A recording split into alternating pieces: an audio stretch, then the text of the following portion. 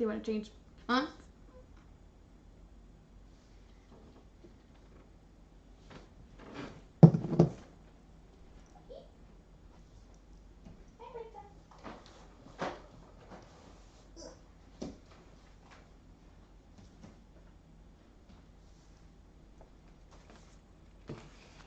So it looks like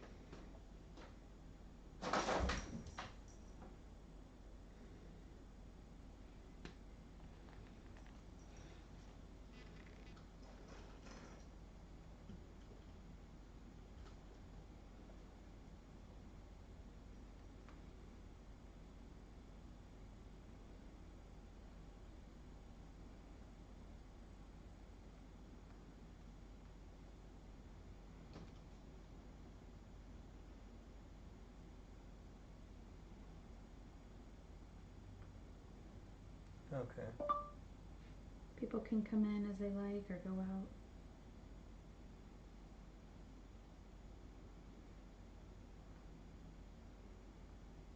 Are you ready for me to press the scene button?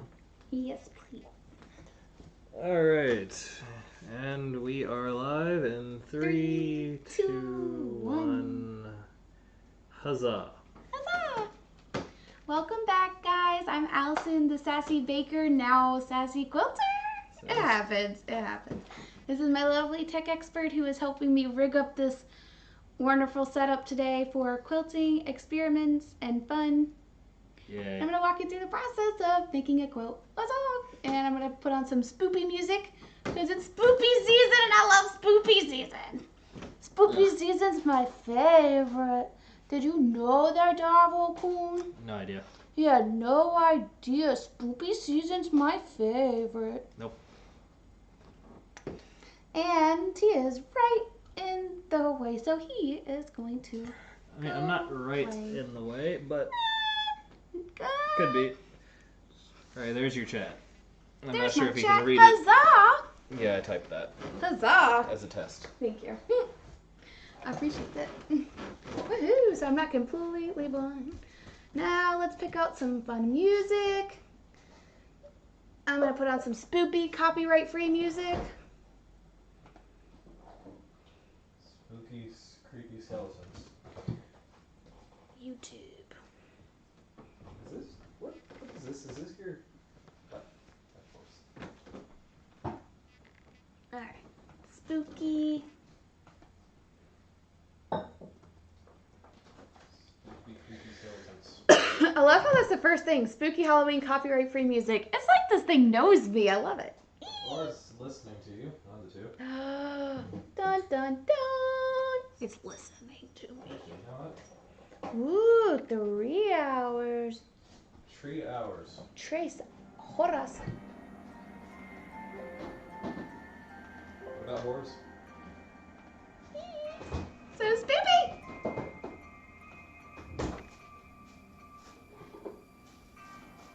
Alright, Allison, introduce yourself and what you're about.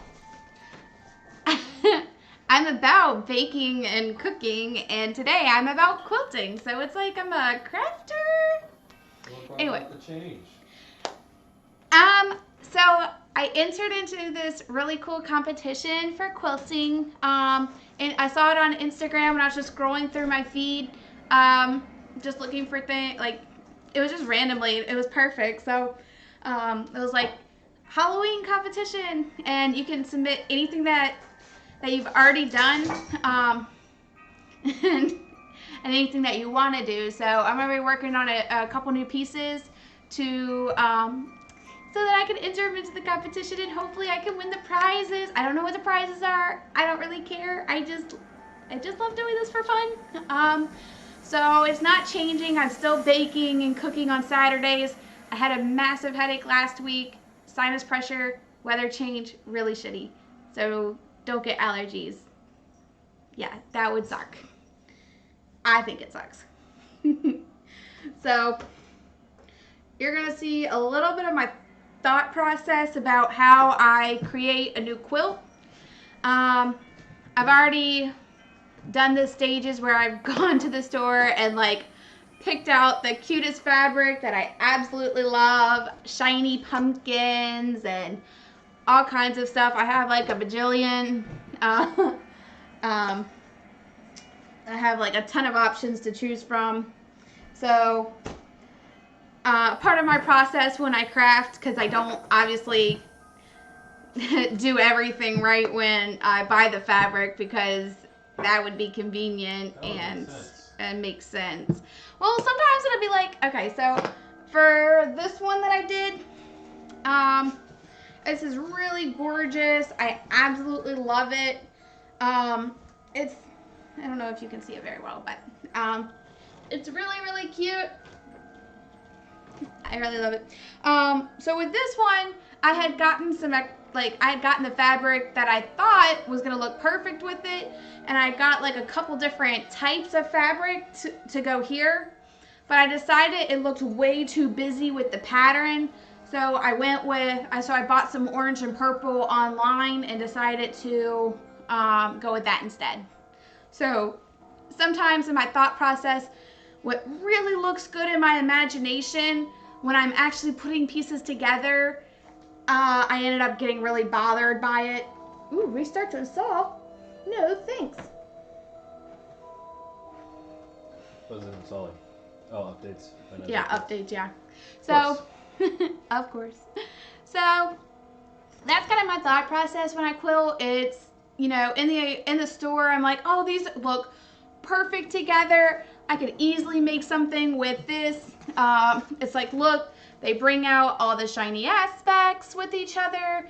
It breaks it up. And then when I go to do the project, sometimes I'll be like, oh, maybe I made a mistake, or like that. That's actually all been used. I made a really, really cute centerpiece out of it. So sometimes it gets used exactly as I imagine. It looks great. I'm like, in my mind, sometimes at the store, I'm like, how is this gonna look? Will these work together? Some other pieces that don't get finished or don't get started, it's usually like I either A, don't know what I want to make, or B, I have too many options. That's always that's always my favorite, when I have too many options. I'm just like, shit. I don't know. Let's pick something. So you should tell the class how you got into sewing in the first place, quilting. Oh, okay. Like everything, I just sort of half-ass things, and I come up and I'm like, I really want to quilt. Wait, I like you talking to me.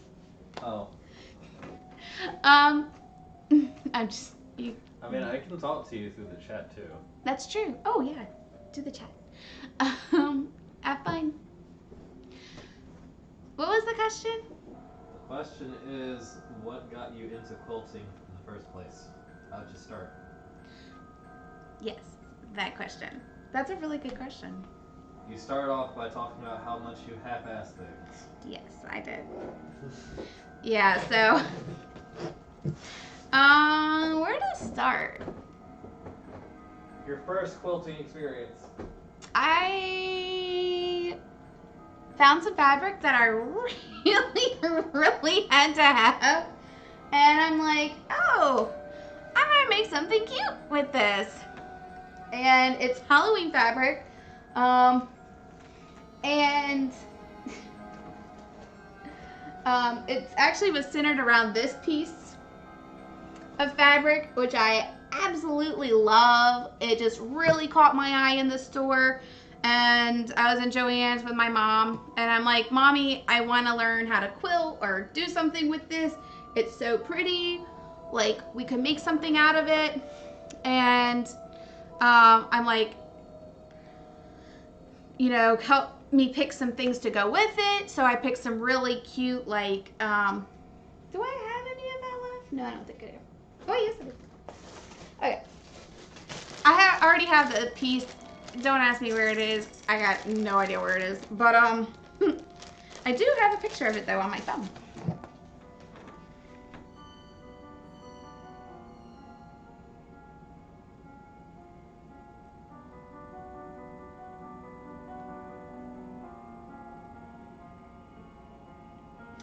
Sorry, bear with me. I'm just finding it on my phone here. Here we go. My library, my Instagram. Here we go. So, where's the piece you need to know? Can you see it, Devontae? Does that look good? I can't tell. Anyway, so this is the piece that I did. It's the quilt, and I just realized this is not the fabric that went with it.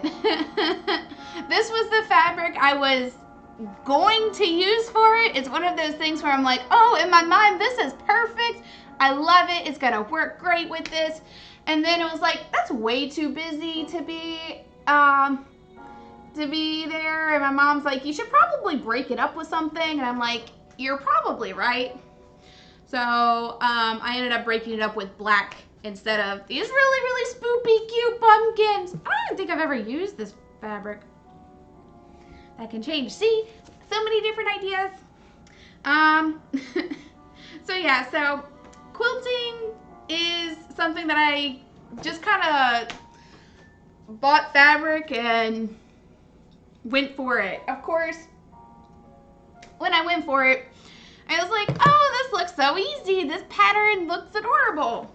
So I ended up having this beautiful wreath, because with the way this works, you make the wreath first, and then you attempt to sew the middle piece.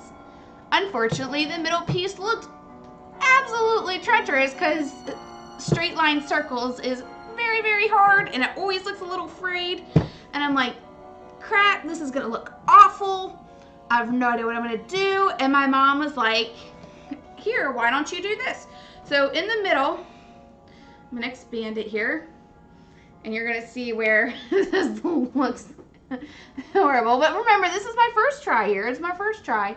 So she helped me tuck in all of the edges, like around there, and help me sew the edges on there. And the edges themselves are like minuscule, like just itty bitty bitty, so that you can see the big pattern picture. So we're labor intensively, like going around, making it small, pinning it, and then we're sewing around. And then I had just like a material to back it with, and I used the binding, and I was like, oh, this is pretty cool. And then I didn't touch sewing for ages. I made that when I was younger. So one day I was in the fabric store because I was with my mom and she was doing a project or sewing or whatever. And I came across this gorgeous material for my best friend. And I'm like, I could do this. You know, I want to make a blanket. My mom, being very practical, was like, you've never made a blanket before. And me being like, yeah, you're right. Oh, well, I'm gonna learn the hard way, I guess. I made a blanket. So it was a very, very, very, very, very, very, very interesting experience. Never making a blanket before, having picked out this pretty material. It was interesting. And I was like, this is not gonna work out, but it turned out to be a lot bigger than I thought it was gonna be, because I'm like, oh, with sewing, you know, where you sew a seam, it's less than what you thought it would be. So I'm like, in my mind, I'm like, oh, if I just make these big, you know, with the seam allowance, it's gonna work out perfectly. Was that the biggest fucking mistake I have ever made. This damn piece was so big that it didn't even fit on a queen size bed when I was trying to sew it. So I'm like, crap, what the hell am I gonna do? So that was interesting and ridiculous, and it turned out really gorgeous after a lot of work. And when I mean like a lot of work, I'm like a lot of work went into that. But that's okay. It was a labor of love, and I have it right somewhere. Here we go. So here we go. It's it's a little blurry. Sorry. Anyway, so I had it on a board, and I'm like, oh, look, this is going to be perfect. And then like when I'm starting to put it together, and it's a pretty intensive process. If you've never quilted before or never sewn before, that bitch is really hard. Like, that's really hard. So I had cut out all the triangles because I did it in a triangle fashion. And you see how like, you see how there's rows? So I had to first painstakingly sew each triangle to it and form a row, and then I had to sew those together and sew those together, and then I sewed the rows together, and until it all turned out. So it was still really, really big. And then, hold on, I will try to find the completed one here somewhere. Here we go. So that's it in the end. It was massive. It was beautiful. It was massive as fuck. It took a hell of a lot of time. I had to seam rip. You're going to hear me say this throughout the whole process. Seam ripping is going to be your best friend. In fact, my niece jokingly asked, hey, where's your best friend? And I'm like, my best friend? And she's like, your seam ripper. And I'm like, you're really smart, Madison. It's in the sewing department. So, and my mom always jokes about it too. She's like, oh, look, your best friend. I'm like, yeah, yep.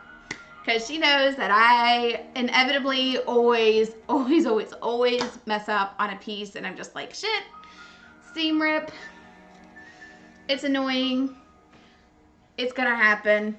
You're going to make mistakes.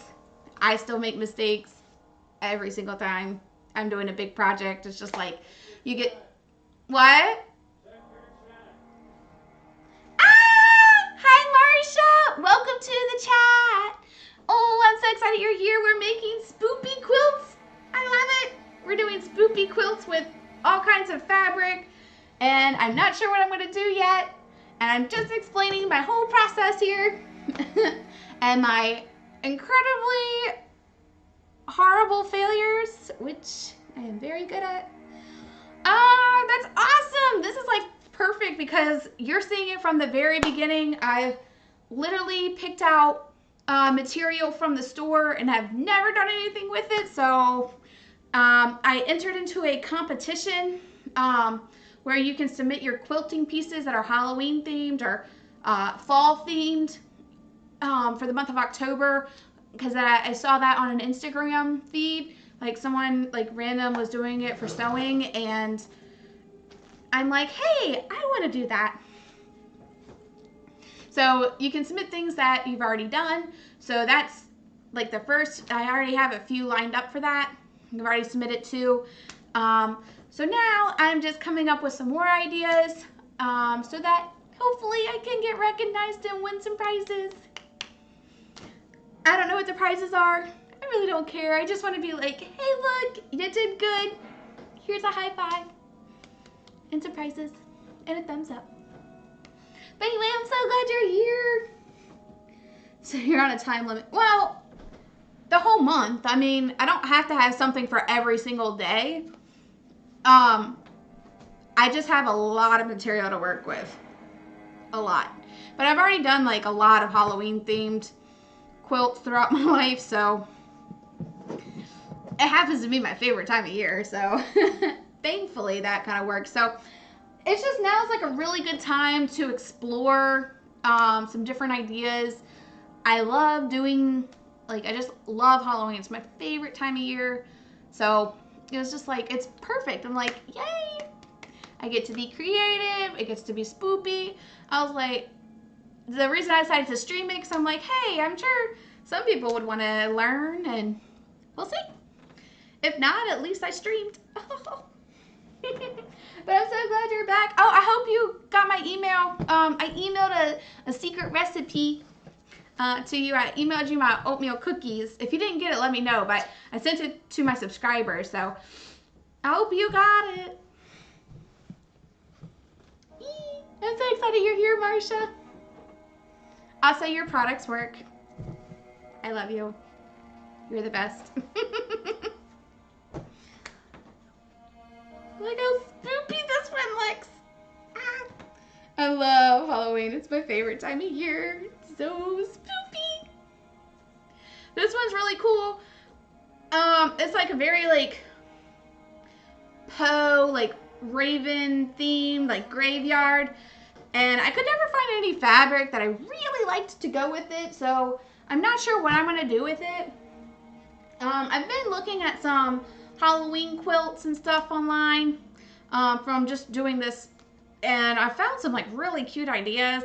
I just trying to like put it all together right now. But this one, the thing I love about sewing is, or quilting, all your material comes with a line like this that's included. And if you look right here, it's color coordinated. So this will actually help you pick colors that are really close to this. So if I'm looking for something that matches this, that I don't want to like overshadow, like let's say I'm looking for, hold on, I got it somewhere. Give me a sec. I just had it. Here it is. All right, so let's say I'm looking at this piece, and I'm like, will this match? Will this work? It's like, let's take a look. You can actually kind of hold it up and look at all the different colors that are in the piece. Like right here, it's all the colors in the piece, and you can kind of match it up. It's like, probably not. It just looks like it's a little too gray. For this, I would choose like maybe like a brown or like a muted, like soft gray color. I wouldn't do anything that like upstaged the fabric, and I really wouldn't put any other like designs with it. Nothing like crazy in colors, unless I'm using it to break up another pattern. Like I saw this really cool quilt somebody did where they cut out little coffins, and like their whole piece was just like little coffins, and they used all different Halloween fabric for it. It's really cute, and I'd maybe use it for something like that, but because it's such a big pretty pattern, when I see something like this, I want to use like the majority of it. I want people to see it. So that's kind of how I go about that versus this, where I'm like, cut it up, it's gonna be fine. So that's kind of how I approach fabric, is if I really love it, like I love this, then it goes, like I want people to see the big picture. So sometimes that means just waiting until I find the right stuff to go with it. Yes, I did. Yes, those are for matching colors. I don't ever use it because I'm like, I hold it up and I'm just like, oh, that didn't work. But my mom has the worst time with picking colors. Like, I love her to death. She's wonderful and talented, even though she doesn't think she's wonderful and talented. And she'll be going through, and I'll just be like, that doesn't work with that. And then she'll get all flustered, and then she's like, well, I don't know. And I'm like, look, that's what this is for. literally what that is for. So it's funny. My mom and I have two way different approaches. She's like, well, you're just really good with colors. And I'm like, you can be too. It's right there. But yeah, no, I really love working with colors and with fabric. I was telling the stream how I got into it. And I just sort of, by happenstance, I found fabric I really loved when I was at a shop with my mom when she was working on a project. And I'm like, oh, this is really pretty. I want to try to work with it. So she bought me the material and I painstakingly did it. It sucked and I loved it. And it's still one of my favorite pieces. But yeah. So I didn't touch it for a long time. And then I was like, oh, I'm going to make my friend a quilt. She's going to love it.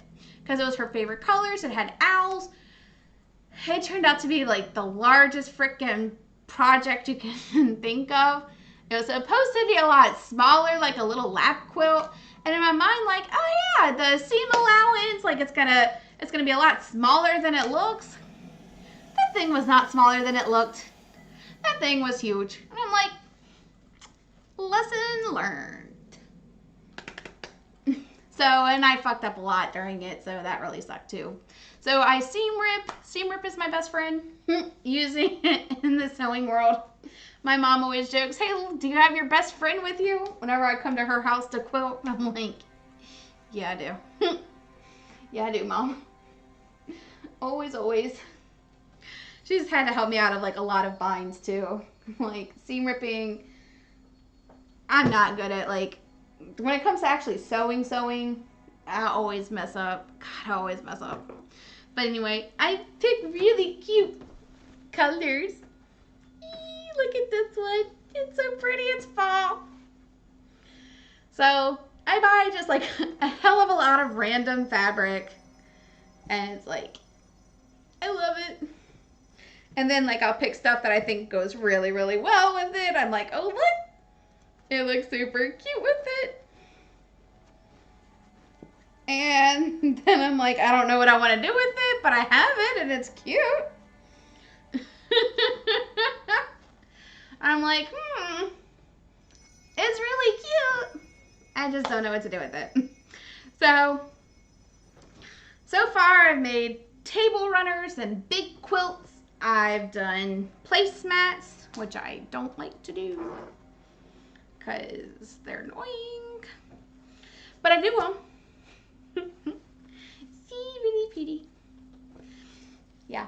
If you have any questions, Marsha, please let me know. I'm more than happy to talk to you about it. Like, look how cute these are together. They're so spoofy. Ah, look how fall it is. See how cute it is? Because look, the gold picks up the gold. I love fabric. I love buying it. I just don't ever know what to do with it. So a part of when I'm going through and picking out fun colors, what I'll do when I sit down and start my quilting process,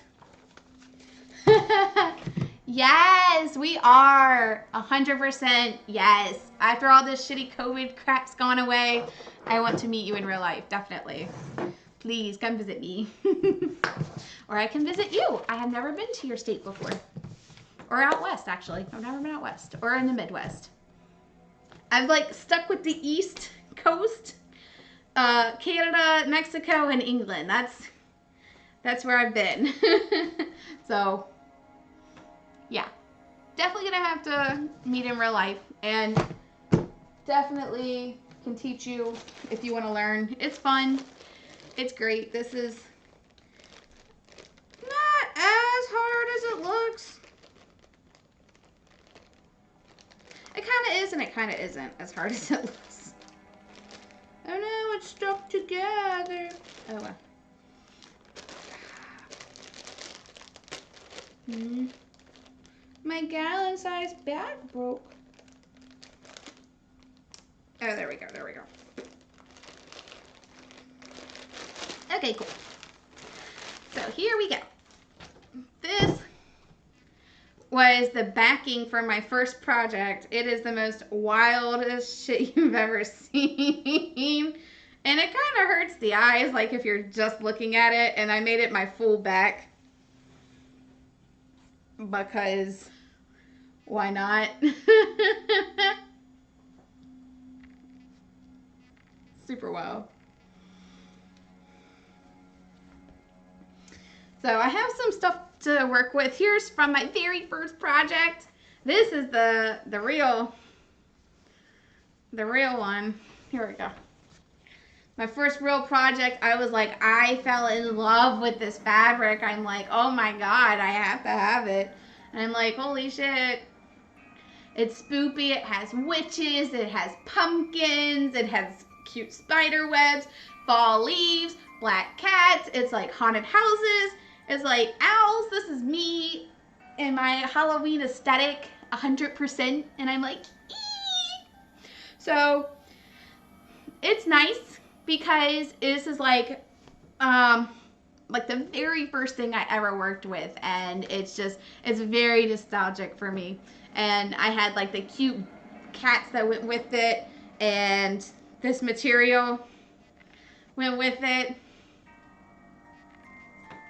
Back then, I really had no concept of colors. I was a lot younger. I didn't know what would look good with what. I didn't even know what I wanted to make. I just knew I wanted to do something with it. And my mom's like, why don't you do a centerpiece? Like, those are easy. And I'm like, all right, that sounds good. So I had bought some other material that I thought would look good with it too. And I ended up hating it with that. So I eventually made something else with it. With this kind of material. I made a whole nother quilt.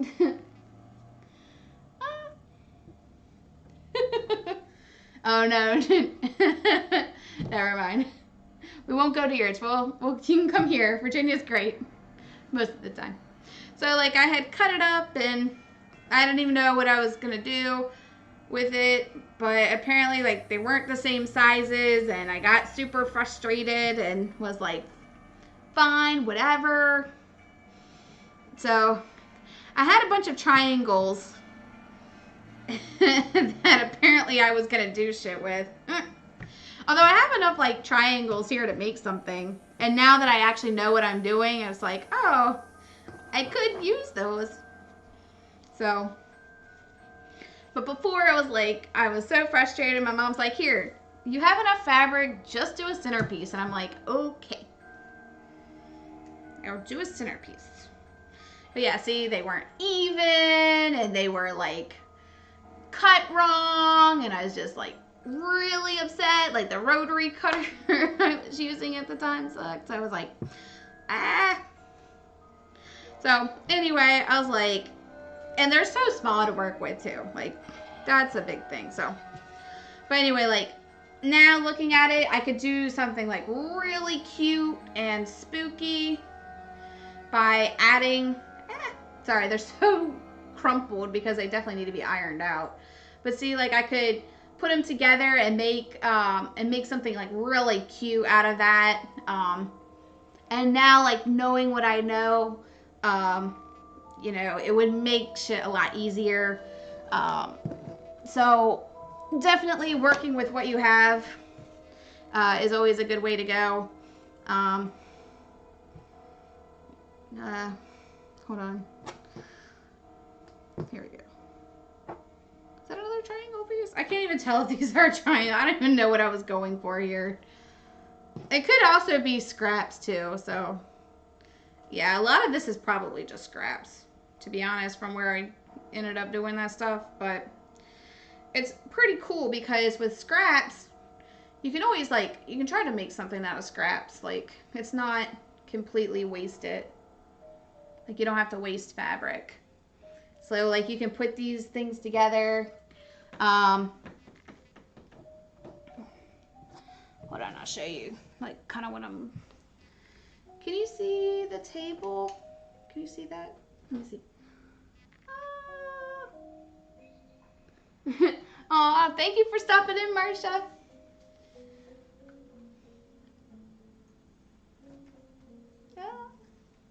Well, anyway.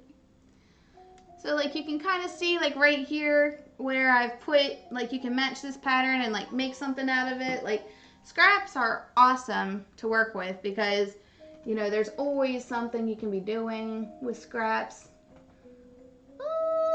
You can't see. I'm just showing you kind of how I look at when I sew, like how I look at it, what I do. It's all really cool stuff. I like to think it's cool.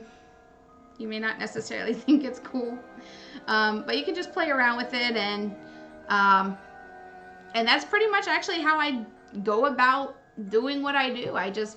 I literally play around with it. Sometimes I'll cut out fabric and be like, I have no idea what the shit I'm doing with this, and I'll scoot it around and scoot it around. I'll be like, I'll match it, and I'll go, and then be like, oh, that's so cool, and I'll be like, comes out and like sticks together. I try to go in with like a rough idea of what I'm gonna do, but sometimes like halfway during the process, like I'll actually like move things around and be like, oh, that looks way better. Why didn't I do that in the first place? I don't know. So that has always kind of been my approach to quilting, is it's not set in stone until it's sewn up and backed. Until then, you can do whatever you want. And even then, I personally am not going to unseam rip it once it's already backed and sewn, but you could if you were so inclined. But spoopy fabric. Love this time of year. It's my fave. So yeah, so I might do something just cute with the scraps here. Make something cute. I don't know. You know, quilting's all pretty open book. I always start with pencil and paper, and just sort of play around with ideas, and I look at the fabric that I have or that I'm thinking about in my mind if I don't have it yet, and I start to think about like what I could do with it. You know, sometimes I'll buy the fabric, or well, most of the time I buy the fabric, and then I'm like, let me see what I'm gonna do with it. How am I gonna approach this? What would look good? And if I can't decide, I put it down, move it to the side, and move on and do something else. That happens a lot. Just to let you know. A lot. So,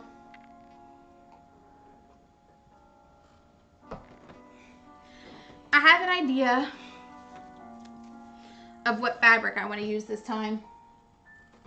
I love this. It caught my eye immediately, and I really want to work with it. It's gorgeous, beautiful, and I have this beautiful green and black print to go with it. The colors are enormously beautiful together.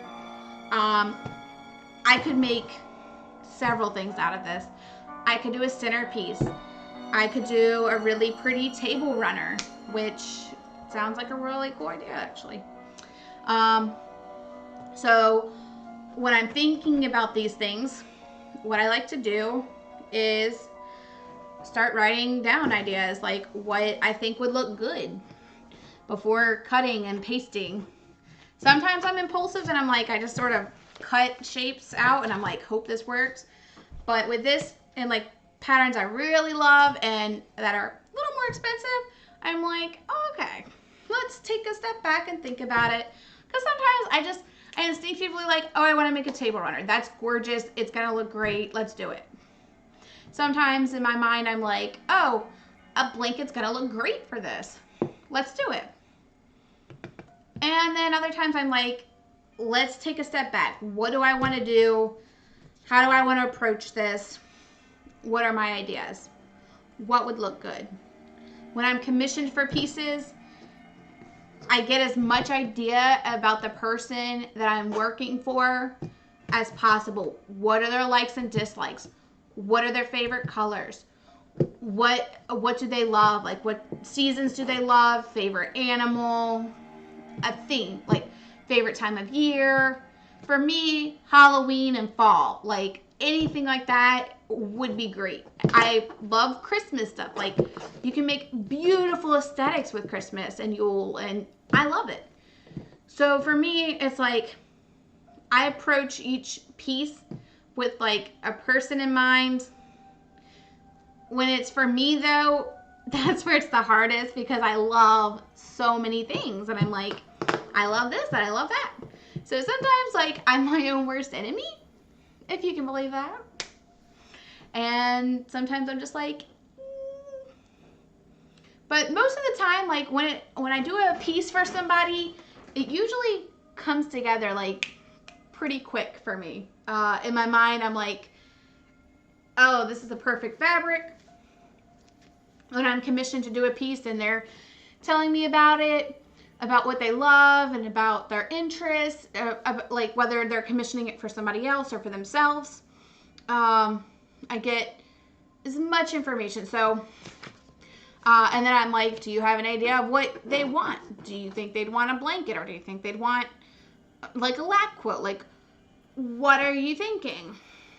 So I've only, like I've done a Harry Potter themed commission where my friend who commissioned was in Slytherin, and I did like a whole piece, but she was like, she loved the Deathly Hallows aspect of Harry Potter, and I found the cutest fabric, and then I backed it in Slytherin, because the pieces were blue and gold and silver, so that's and black, a little bit of black, and like that's the colors I stuck with, and the other side was more Slytherin. So it's all like I've done like a huge massive queen quilt with which is more king sized, with a theme of cowboy versus Indians. This one was gorgeous. I had the most beautiful colors. It was like Native American themed, kind of almost Aztec inspired as well, like just a beautiful, with like the desert contrast in the middle, and then cowboy on the other side. It was beautiful. It's like when I go about approaching quilts, I always think about the person that they're for. So when I wanted to do a blanket for my friend, which was my first big project, and my mom's like, why are you doing a blanket? You've never quilted before. And I'm like, I love the fabric, Mommy. It's pretty. And my mommy's like, what? And I'm like, it's really pretty fabric. It's like, I got an idea in my mind. I want to do this. My mom's just like, okay, good luck with that. So I'm like cutting out fabric, I'm measuring it, I'm putting them together, and I'm like, I messed up, and I was like, gotta redo the fabric. So it's just like I pick colors and themes based on the person, and then it's always the hardest when it comes to me, because it's like, I don't know what the hell I want. It's like, if I was for anybody else, I would be like, oh yeah, blanket. Oh, she doesn't have a whole lot of space in her house. How about a really pretty table runner? Oh, how about this gorgeous wall hanging? Yeah, or like that wall hanging, I don't think you can actually see it, but is it in there? You can kind of see like part of it. That piece right there is something that goes with the theme of my house. And I literally didn't do anything because it's like one piece. I didn't have to cut anything up. When it comes to cutting and sewing and like pasting, it's harder than it looks. So that's kind of my approach to quilting. It's really easy for other people, really hard for me to decide what I want. So I could really use a pretty fall table runner, because I absolutely love the season, and I have a really clusterfucked table over there that, if I cleaned off, would look really cool with a cute table runner on it. I could make placemats. I love placemats and don't really have a need for it, but It would look cute. Or I like to decorate for Halloween, so I could do a centerpiece. Either for my island or for like the wall. So there's a ton of options that we can do. I'm kind of thinking in my mind I'd either like a table runner or a centerpiece for this. And I'm leaning more towards table runner now that I'm kind of like weighing my options out. I love the material, but I really wouldn't want it for a quilt. Mostly because I have a cat and she sits on shit. So, and I already have like this massive piece that I like to hang up for Halloween. So that's not backed yet. So there's that. So anyway, I'm kind of in my mind thinking right now of designs. Now that I've really narrowed it down to a table runner. So definitively table runner. So now I'm like pretty table runner shapes. I've done pieces that have looked like this.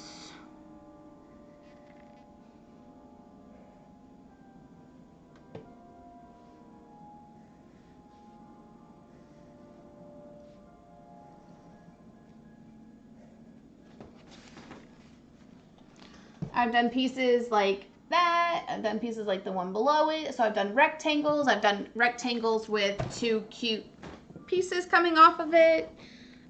With this one, I think it would look even like really pretty with the fabric to have like a gold tassels hanging like to the side. So I'm really kind of feeling this this sort of design at the top with like the two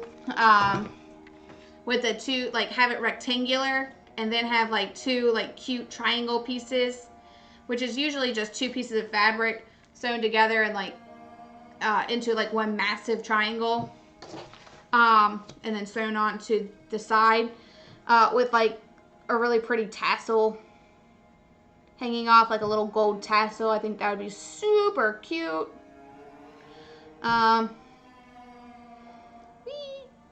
So you can kind of see my idea right there. Cute little tassels. Now, how I want my pattern. I usually go about this a couple different ways. Usually I'll do a grid segments and like, oh, what do I want?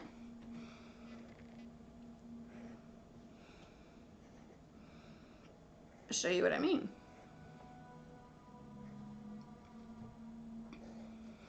I like using line paper because you can, you know, use the lines to help you kind of like think about what you want to do. Usually I will break it up into like some sort of grid formation. Most of the time, table runners are usually only like 2 squares deep, 2 or 3 squares deep.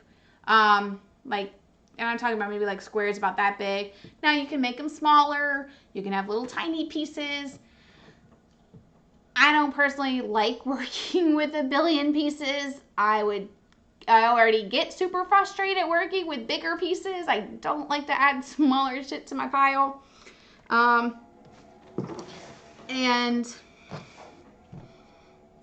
From here, what I'll do is I will either make like a triangle shape. Let me show you.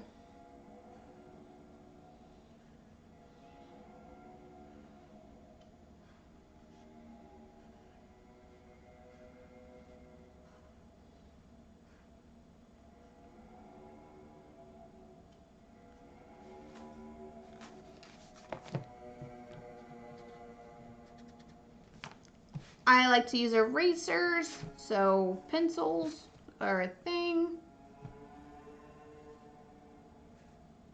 So here's where we can get an idea of our shapes.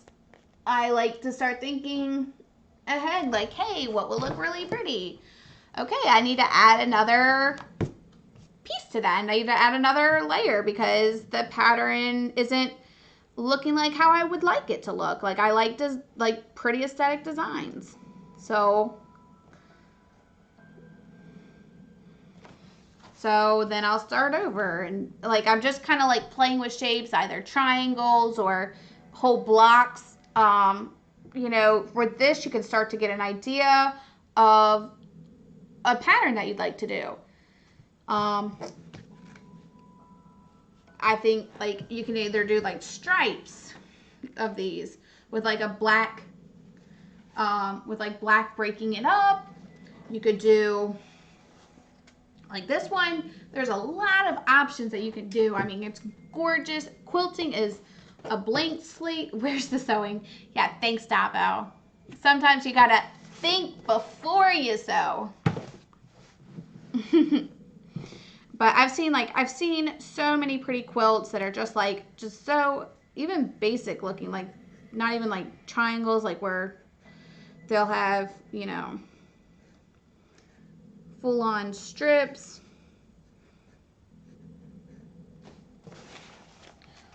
You know, where they'll look like that. I mean, it's just, there's so many things you could do. You really can't go wrong unless you don't like it. You just can't go wrong with, you know, with sewing, because it's all about what you like in the end. And if the people that you're making it for don't like it, then make something you like so that then you can be like, okay, bitch, I'll take it back. I've never had anyone not like a quilt I've made. I would be really upset. But mostly, like, if I'm doing a commission, like, I get their approval and I'm like, hey, does that sound good? Okay, what about that? Cool. Beans. So anyway, playing with shapes. Kind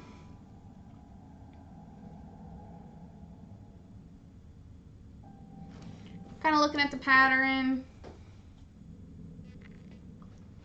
I really love the pattern. I want to use a lot of it. Like, we have gorgeous pieces to work with here. You know, you can unfold it. I don't have a whole lot of the green. I really have no idea where I got it from. So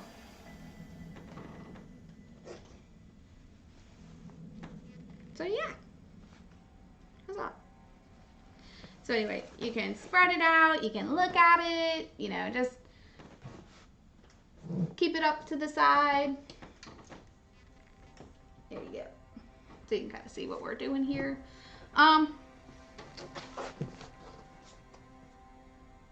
Definitely I'm going to want a black to help break this up a little bit.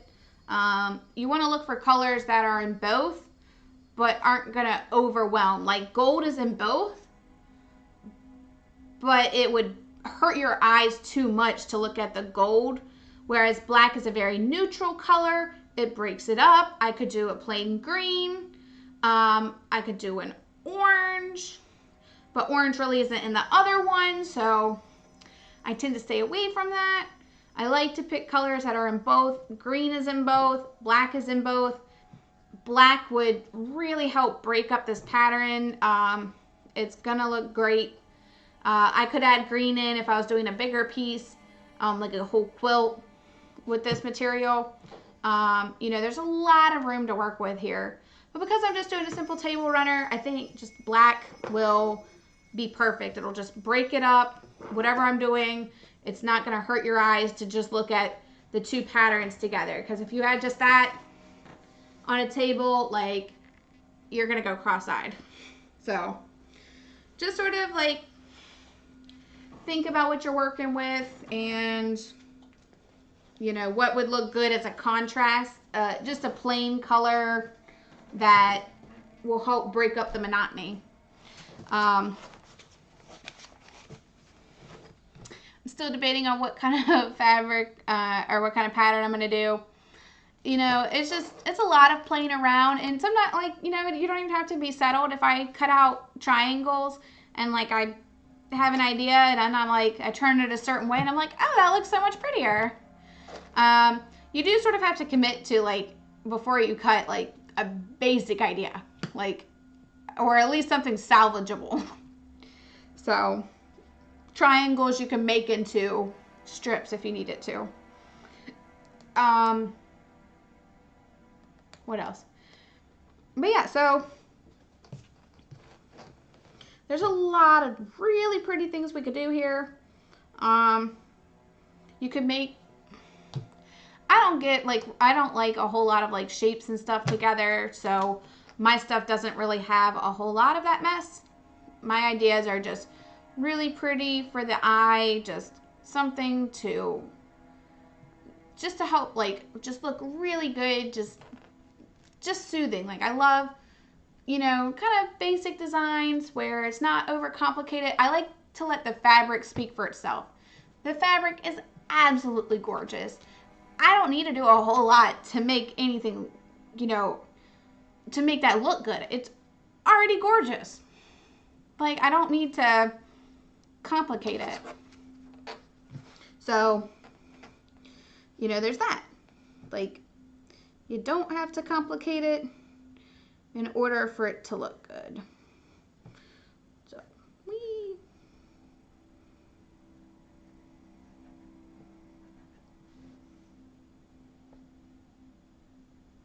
But anyway, basic designs, I'm already thinking like just something really pretty with shape, like with just nice triangles.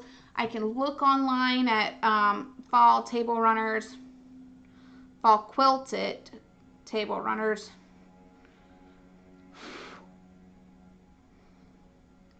Let's see. I try not to, like, I Google it, but I always Google quilted, because if you don't, then it's going to give you a whole bunch of like Chinese made that you can just get in the store. So like, this is extremely adorable. Not what I'm going to do with this fabric, but it's really adorable. And I think I'm going to save that because that's really cute. So like, you can always get inspiration from others. I normally don't do really anything that I see. Well, this would be cute. Something like that where I could use the majority of the fabric and cut it, like that green would be a black to kind of separate it out. You know, there's a lot of things I could do with the fabric. I mean, you really can't go wrong. It's gorgeous. Beep.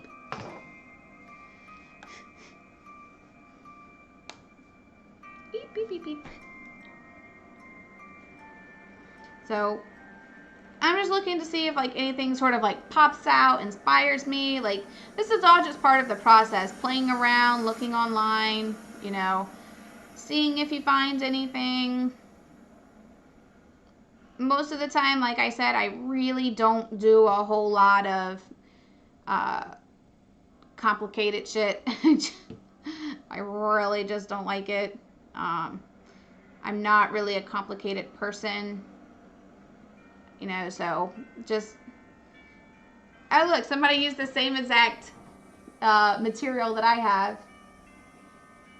If you see, it's the pumpkins. So like, you're gonna see a lot. Like, if you start quilting a lot, like, you're gonna see the same patterns, because most people shop at Joann's or Walmart to get their fabric. This is at Joann's. There are specialty shops, but yeah, you're gonna see a lot. It's pretty. That's not what I'm going for here aesthetically. Like, I'm not a big fan of that, but it's really pretty, and I'll never put anybody's hard work down, because I know that that's a bitch to make. And, you know, they do amazing work. It's just, sometimes it's just not your cup of tea. Like, it looks really good to somebody else, but it's not, you know, your cup of tea. It's like, it's no big deal. So this is what I'm talking about with like triangles. You can do like a lot of like really cute things with triangles. Like, I could easily do the pumpkins in the middle with the black piece, and then the white be the green. Oops. Poop. And like another color for the edging there. Like, I mean, you can do so much. Like, you know, it takes a lot to like go wrong with this kind of thing. Then you would just have to like, from there, you would just have to figure out the, like how big you want it. This is what I was talking about with stripes. You know, just something pretty like that where you could break it up with black and gold, and I'm not going to do that for this. Or you could do something, you know, with rectangles. Quilting, you really can't go wrong with quilting. It's really pretty. Like, it's just whatever you like. Or if you're, you know, we're doing something for someone else, like whatever they like. See, you don't have to go have a massive design. Like, you can pick something with really pretty fabric and it's going to look great. It just is. So, you're kind of seeing like where I'm going with this. I'm getting ideas. I'm probably not going to do any of these. But, you know, I like this too. Like, just really simple, pretty. I don't know. I'm not a super complicated person when it comes to sewing. I do like those big projects, seldomly. But I just don't think, you know, you need a whole lot. And again, you can always have something like just really cute. I could contrast that with a white. That would look really neat too. Like, you can do a whole lot, you know?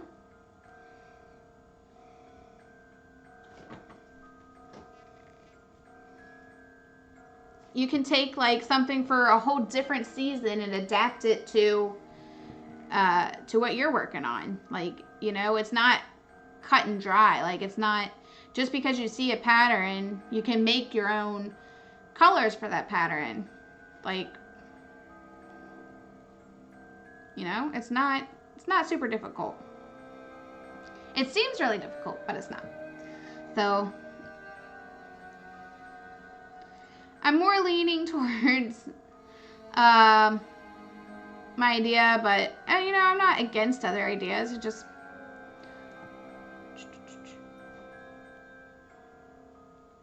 trying to look to see if something catches my eye, because like I said, it's not set in stone yet.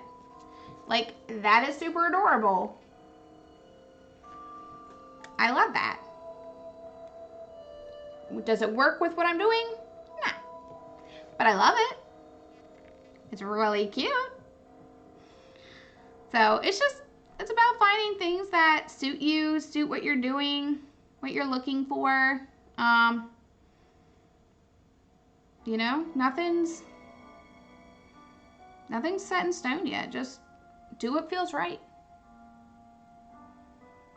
Go with the flow.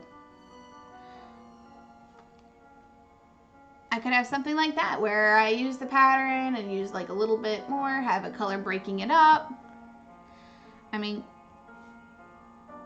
there's so many pretty. I could do something gorgeous like that with it.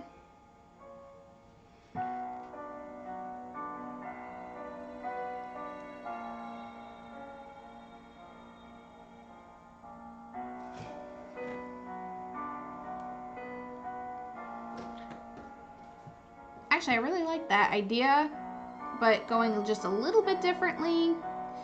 Let me go pull up screenshots. I took a screenshot of that. So now what I'm going to do is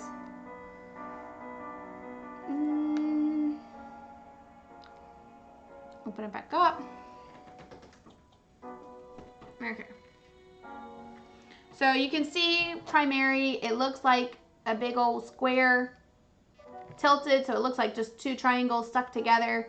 You got to think about how they do the pattern. Instead of maybe the white, I could do like a full green piece where the red starts, so that it just has like the green right here. So like have the squares of the pumpkins, have like a black separating it with with just the green pumpkins like at the bottom there. That would look really cute. You just gotta sort of have to picture it in your mind, and you can draw it out. If you have a tech savvy, if you're tech savvy, or if you have a husband who's tech savvy like mine, he could and has helped me lay it out to picture it before I cut it to see what it would look like. He's helped me do that for commission pieces. What I'm going to look at here is many times. It was one time. Okay, one time, many times doing that, yes, for one customer. But most of the time, that's not how I work.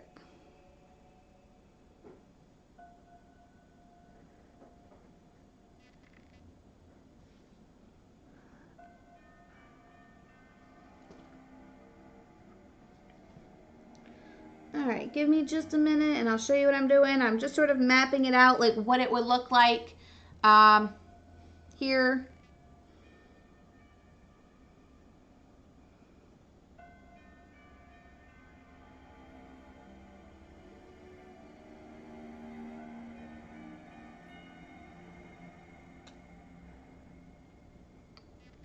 You always sort of just have to imagine it like, okay, that's too many spaces, so we need to go back to the drawing board. It's a lot of trial and error doing this shit. I'm not gonna lie. And it's not really gonna look like what you draw it. Unless you're really good at drawing. I'm not. I'm do stick figures still, so that can give you an idea of my impressive, super impressive idea. Okay, so I have 3 of these little guys, which would be the boxes. So I'm thinking pumpkin, so I'm going to label that with a P. Like I said, I like to visualize it out like that. And then I'm going to draw a line at the tippy top of that.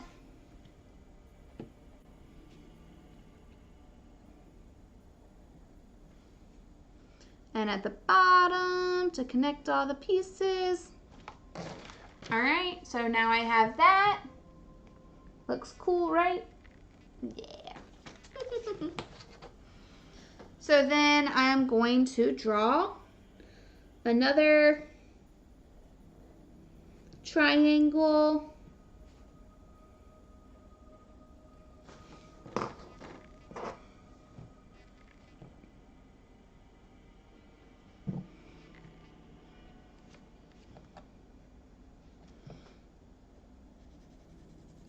And then I'm going to color in where I want it to be black.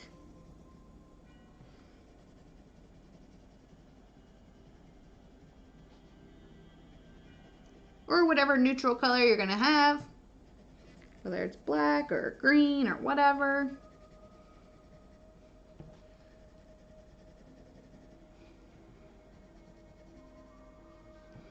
Then I'm going to draw my tassels. I think it looks cute.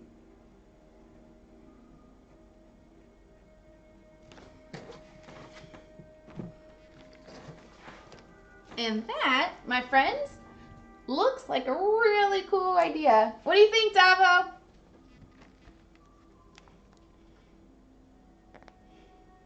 Babe! Davo, look at my cute thing. See if it looks good. Okay, cool. So yeah. You look cute. Alright, so now I have an idea of what I want to do. Pretty simple, right? Now, the measuring out part. Now I could do the... So pretty much if you're thinking about it, those are going to be the pumpkins. I'm going to break it up with a black, and then the rest from here down is going to be a green. The green leaves. So, it's going to look really cute, in my opinion. If I don't like it, I can do something else. So next is another part of that with which I'm going to do stuff and things. Actually, this part will be measuring it out, so we will see.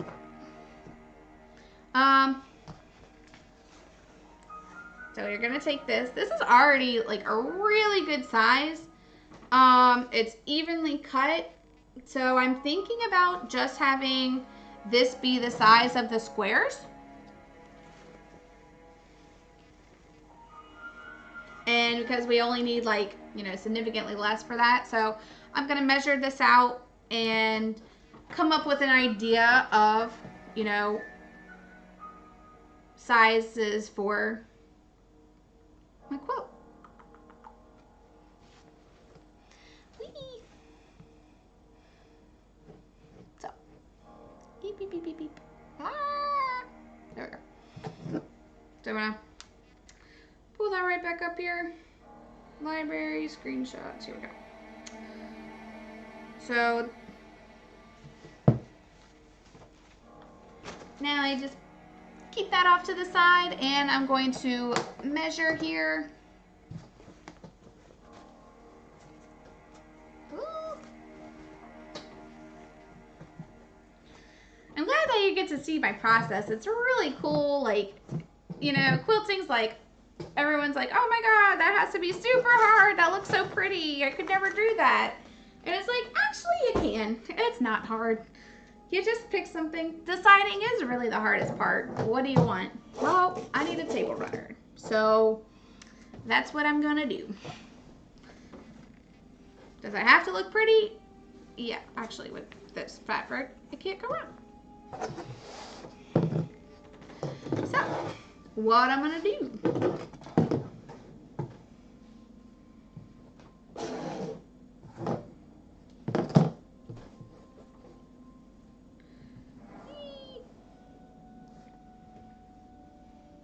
Alright, so I have it laid out. Can you see this okay, babe? Let me put Restream down here. Yes, you can. Okay, cool. So I'm going to measure from end to end. And then, yeah, we'll see how about after that.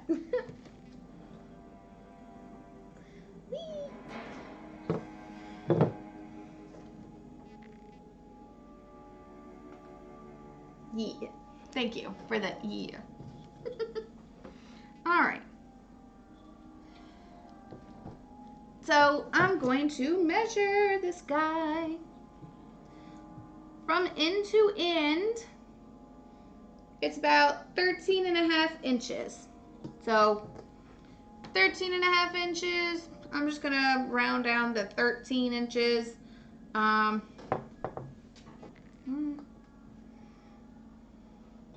Yeah, from ruler to ruler, it's almost 13, like 13.25 inches. So we'll say like 13 inches because a little bit for seam allowance is gonna be perfect. So my squares are going to be 13 inches.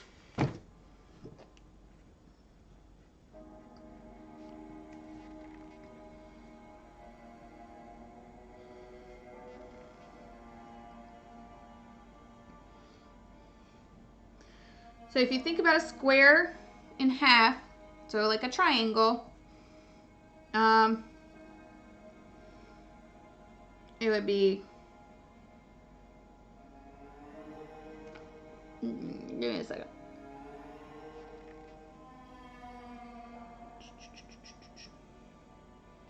So the table runner itself is going to be 13 inches long.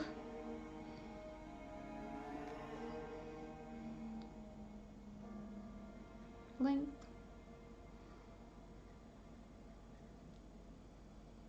And then, and it doesn't, I like to do out the math, but it never really ends up being what you think it is. It's just an idea of what to cut, really.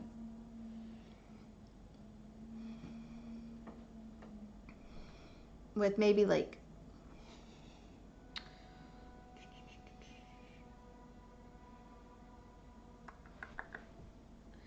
trying to get an idea here. What that would be. That would be what, 13-inch squares with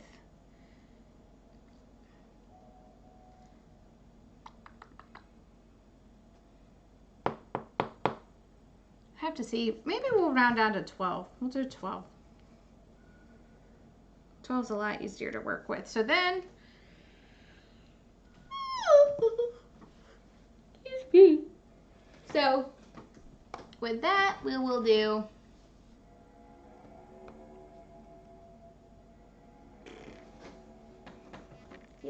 stuff and things.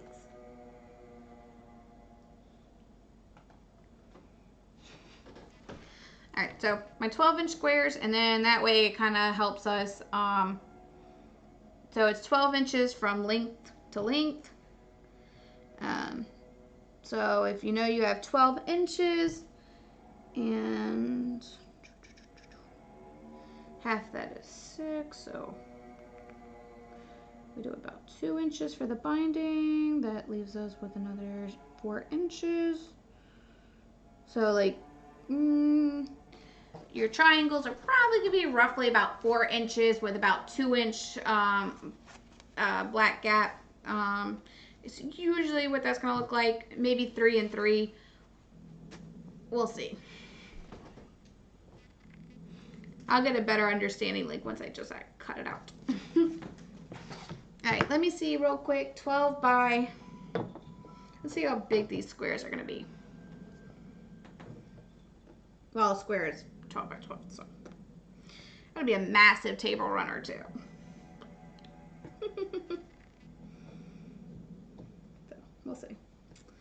We shall see.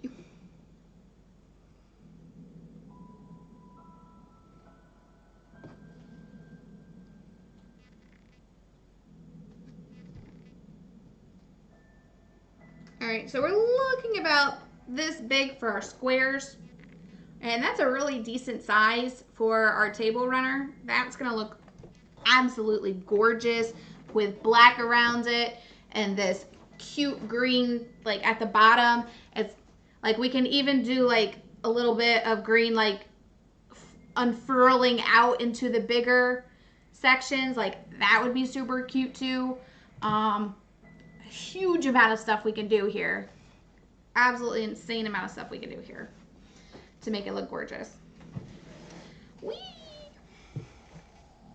So 12 by 12 or 13, like I said, leaving a little bit of room for seam allowance here. Let's just make sure we have enough for that. I'm pretty sure we do, but doesn't hurt to double check. 13. And again, it doesn't really have to be perfectly measured right now. I'm not cutting yet, thankfully. This is just to literally give me an idea of how much fabric I have to work with. Okay, I have plenty of fabric to do 13 by 13 inch squares or 12 by 12, whatever. So that's perfect. And I have a little bit left over if I need it. So what I would do is I cut this out and then I measure, well, we know if it's going to be 13 and 12 inches.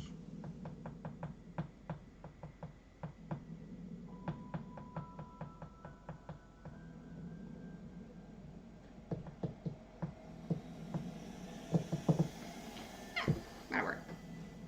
Okay. Whee! It's going to look so good. Okay. So before I cut it out, I would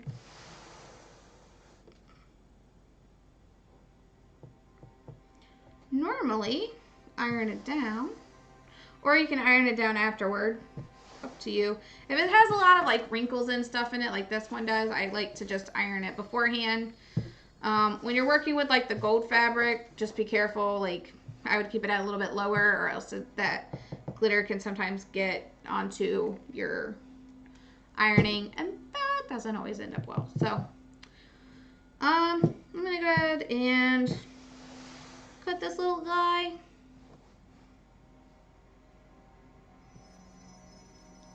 I'm so excited. I just need my cutting board, which I left downstairs. Huzzah! I'm going to be right back and get that stuff. Yeah, with the things.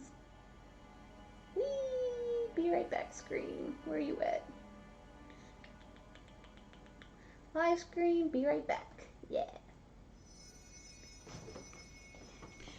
Be right back.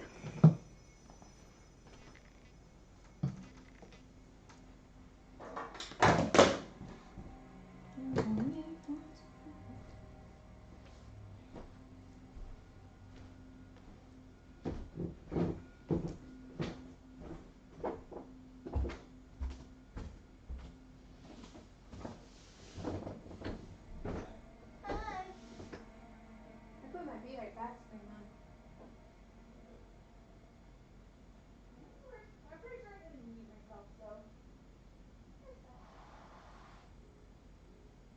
Did you like my idea for a spoopy quilt? Yeah.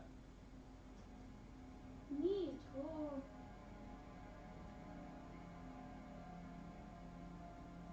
They can still hear you on the screen, by the way.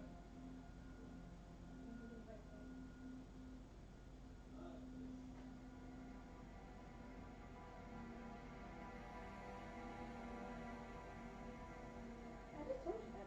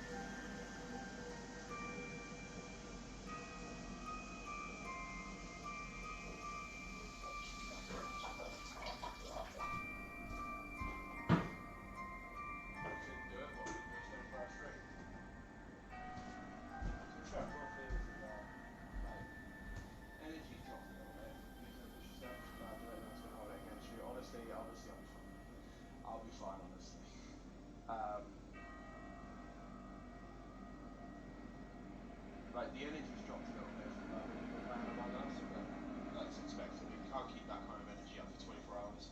Although it was fucking hilarious. Feel like spaghetti and ketchup. Your launched in training. You felt good and we got a snapdragon sim. Cold with the sweet, cold with the sweet. I would like to kind of wait to go.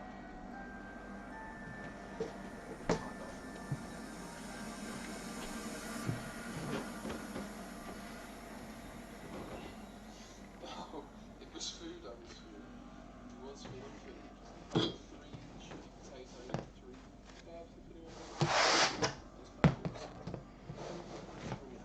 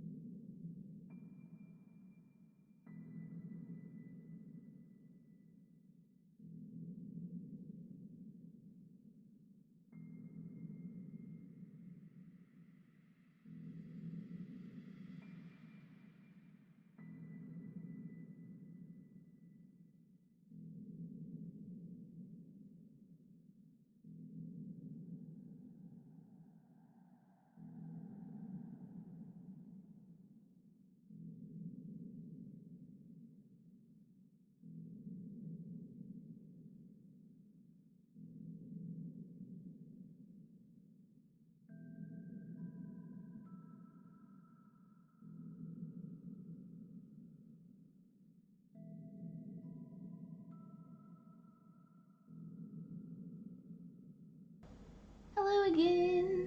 Hello. Live scene. Hi guys, thank you so much for being patient with me.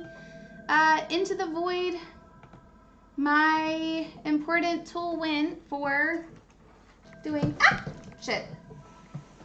doing stuff and things. Ah, bloody hell. Ooh. Well, yeah, that's not ideal. Oh, that's not ideal at all.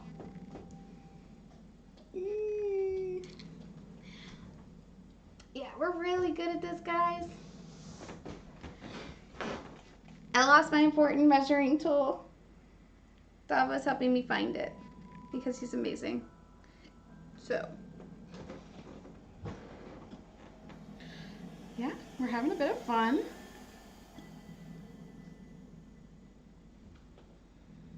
Okay. It has been claimed by the ether. Oh no, another item lost to the void. Italy. Oh well. Okay. I'm gonna find it after I finish this sewing project, I'm sure. I'm gonna be like, Mother Trucker.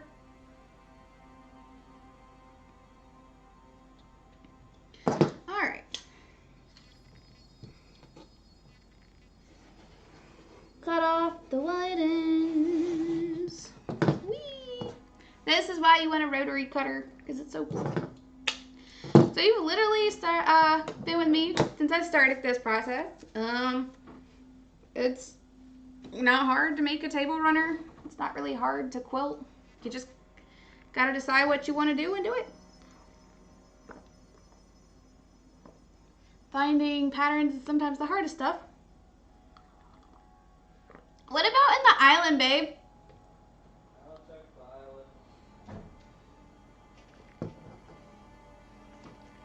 island. Okay. So what we're doing now is just making sure this looks good.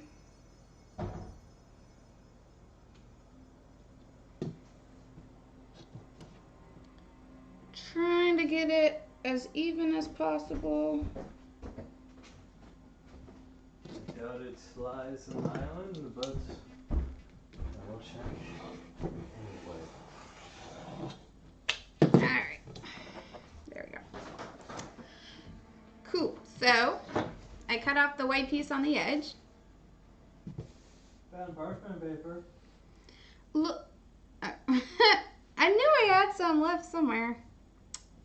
I've never checked the down here. Yeah. The down here. Why would we do that? That's so simple. Alright, so. Can you guys see? Let me know if you can't see. I can't see. Yeah, probably. Alright, so what we're gonna do is move Drugs. our stuff. Not drugs. Oh. How utterly disappointing. You're not utterly disappointed. You don't have any udders. Oh, because you're not a cow. Did you get it? Oh. I got it. Good.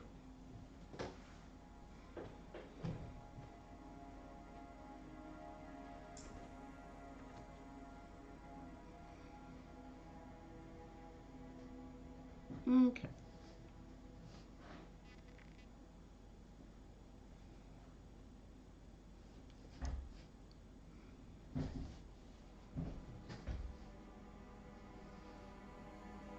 Alright, so I'm going to measure 13, so it can be 13 by 13 inch squares. So what I'm going to do is I'm going to line my rotary cutter up. Here's normally where I would be measuring to make sure I'm not fucking up, but I'm just going to have to go with it because I'm missing the important tool, i.e. the reason for existence. Thankfully this one's like small enough, like this fabric's small enough, because if we had to work with a bigger, we would be fucked. We would be ducked up.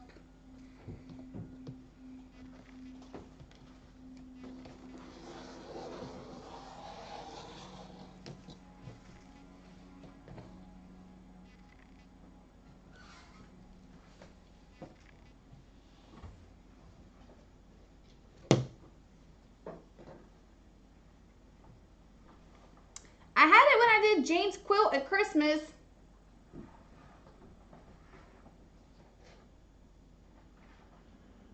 Perhaps it was back when the Christmas Oh, that's a good thought. Maybe it was. Now I wouldn't be surprised. I was trying to figure out what my last project was, and you're right. That is more than likely where it went. So it's probably in one of the boxes in the storage room. Well, Somewhere. What? that's comforting. Well, yeah. They said less offices to look through. Yep. Alright. So, we're just lining it up, and then we put our ruler along the line. We're doing lines. Yes, and then we put it in the coconut. If we had coconuts and or a lime.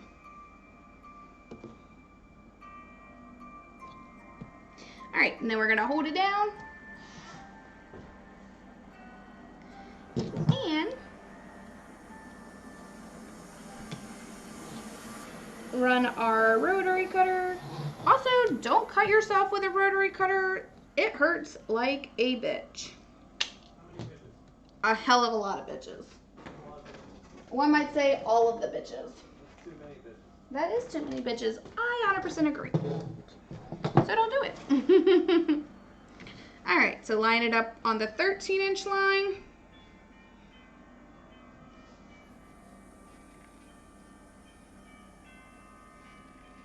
Then we're going to take our ruler, line it up along the edge of the black line. What'd you say? And then we are going to cut it. What'd you say? You say today is Saturday? Goodbye, I'm going out to play. So now we have more or less even. No, they're actually really even, so that's good. Even. Yay. So now we have even pieces, 3 identical pieces. This is going to make up our center. Let me show you how it's going to look when it's all lined up.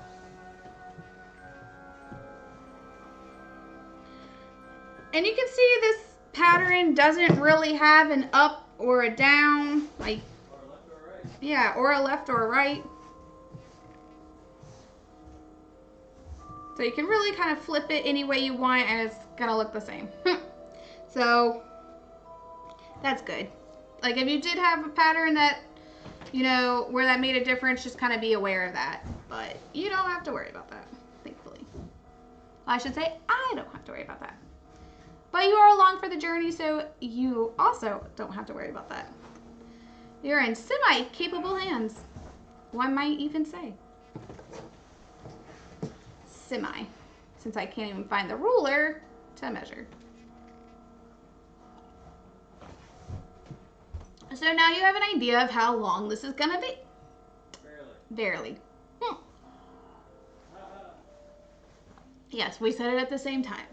That was correct. Yes, you were. Yeep. Haven't found your green board.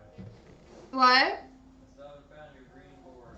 Look in the Christmas stuff. I don't know where the Christmas stuff is. I told you where it is. It's on the shelf in the room. Which room? The utility room. Oh, you said the storage room. Oh. I legitimately heard you say the storage room. The other storage room. Look how cute this is gonna look on our table. Do you see it? It's gonna be cute and it's gonna have like little black inch and then it's gonna have this at the bottom like this. Isn't that gonna be super cuties? I have an idea. It's a wild one.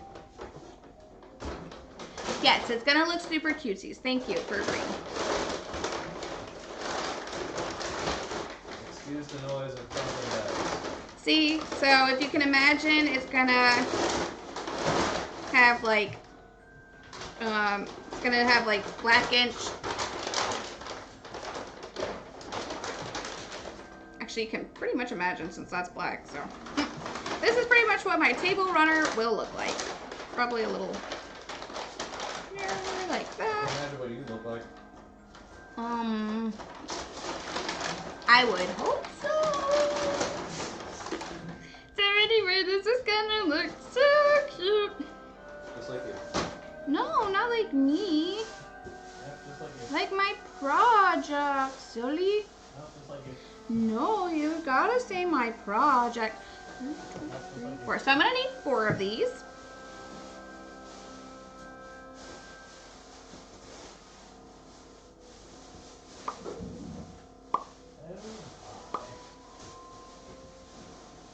Oh my what?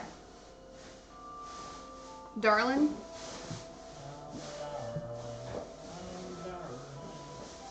Oh my darling Clementine. Alright, so What name their child Clementine? somebody who hates children. Somebody who hates children and likes the orange. So the black strip's gonna be about 2.5 inches. You're a lot of inches. So yeah, 2.5 inches for the black strip. So that's gonna leave our triangles to be at the base. Let's see, at the height here, it's gonna be 6 inches, 6.5 inches, like I thought. Okay, cool. So let's make sure we can get 6.5 triangle, or 4 6.5 inch triangles here. Man, that's a lot of triangles. You're a lot of triangles. I'm actually a lot of concentric circles. I don't think you're a circle. I am several concentric circles. See, look, don't you think this is gonna look cute? Yes. See, look, because it's gonna have the black piece in the middle here. The black piece. Yes, Davo. I'm gonna check up here, just in case. Because I've apparently found things that have no business being the places they are, but they're there. Because Yeah. why the fuck not? This should be. Yeah, why not? I agree. If they're not there. Why the fuck not? Gosh darn. Allison's and their nonsensical locations. Wait a second. I already looked. Oh. Good try. It's probably with the Christmas shit. It has to no, be. for certain. We've looked everywhere else. We don't have that much else to look through. We have so much house to look through. There is an enormous amount of house. You're an enormous amount of house. Maybe the underpants gnomes took it. Or the Christmas gnomes. Who knows?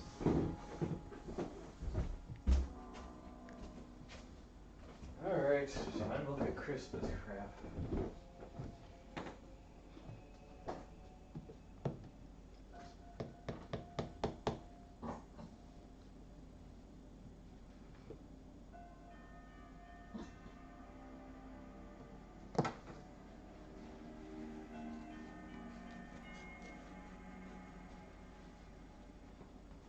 I'm trying to think. I'm gonna look at something real quick. Like I said, nothing's set in stone until it's all cut out. Am I right? Or am I right? I don't know. Whee! Just wanted to see what it would look like.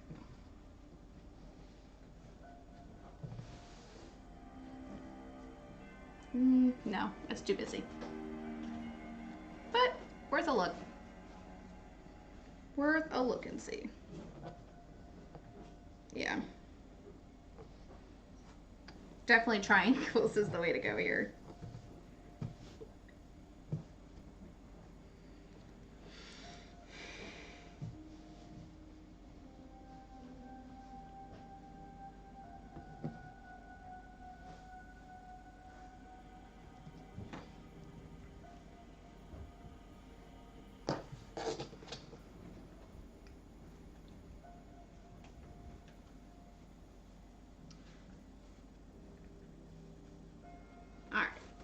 Eventually, it'll work out. But with this one, I really like my triangular cutting tool, which is abandoned us, sadly.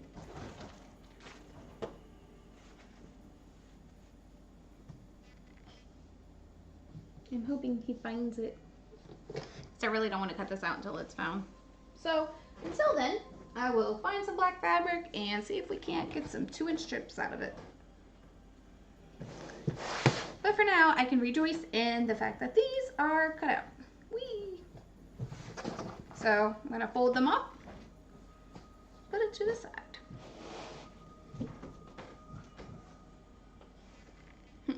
I need something a little bigger than that.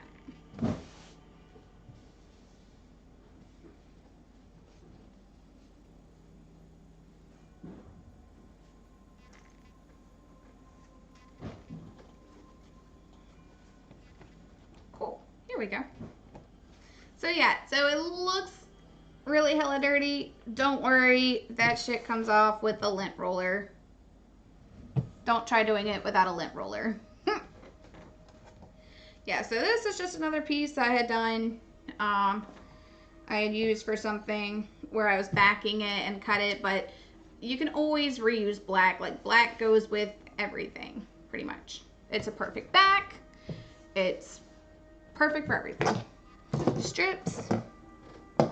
So what I'm gonna do right here is I'm just gonna try and straighten it out a little bit. Give a little trimmy trim here with my non-existent ruler that just left me. I found it, yay. Anyway. So we're just gonna line it up here and just kind of give it a little bit of a straighter edge. Doesn't really have to be perfect, but you know, it's just gotta look a hell of a lot better than this.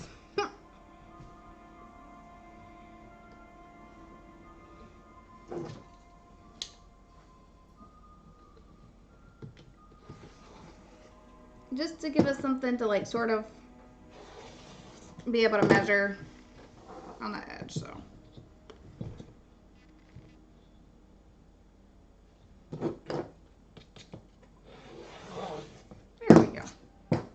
There we go, just kind of cutting off the ends.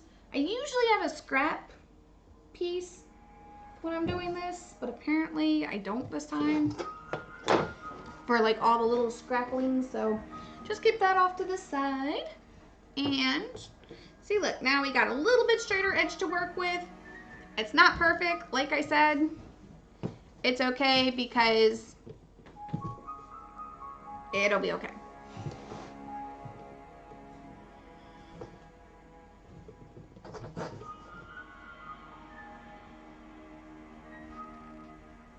Alright. With this, I'm just gonna fold it in half and make it into a straight edge real quick. I really can't do that without like folding it up though. It's a mostly straight edge, just want to trim it up a little bit. Really get that perfect look.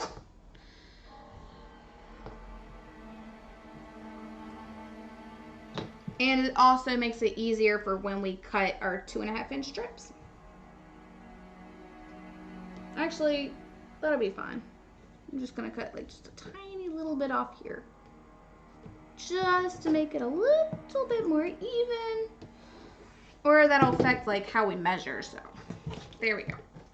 We straightened it up a little bit. So now we set that against here, smooth it out.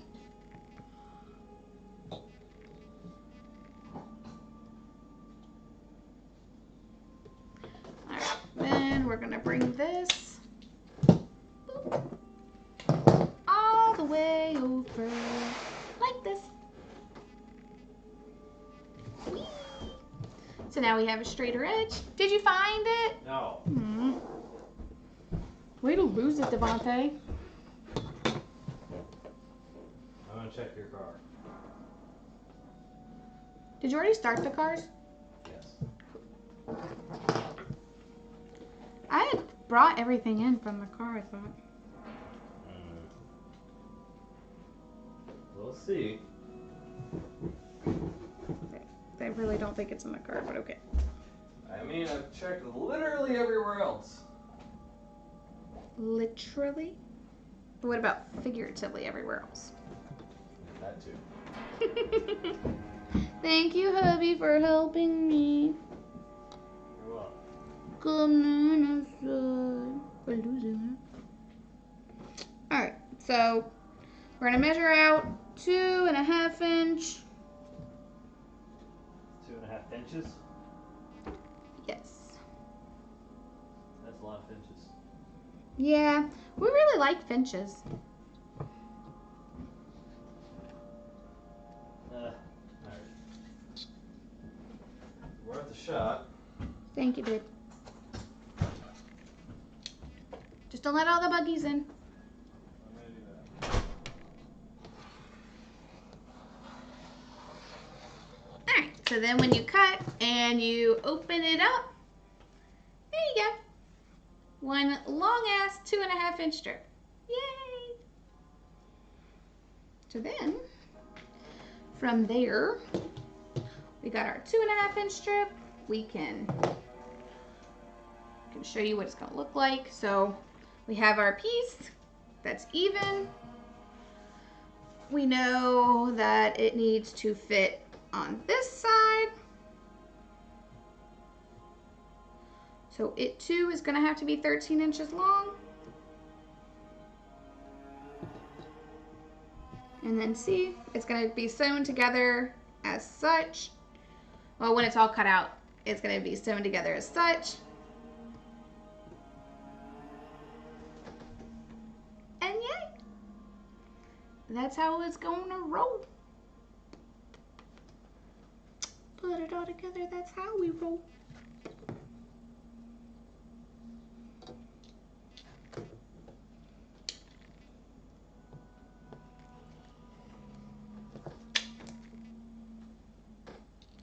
Alrighty.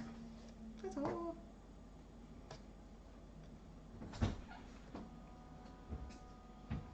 Yeah, nothing. Thanks for looking. So it's not quite enough to make two, so I get the impression though that you may have left it at your mom's house, your parents' house. Because you often take your projects over there, probably. especially if you're trying to work to a deadline. I did the binding here though. I did everything here and I didn't take the project over there. I don't know that. I don't either. I'll look for it later. Like, I've seen the clear green thing. So you know what it looks like. You know it exists. Like, it was up here. I'm pretty sure it was up here the last place I saw it.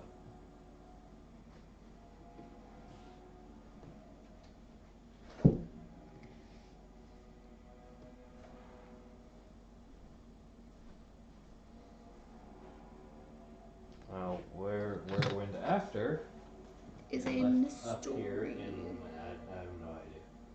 Yeah, me neither. We'll find it. Eventually. Because I remember it like sliding underneath the couch several times.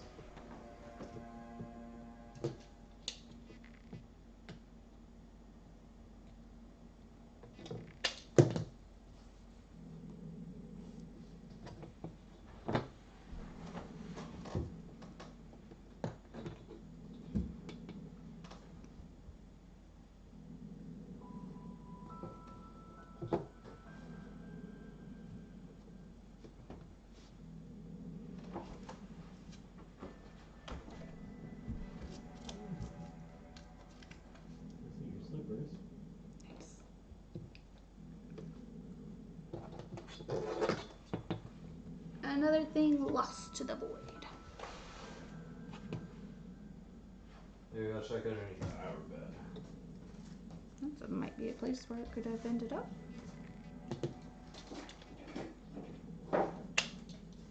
It's not there. I got nothing.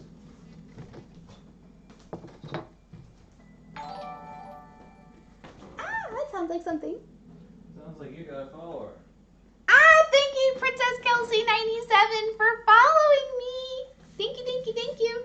Sorry, right now I'm just trying to find the important lost object in the void that exists. I usually do baking and cooking stuff, but I'm actually entering into a Halloween competition for sewing projects, so I decided to get a jump start on some fall related projects, so that's what I'm doing right now. So I do some crafting, I've done a little bit of everything. You can kind of see what it's gonna look like this with when it's all sewn together. I'm just trying to like, I really was hoping to find our measuring thing, but I don't know where it is. So I'll have to find that later before I cut the really cute fabric that goes along with it. So it'll be really cute. It's gonna have like a triangle. This is gonna be like diagonal. So, oh, I can show you. It's gonna look like this, hopefully.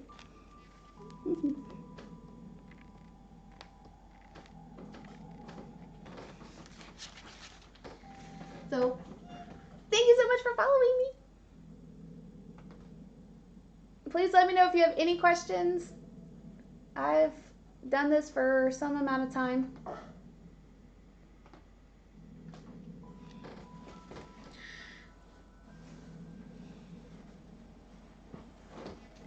I was kind of walking through the process earlier about how I got it started into this. I just sort of felt like doing it. I don't know. It's kind of hard to describe. I wanted to make a blanket for my friend, and I did. And it was the hardest thing I've ever done, and I really loved it, even though it was stressful. And I was like, I'm gonna finish this, and I did, and it sucked, but it looked really great. But it sucked. I pricked myself like 4,000 times with the needle. I'm pretty sure I have more blood in there than you can imagine.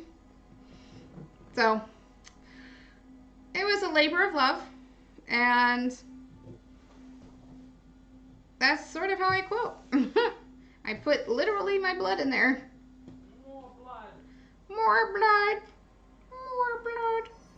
So yeah, so this project, I'm just sort of kind of making up on my own here. I looked at some ideas and I was like, that could work. Maybe. So we'll see how it goes. But yeah, it's gonna look neat. I think I might actually like bring it in some too. I don't know. Still looking, still deciding on what I'm gonna do. It's gonna be interesting. This is gonna be fun. It's gonna be a challenge. So it's gonna be cool though. It's gonna have like diagonal and then with a green like triangle piece like here and another like black strip to line this area. Hold on. Whee!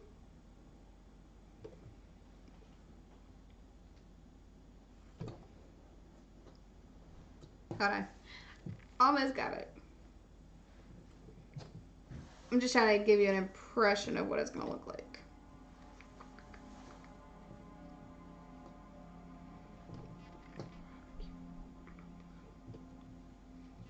And myself. Because that's important to know what it's going to look like.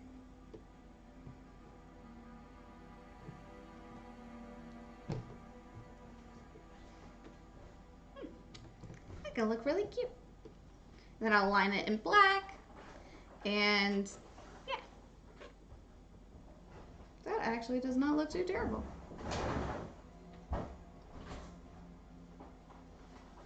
It like to take pictures along the way to kind of like get a visualization and to show my mom that I'm actually doing something with my life. For real.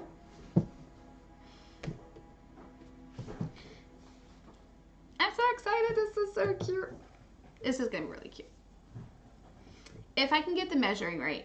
Not the best at that. Probably should say that. Yeah. I should definitely say that. I'm not the best at measuring, so. Yes,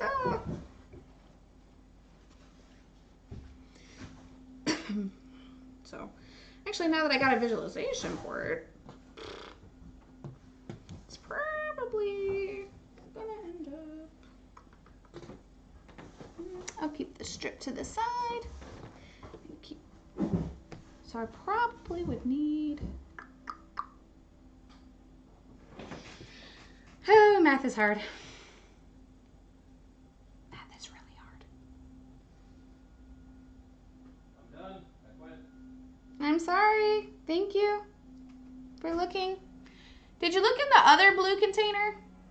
I have looked at all of the containers.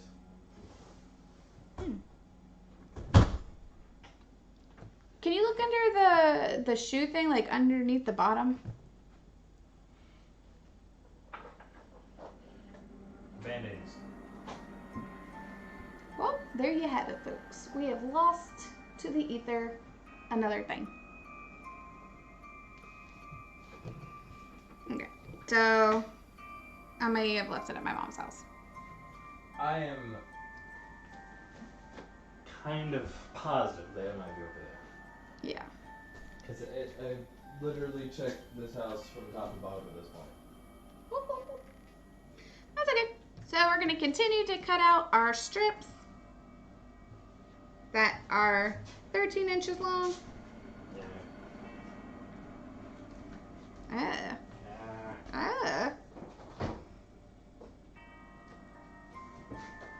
Alright. Oh man, there's like a few break sticks left. There's like what? There's a few break sticks left. Yeah, you can have them. Look at that. It's long. Like a flute. Yes, it is a very long, flute-like breadstick. Whee!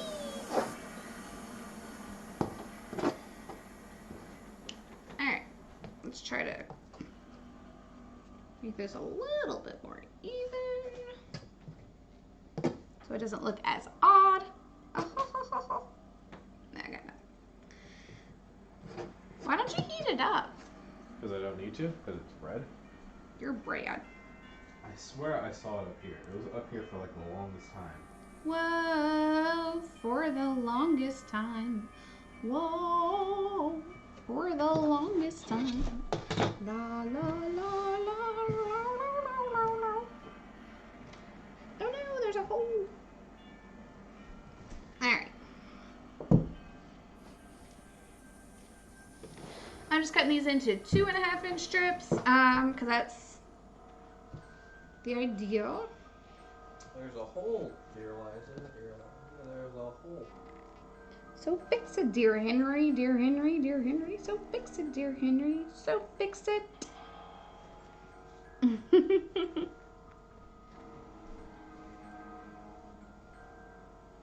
Alright, cool. Cool beans. Oh, I'm out of ideas. Nice. Nice. Splendid, splendid.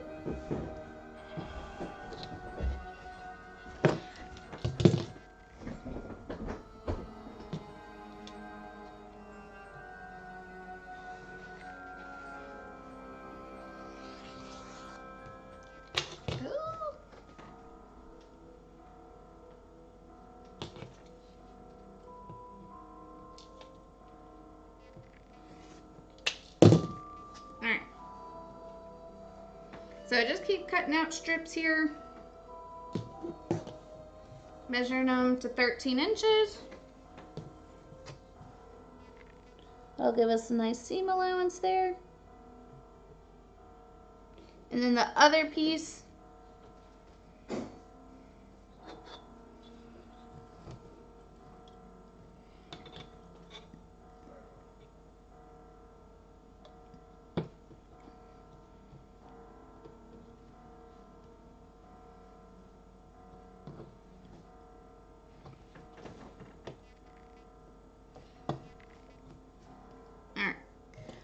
So just running across the line.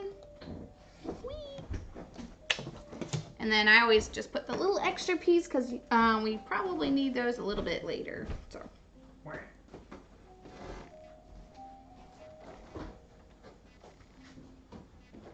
know, I lost the first strip.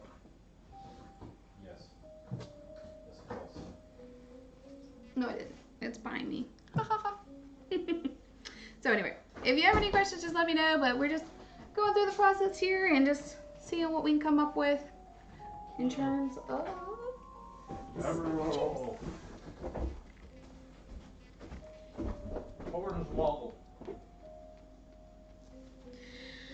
I have no idea where the hell that thing went. And of course, it's like really important to use too. It's a measuring device that's about like that big. It's a square. I like making triangles with it because it has the angles.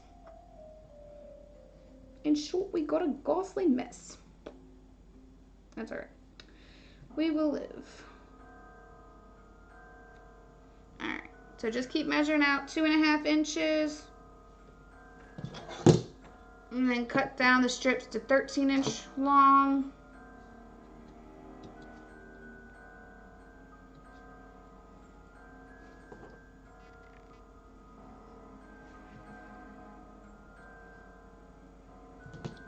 Alright, then we're going to have a super spoopy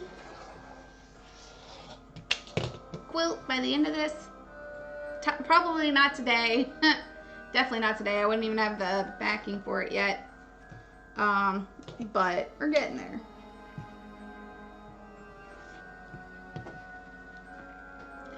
Careful, this blade is super hella sharp. Don't hurt yourself. Or don't get cut because it hurts like a bitch. Alright. So.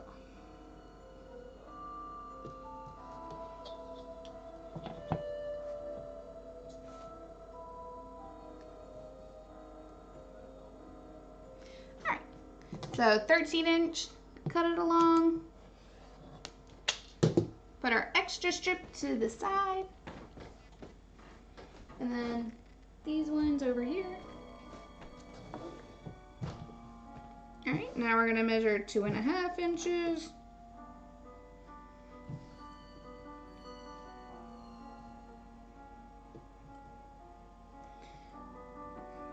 That's 1.5. 2.5. And the reason I love this, my brother got it for me for Christmas one year because my mom told him that I was really into sewing, and she was like, hey, she's gonna need the rotary cutter, this, and like a couple other things, and I'm like, hell yeah. So it's perfect. I got this stuff so I could quilt on my own. And I've only had to slightly bother my mom. I'm not the best with binding. I always YouTube videos before I do it.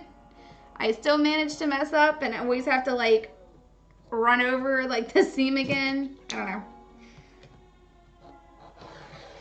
Eventually, maybe one day I'll figure it out, but then again, I always have to seam rip everything. So I don't have that hell of a lot of faith there in myself. So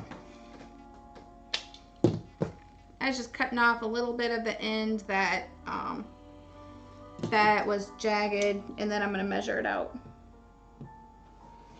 Yeah. So now we're going to measure this into a 13-inch strip. Whee! That's what I love about this particular measuring board. It's so nice. All you have to do is just line it up and cut across with your rotary cutter. If you do any sort of quilting project, hella recommend rulers and the cutting board and a rotary. Like, if you're cosplaying, if you're doing any sort of sewing whatsoever, where you're working with fabric of any nature, fabric scissors, rotary cutter, save yourself a headache and a half. remember, this is very stretchy kind of material. Once we iron it out, it's gonna stretch. So just kind of make sure when you're cutting to like to open it. Normally before you cut, you can iron it out. I just iron it out after I cut all the strips. If it was like hella wrinkled, then I would definitely cut it beforehand, but it's not really the case here. Because I used this last time to do the backing of a project I had already labor intensively had ironed it out, so it doesn't really need it again. Kind of a personal preference. Just sort of watch out for it though, because the first few times you do quilting, that will probably trip you up. It tripped me up a hell of a lot because I'm like, why is it so big? And then you have a massive, large project, and you're like, this was supposed to be a lap quilt, guys. This is supposed to be small. Why is it a comforter? Why did it get this big? What the fudge did I do? And you're like, whatever. Just enjoy it, friend. No. Whatever that bad, but could be. That is personal experience, though. It's just like, this is not the size I intended it to be, but whatever, we're here. Suppose I'm going to have to live with it. So, everything kind of comes out in the wash with sewing, in my opinion. I've done it a long time. I'm really not meticulous when it comes to sewing, or when it comes to measuring, because it literally all comes out all right in the end. Like, very seldomly, and anything that doesn't, like, you can cut down to make better. So if you have any questions, just let me know, but it's pretty cut and dry. Cut and dry. No. Okay, so we got our 13-inch strips here. I'm cutting quite a few of them because I'm eventually going to need them for the binding anyway, which is always 2.5 inches. So even if I have extras, they're going to be used for something. So these, you know, everything can be used again. So like I said, it stretches. Black is one of like the most popular colors for me. I use it in my binding. I use it in my backing. I use it in pieces like this one. Like, having extra black is important because I went to go do a project today, or what I was originally going to do was back my quilt today, and I forgot I used my black to back something else, so I didn't have any, because I had like 3 yards. I had a massive amount, and I forgot I had backed another big quilt in black, and I'm like, yeah, that's a problem. That is a hell of a problem. So, yeah, make sure you're prepared. But anyway, I'm just doing this for a competition, like I said earlier. I'm hoping, you know, I get noticed, or, you know, get a prize or something, but, you know, it'll be fun either way. I just like, already people who do this like pretty regularly have, you know, liked some of the stuff that I put out, so I was hoping to finish that big piece, my big Halloween piece there, but I'll have to buy some material and finish it up. So I thought in the meantime I would do another piece, and I'm doing a table runner. I've walked you through my process a little bit, from drawing designs to picking colors and fabric, and it's not, to me, it's not a very complicated process to people like my mom who don't really like to settle on one color or doubt themselves, or, you know, it is very hard, you know, for that. You just gotta trust and let the fabric speak for itself. I mean, the fabric is gorgeous, and everything kind of comes out in the wash. The only thing you really don't want is like busy patterns beside busy patterns. It hurts the eyes. Have a solid color to break it up, whether it be green or yellow, black, whatever matches in your quilting. You can do complementary colors. I like to do a lot of the colors that are in the pieces itself. But if you had like a lot of red, you can break it up with green because it's its complement. Blue to yellow. You know what I mean? Like, you know, find a complementary color that's going to accent your piece, or just find something that's in the pattern that it's just going to break up the monotony. Like, that's all you really want, is something to just break it up so it's easier on the eye. You want something aesthetic, something pretty, something like black, classic, or white, you know, something neutral. For these kind of things, you know, red would hurt the eye for that a lot because it's already just so much orange. Because if you're thinking about that kind of thing, but I mean, there's a lot of pretty colors you could do. Oops, I did not mean to unfold that. But yeah, so just some things that you want to think about when you're doing quilting or sewing of any sort. Just trying to find colors that look right. So now we're coming into where I was doing the random project. So I'm going to just quickly cut this jagged ass line that looks horrible.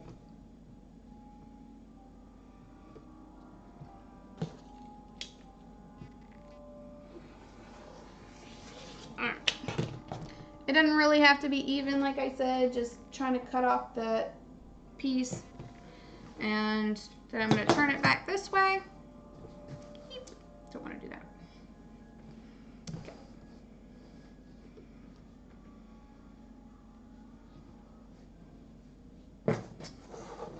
Oh. Sorry, got distracted. Alright, let's cut off this section.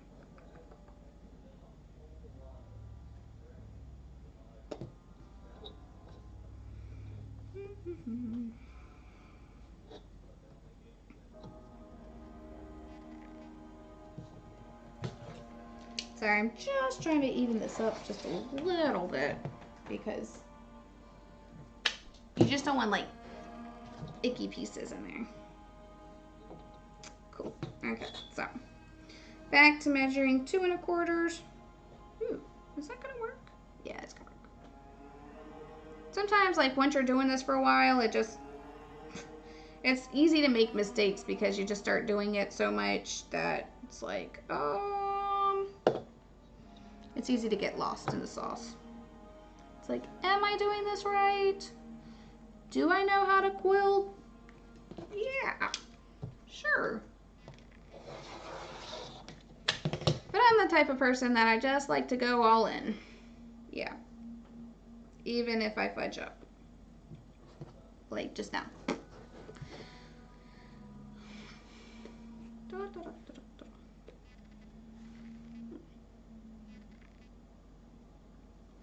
Whatever.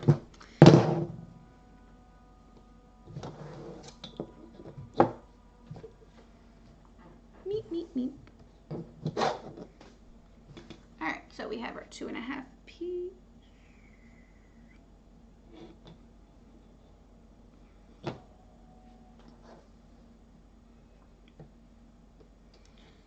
think it must have gone this end to this end. Originally.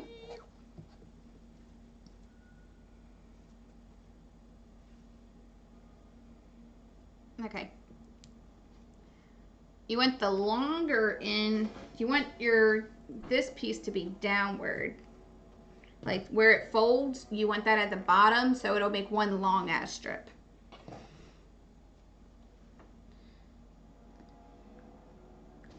Cool.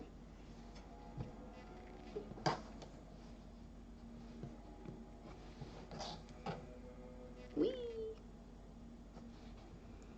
Alright. Sorry about that. Back to square one. Alright, here we go. Hello.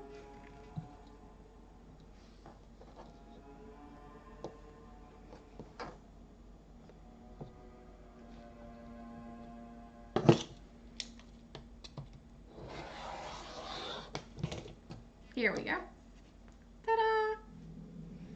So yeah, always have it like that. Measure out 13 inches. Give it a little choppity chop. Whee!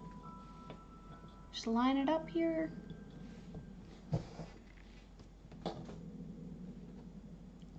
I said, it's not very hard once you do it. You're gonna make mistakes. And then you're gonna be like, I fudged up, and then you're going to be able to fix it, and you're gonna be like, oh, nobody can tell. It still looks good. And if it doesn't, oh well, who cares? I certainly don't. And I caution you not to care too much, or else you're gonna like never show your work, and you're gonna be like, oh. If you look at every little mistake. It's like I don't have the fancy machines that do the long arms or, you know, measure out everything perfectly. So I do the best I can, and I think it's perfect in its imperfections. So yeah.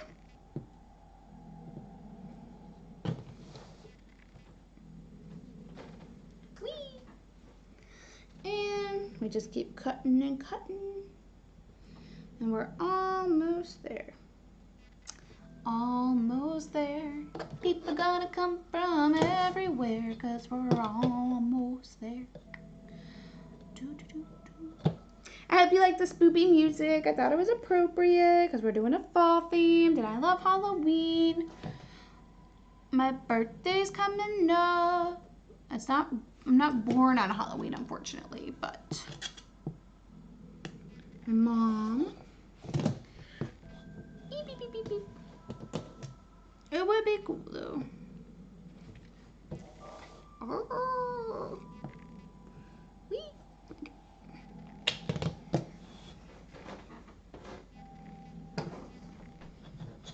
Alright, so this last piece isn't going to be quite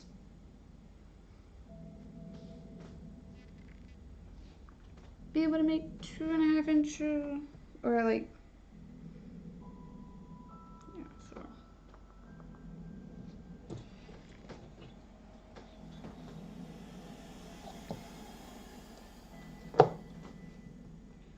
I have like a little bit of scrap left over.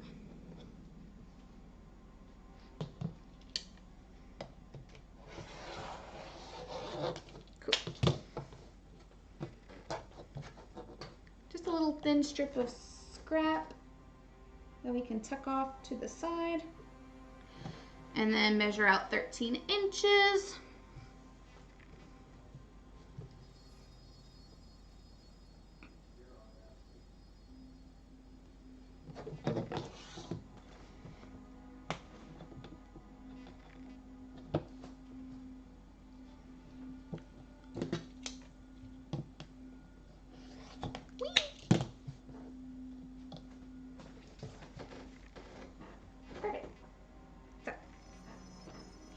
Now that we kind of have a little bit of a semblance here, we can tuck this stuff off to the side. Put our measuring tools elsewhere. Kind of spread out here a little bit. Alrighty.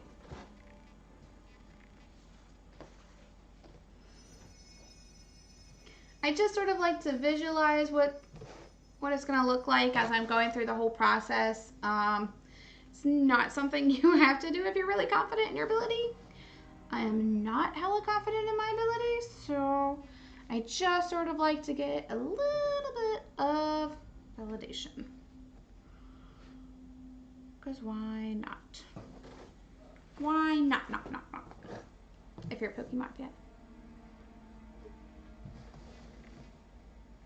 Alright.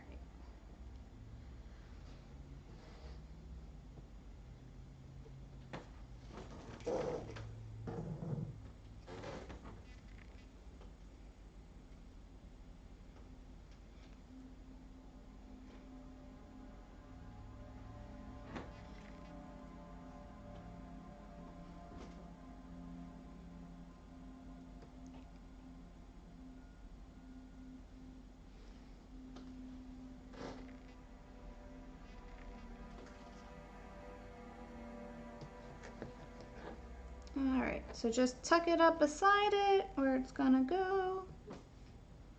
It's okay if it's not even, like I said, it comes out in the wash. That's why we have something called seam allowance.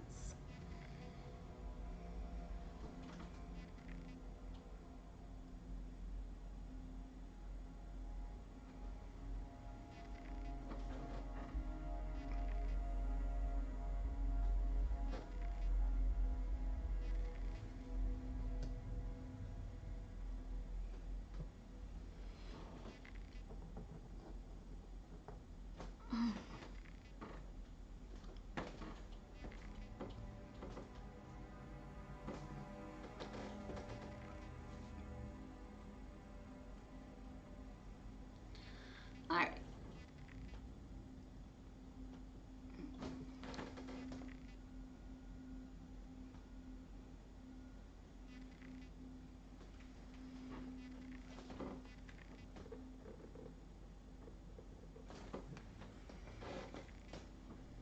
Cool. So it's looking good so far.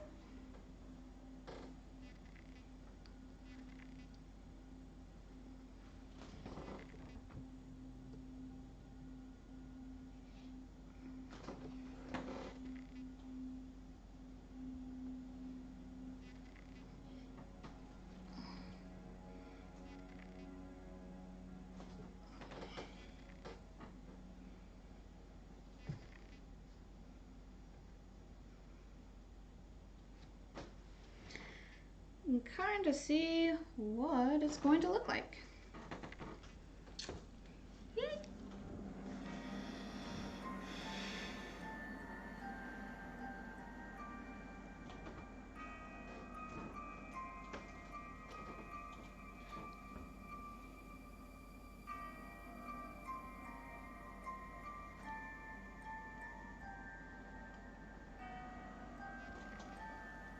Sorry, give me just a second. I'm still looking at this.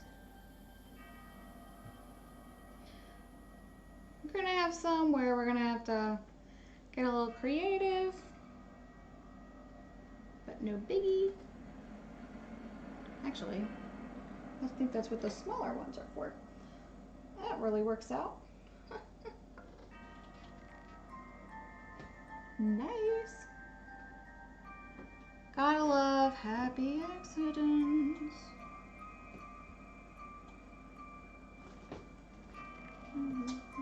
It's in my happy accidents. We'll put it like that. Perfect. And then we'll put this, y'all, in this piece right here. Yippee!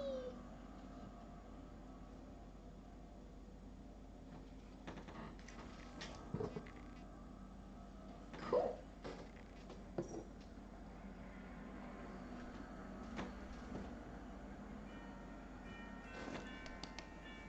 So, that's what it's gonna look like.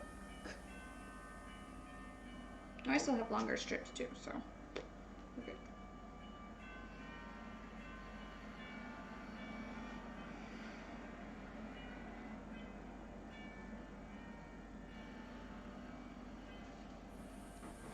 All right.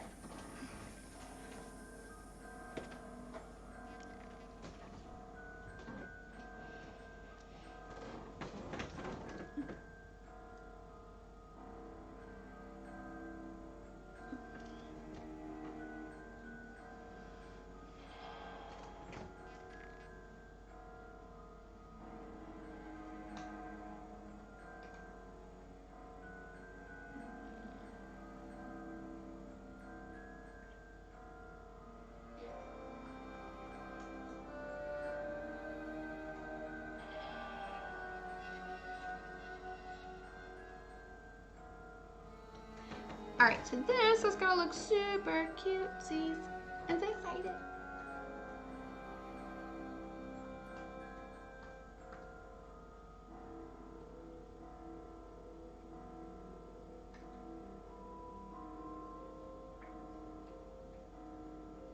So I'm just thinking about how I'm going to do the green pieces.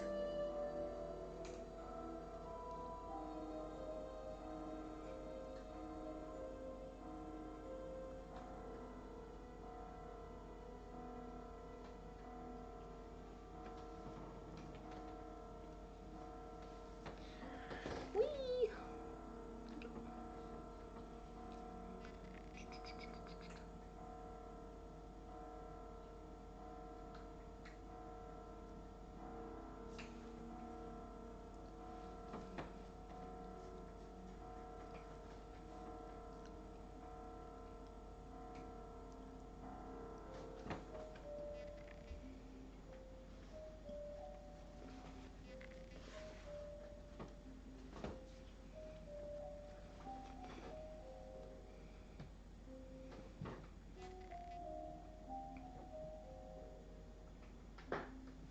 Alright, so I'm just trying to see how much green I need.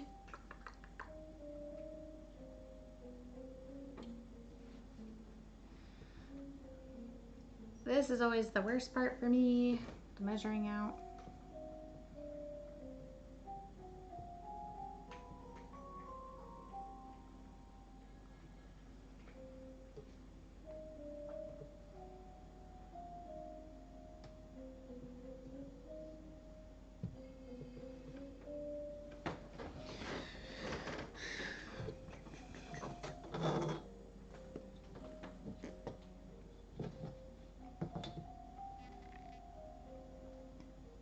It's really long. So we're still gonna have to have the plug. Yeah, so I'm still gonna wait for the green piece actually. I'm going to first cut these down to 12 by 12s. I've decided that that's actually gonna be the best way to do this.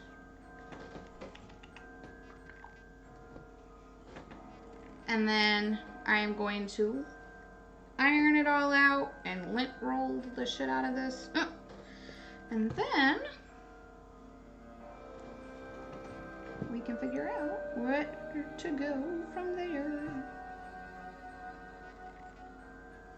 Like, hell, not the same size. Okay. Do. Sorry guys, just working on this. Sometimes it takes a minute. Thought process. Alright, so I'm getting all my 13-inch strips in a row.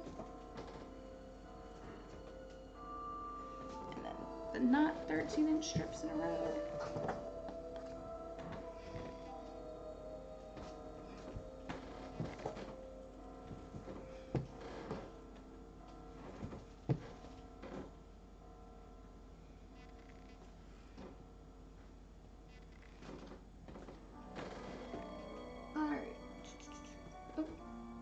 Somewhere.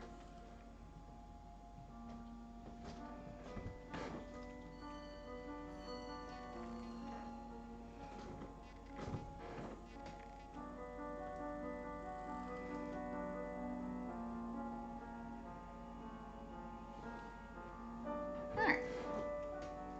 Like I said, we can always reuse these guys, so I'm gonna have like 4 different sizes here of the black strips. And right now, what I'm going to do is get all these little ducks in a row and cut those down to size.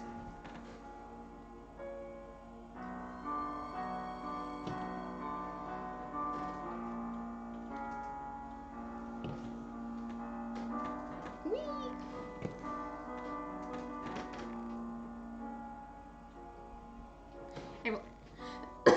Excuse me. I have a lot of fabric strewn around the room, so bear with me. Hi, princess. Meow meow. Should we be in there? My cat's trying to get into and cause trouble. Meow meow. There's my pretty girl. There's my pretty girl. I know. I know you have no idea what's going on, do you? Yeah, I know. Meow. That's my little calico. She doesn't like people. Very much. She hates people.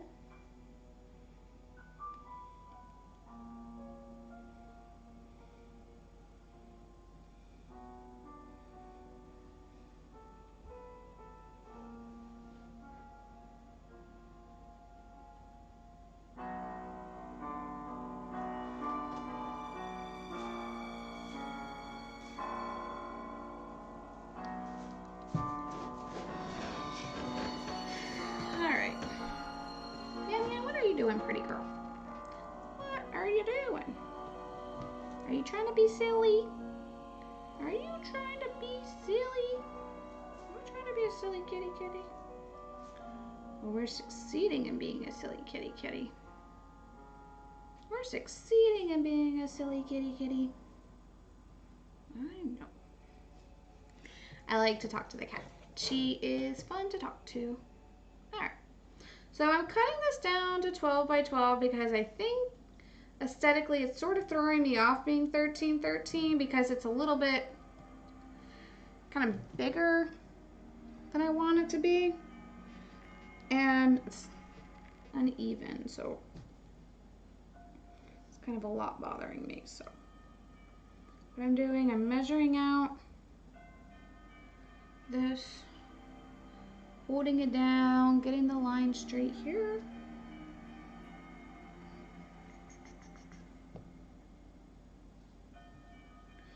But measuring is really hard when you're doing like, when you're not working in like even numbers. So like,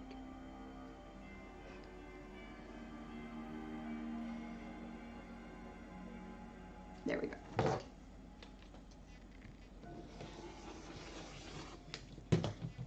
This is so cute. You can probably use it for something else. Maybe if I'm doing like strips of something, Halloween-y, like this would look really cute. So I'm definitely gonna save that. It's just too cute to waste. So and even with scraps, you can do like cute things. You can use a lot of stuff.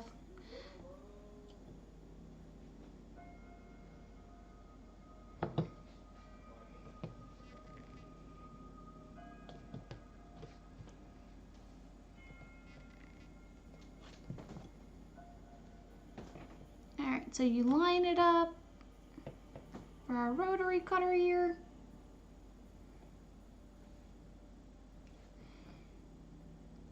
There we go.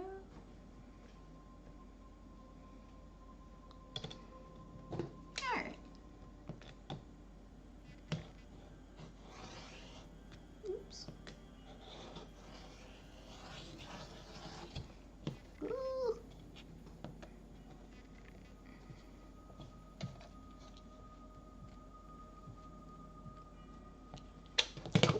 Alright. Yay. So now we got it down to a little bit shorter. And then theoretically, it should be about how big our triangle should be. Actually, a little bit less than that.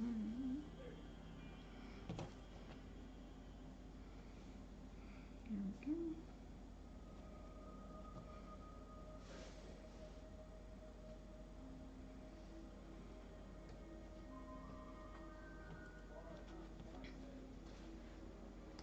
So, super cute. We got a couple more to go here. I just love this fabric. I could cut it and like sew all of them together so that it makes sort of a cool, neat pattern, but I'm not going to do that because it's such a pretty pattern already. I don't really need to do anything else to it. It's just, it's gonna be perfect. I love it. So yeah, I have the faith. I have a structured settlement, but I need cash now.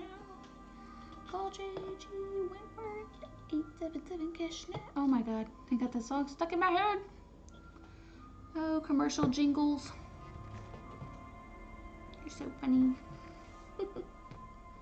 So anyway, we're gonna measure this guy out, 12 by 12. I think it's just gonna be a lot easier to measure the other pieces with if this is a more even number.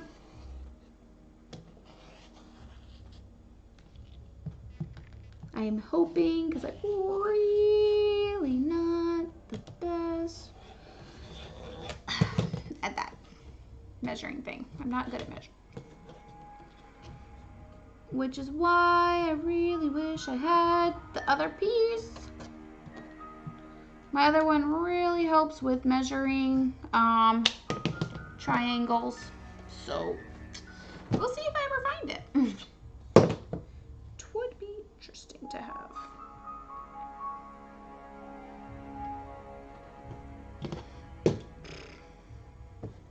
Haha, I had a sneaky suspicion these weren't even.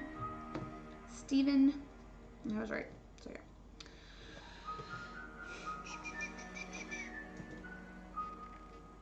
Sometimes like I can just see things like aesthetically that just look a little off, so just trying to clean this up. I think a 12 by 12 just looks a little bit more aesthetically pleasing to the eye than a 13 by 13. Because I think our brains just sort of know, or I don't know, maybe I've been doing it a long time, that I just sort of like look at it and I'm like, that looks off. But like 12 by 12, it's like, I don't know, it looks a little better, in my opinion. Am I crazy? More than likely. More than likely. I won't discount that. I literally will not discount that.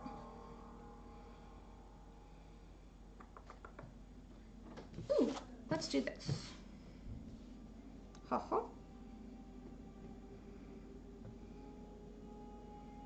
Meep, meep, meep, meep. That's all.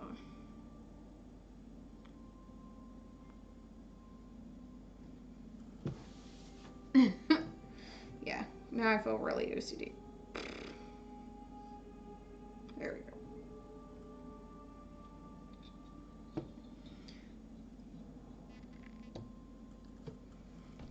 All right, piece of the 12.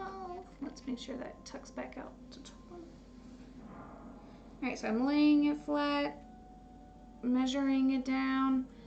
So it's 12 by 12. So then you hold it and then, yep, I was right. That one's jagged as fuck.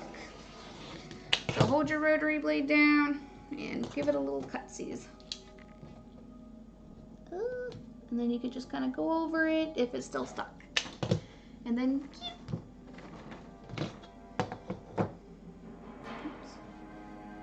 Not moving that.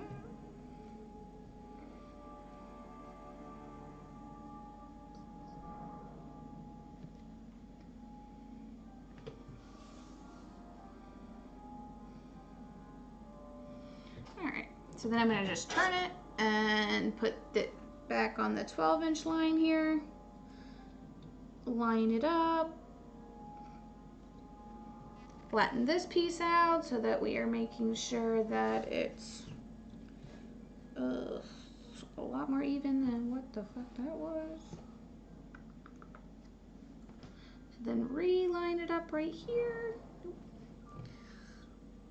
Stop trying to kill me, fabric. There we go. Haha. Excellent. So then hold it down really firm when you're doing your rotary cutter because it tends to slip if you're not holding it down too tightly. So then it comes off nice and pretty like. And then you have your 12-inch squares. Alright, so this should be a lot better.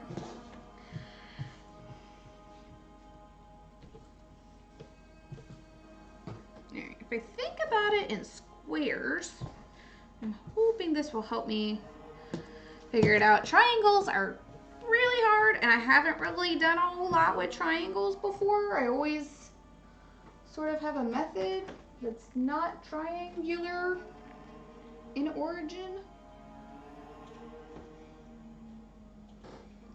Seriously, not triangular in origin at all?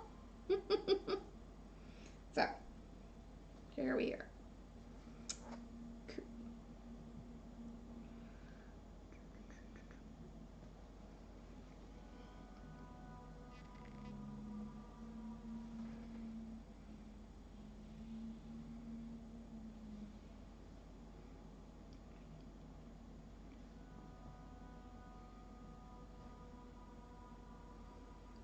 All right.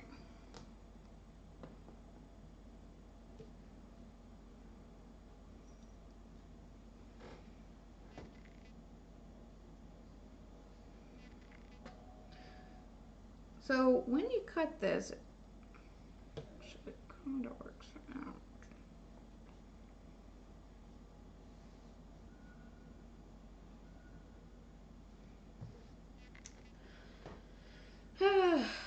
Fabric cutting is hard, and I hate it. I hate working with triangles. I know, me too, princess. Me the fuck too.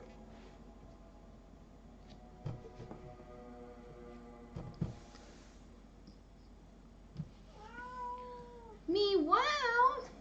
She's not dying and she's not starving. She literally whines because she doesn't want to walk up the stairs to get it herself. Cat, you have food in the bowl. We've been through this. You already have food.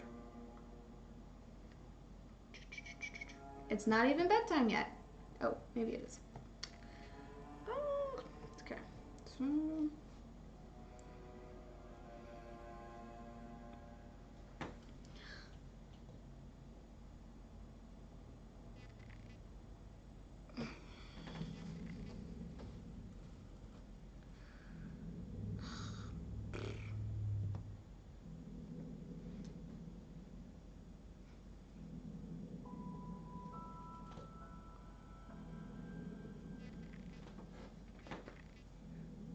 I don't know.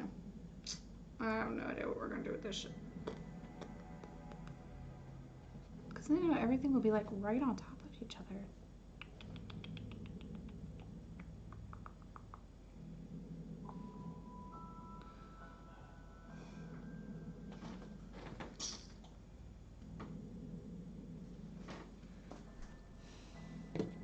I wish I was more experienced at this. I am not. Which makes for a problem, but we can figure it out together.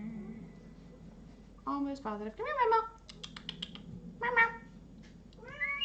Come here. Meow, meow. Okay. That works. Me, wow.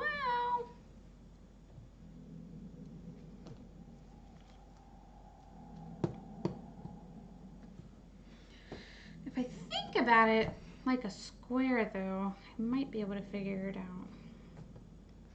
Because it'd be 12 by 12, right? Yeah. So 2.5 inches.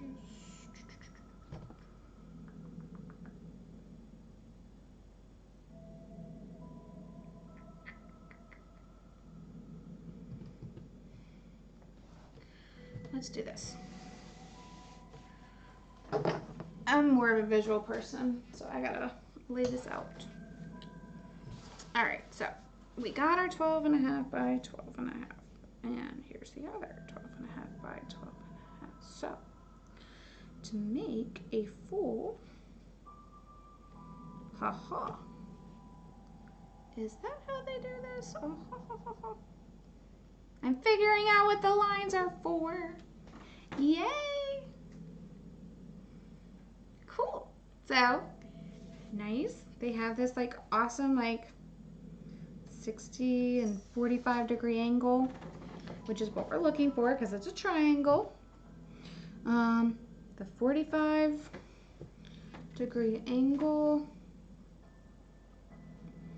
is going to be a little less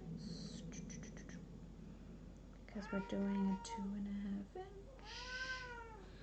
Me, wow! By 2.5 inch. Oh, This literally just saved my life.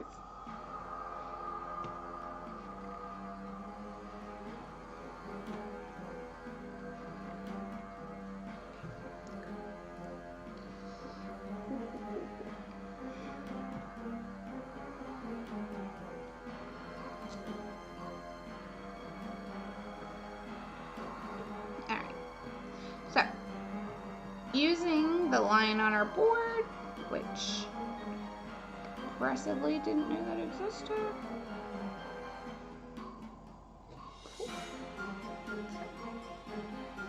So this is how we are going to measure.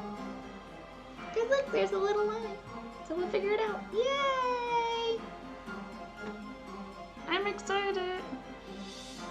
It makes me a happy Allison. A happy snowman. And then I'll just have to do this a whole bunch more times. And then we'll be good to go.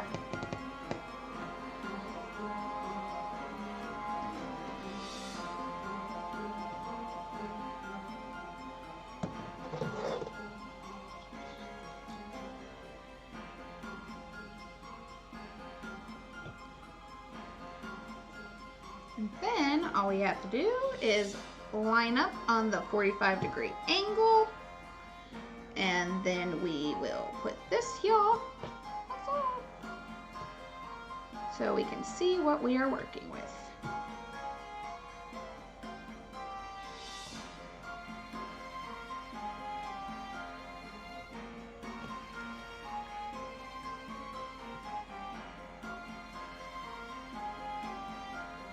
That's all.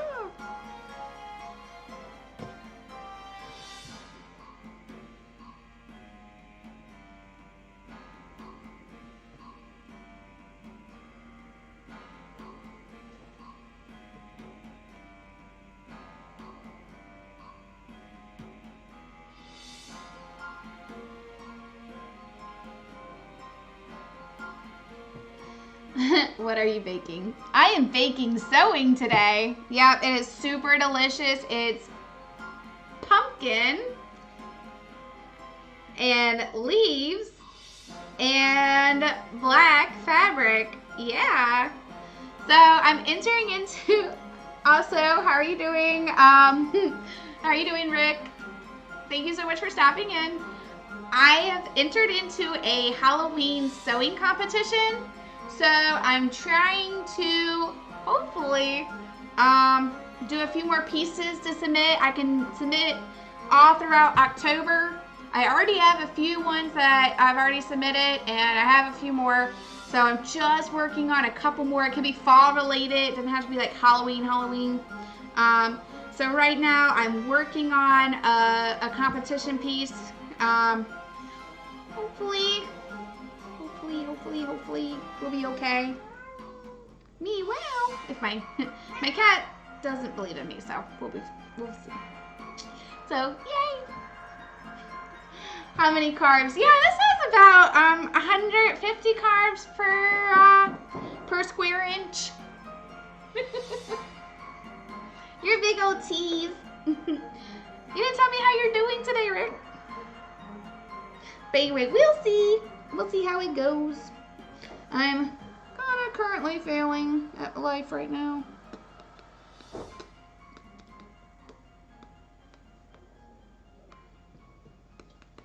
So, what I'm doing right now is I'm measuring out to see how much. It's kind of like baking if you think about it. Got a lot of measuring. Huh.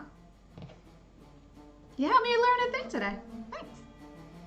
So what I'm doing right now is I'm measuring this stuff out to make sure it's going to fit. Because that would fucking suck if it didn't. And by really fucking sucked, yeah.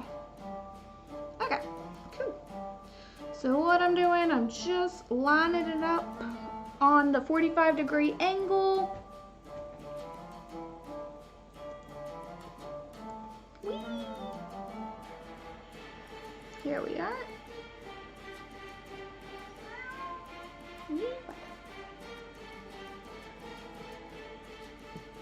Aww, you only think I'll get 4th place? I prize. That'd be cool. To be recognized for my work. That'd be nice. Hopefully, we'll see how it goes.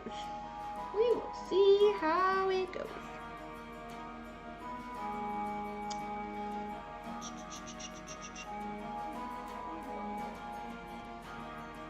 Alright.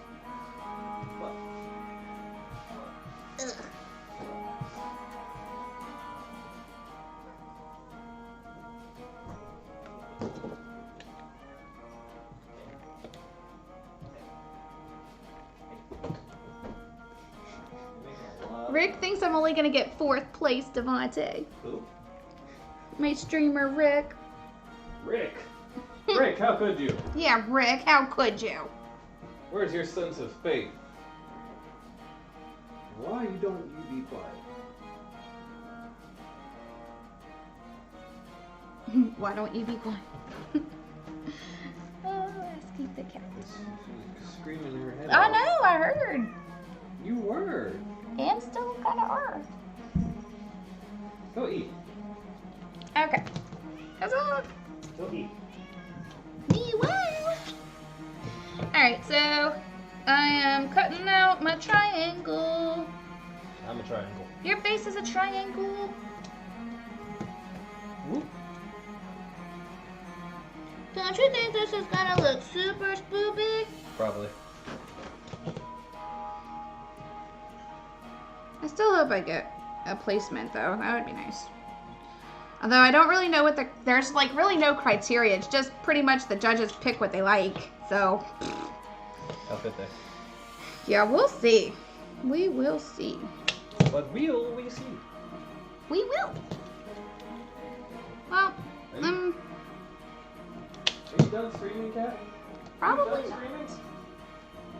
She has look food at that there. food. Oh my god, that's amazing. Where See, did she that like come from? literally has to be walked to her bowl. Yay! I wasn't sure I was gonna do the triangle, and I was like freaking the fuck out because I was like, how the fuck do you do triangles? This isn't math class here. You cut triangle. You do, and I did, and I sort of got it to work. Congrats on cutting the triangle. Thanks, Boo. You're welcome. Thanks. Wow. Me, wow. Amazing. Amazing. That was my awesome hubby who sometimes encourages me to do some stuff and some things. Some of the time. But yeah, so I'm hoping I get into the well, it's sort of just like, it's just a fun competition. It's not like it's, you know, I don't even know if it's like first, second, first place. Like, I think it's just you win. I don't know. I really have no idea what the criteria was. I literally saw it on Instagram and I'm like, hey, I have Halloween pieces already. Because you can submit anything that you've already done before. I'm like, hey, I have Halloween pieces. I happen to love the season. I'm gonna make a couple more things so I can have like a few more entries, and yeah, we'll go from there. We will go from there. I mean, what's the worst that happens? Like, hey, you didn't make anything. Oh well, at least I have some really cute new pieces to show off to my friends. Okay.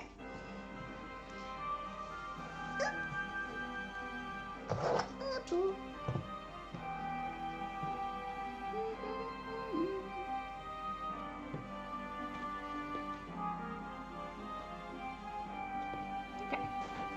Awesome.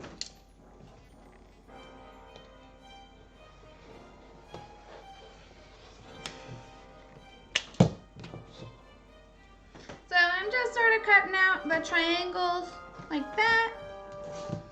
Doesn't have to be perfect. Well, actually with the triangles it sort of does have to be perfect, so don't listen to me on that piece of advice.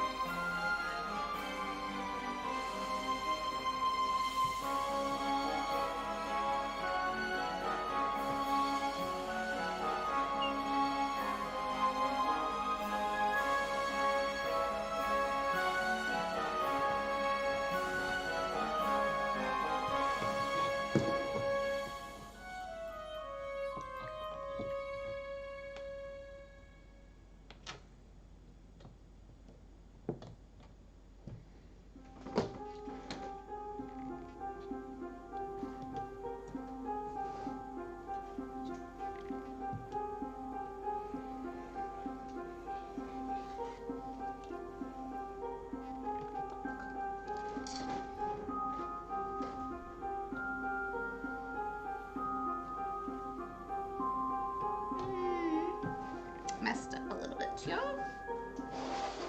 Let's turn it this way here. There we go.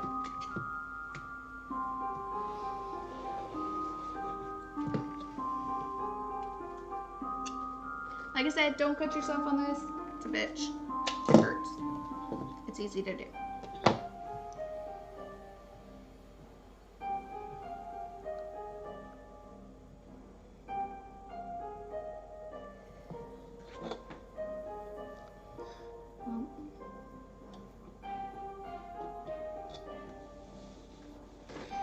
Honestly, if I got fourth, I think I would take it because I would be competing against some of like the best quilters all across the world because it's like it's open to anybody who likes quilting. So if I got that good, I would take it. I would not complain in the least bit. But I'll let you know if I do better than that or worse, you know.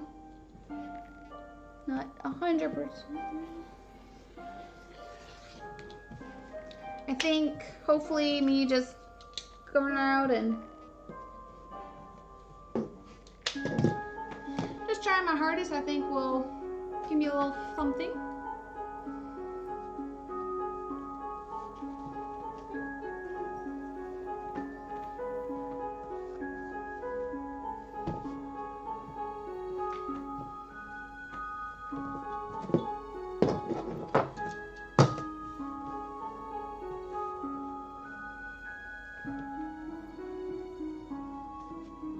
Looks like I'm gonna have enough of this material to use for something else, so that'll be neat.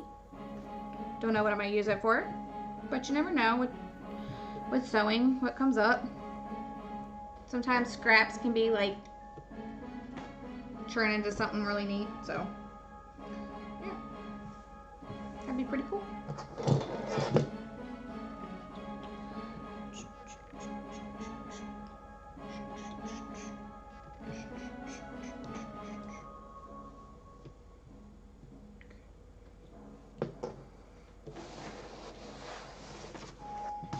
I love this mat. I cannot tell you how much I love this damn thing. My oldest brother, Justin, is a superstar for getting it for me for Christmas one year. I was telling the story earlier. I just sort of got into quilting just because I really just wanted to make something for my friends. And I always watched my mom do sewing, and I was like, hey, that looks really neat. And I found fabric that I absolutely adored. I was like, Mommy, I want to make something with this. And being the awesome, supportive mom that she was, she helped me. And especially when I messed up, she helped me. So, yay! We got our triangles. So now I just sort of do it for fun. I just, kind of just go with the flow. Pick out colors, rearrange things, shape them up, cut them again when I fuck up, recut them, hope for the best. That is what quilting is. Ducking up until you do it right. Look at her cute little triangles. They're so cute. Yay. So now let's take a look at this. All the way out with our 12 by 12 pieces here.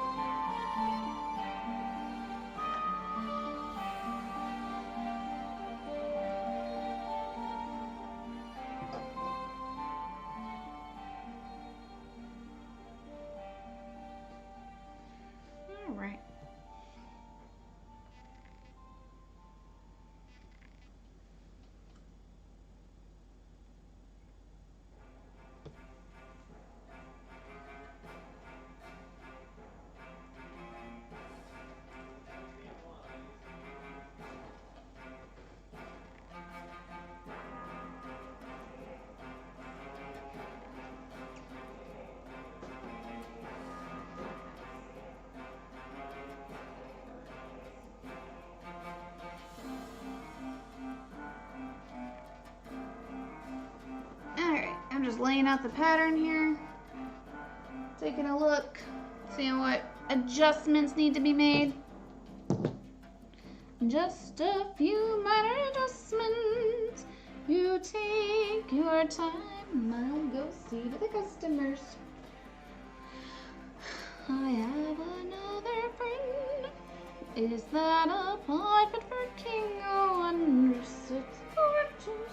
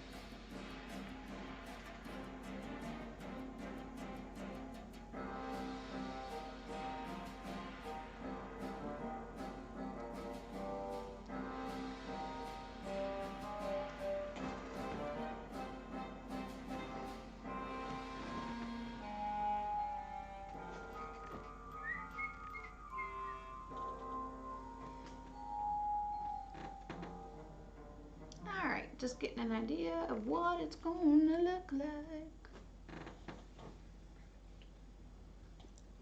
It's gonna look so cute, guys.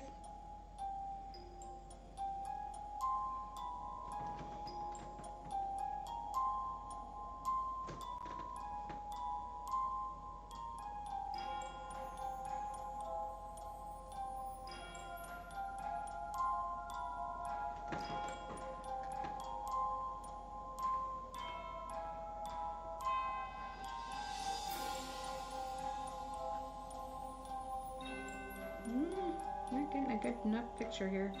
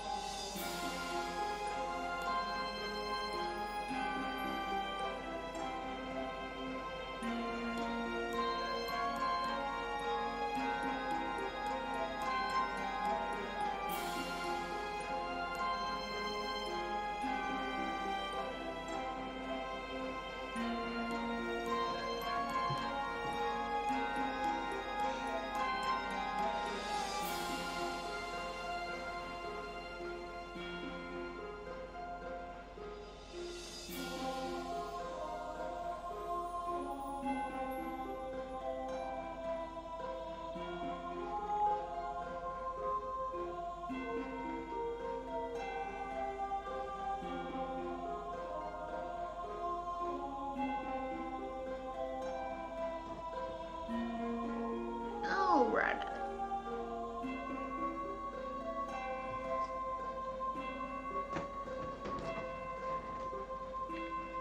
We will put these guys aside.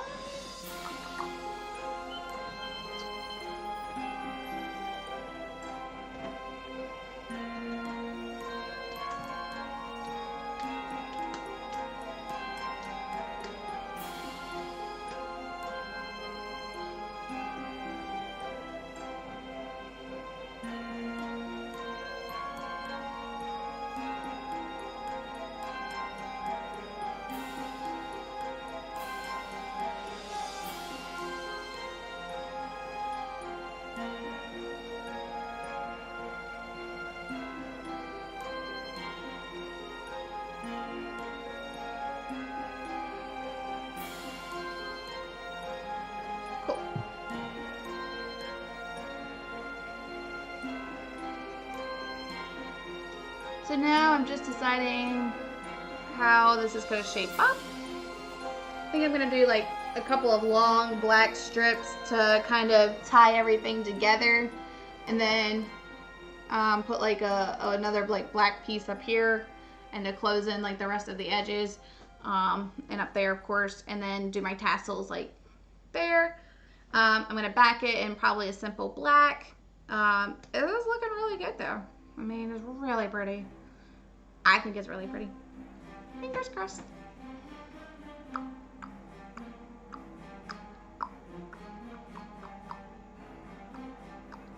So right now I'm going to iron these guys all out, and then I'm going to just sew all of the black edges like this, and that way they can fold it out. I'll put them all together, and yeah, we'll go from there.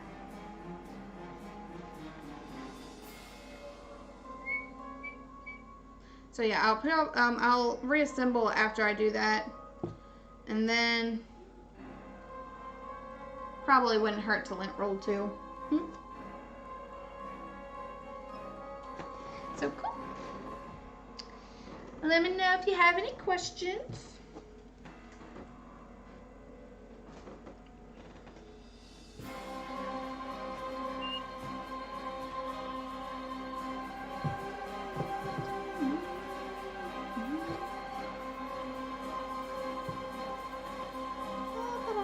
I love the super spoopy music.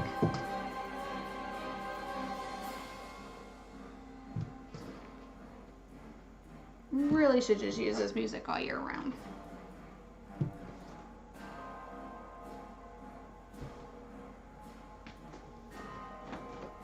Cool. All right. Let's move on.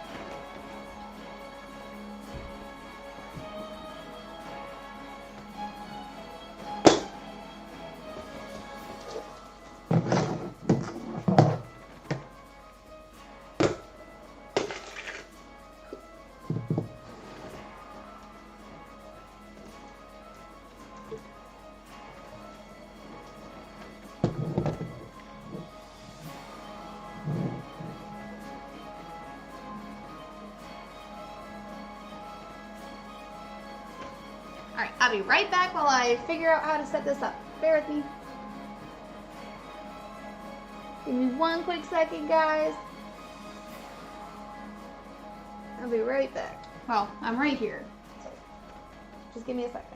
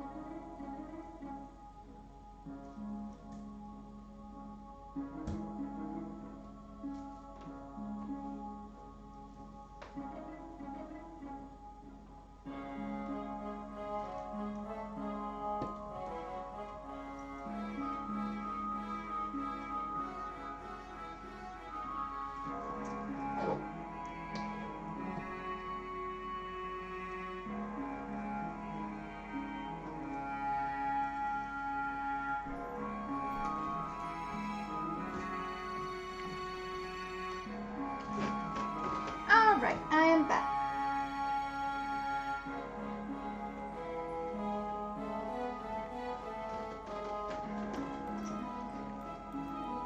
There we go. Now you can see me iron.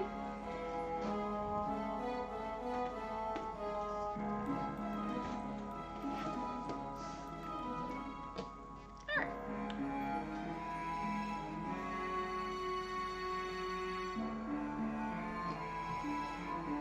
So obviously be super careful when you iron things, because it gets full.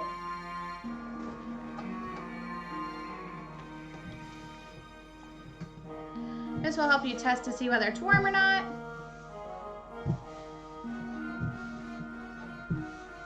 It usually heats up pretty quick.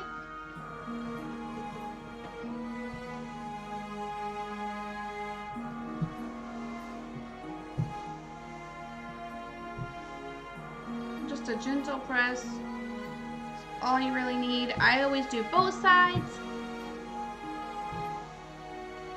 just to make sure it's all ironed out. Really important for sewing process is to iron everything.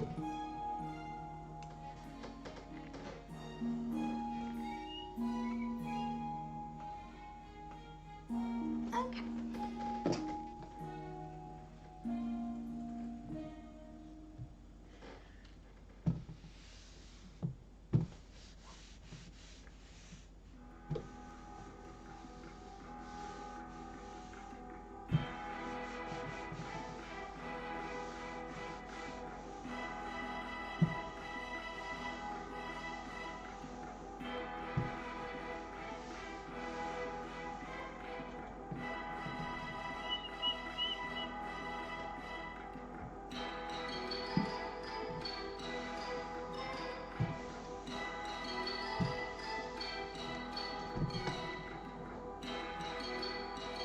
So just make sure you're kind of pressing out all of the ruffled edges, and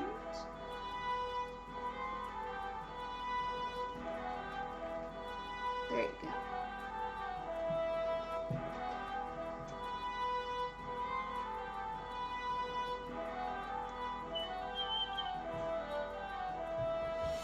Make sure it's not too hot when you're working with a lot of like glittery fabric.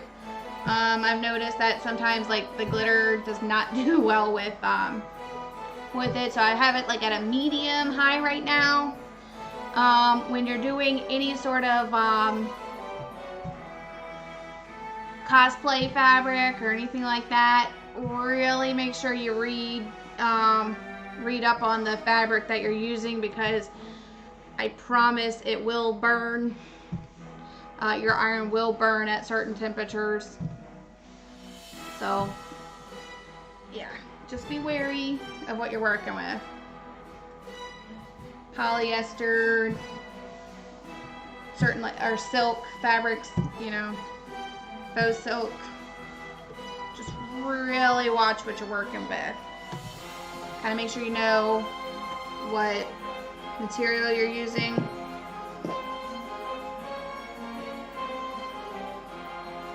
And if you have to iron things out, like, just really pay attention.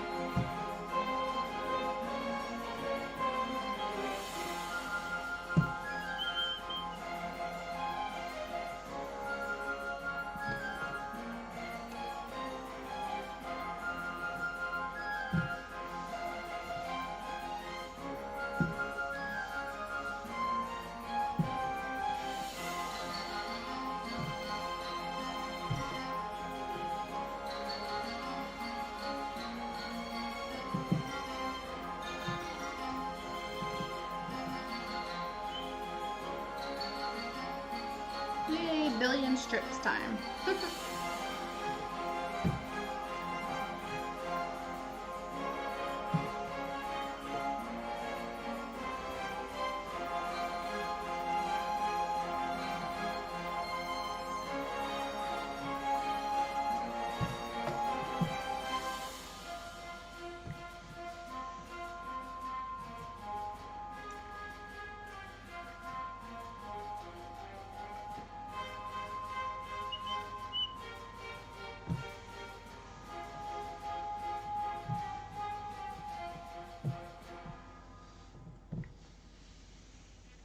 Make sure you're just really spreading out the fabric. We really want to get it nice and straight as possible. It doesn't take a whole lot of force. Just quickly presses it out. Sometimes with like really stubborn fabric, it will take a couple different, you know, turns, and you might still have like a few like little ruffles or whatever, but normally isn't the case all the time.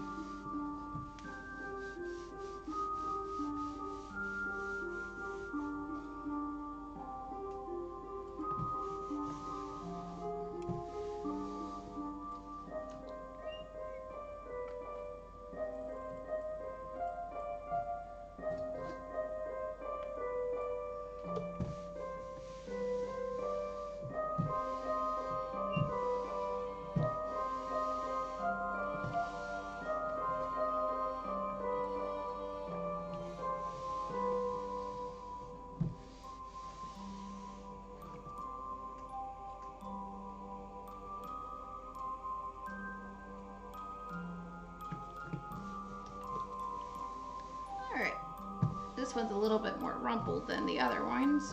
So I'm just gonna give it a nice like little, make sure you keep this away from the iron. Cord and irons don't always mix because heat and electricity, yeah. So just be kind of wary of that. I have a friend who got burned really bad doing ironing, so just be super careful.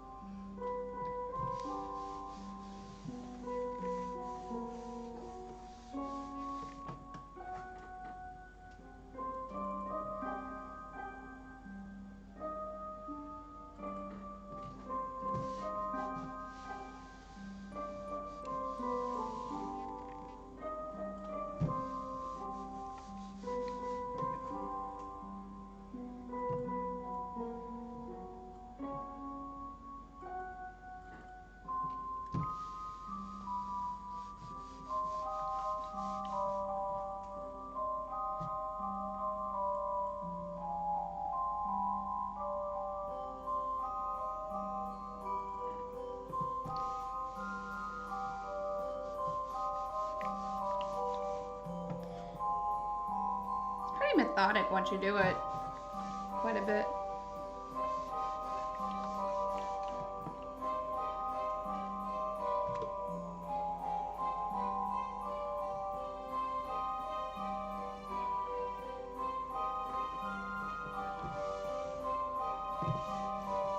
Make sure it's not like folded under. You want your fabric nice and straight when you're doing this. No folding under.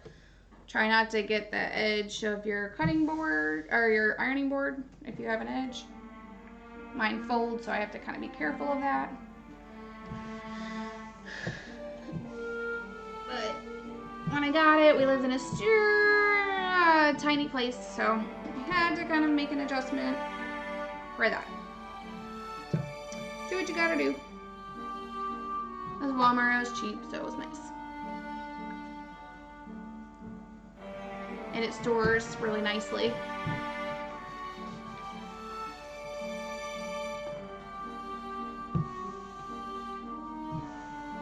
The house my parents bought has like a little cupboard, and then you open up like the little cupboard and like you can pull it down. So that's really cool. In like the actual laundry room, so that was really neat that they had that. I don't.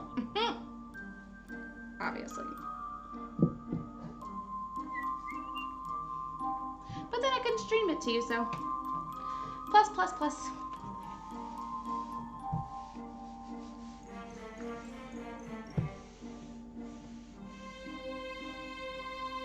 As far as washing fabric goes, you can wash it beforehand. I tend to do that. And then I just keep it for like ever until I'm ready to use it.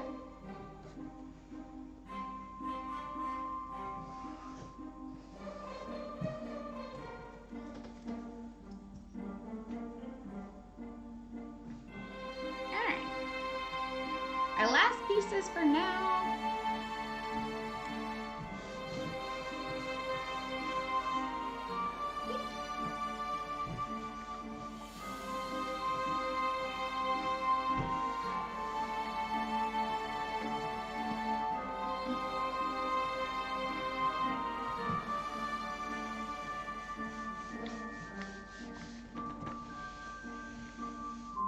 Always try to work from the center outward. It really, really helps when you're doing this.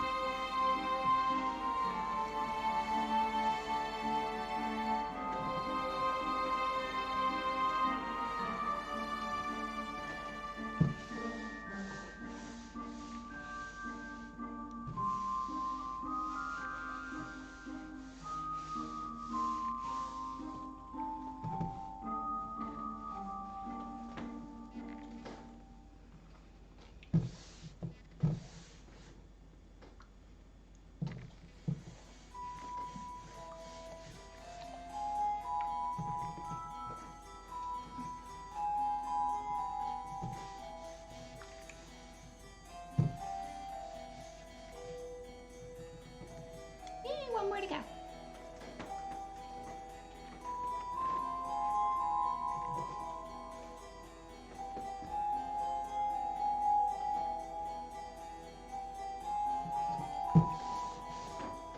This one has a lot more ring. This is where like the fold was, where it was like folded in the fabric. Like sometimes you can tell where it's folded on the fabric in the bolt.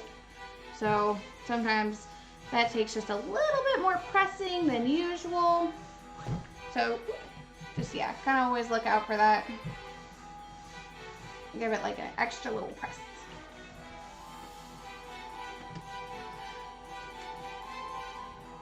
So if you don't really get it out during this, in this process, you really aren't going to get it out in the rest, even though you're ironing the rest of it out.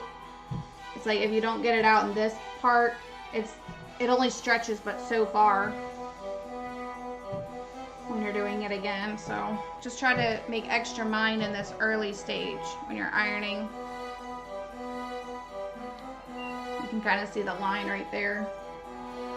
So when we get to that, we're just going to really make sure we press it pretty hard there.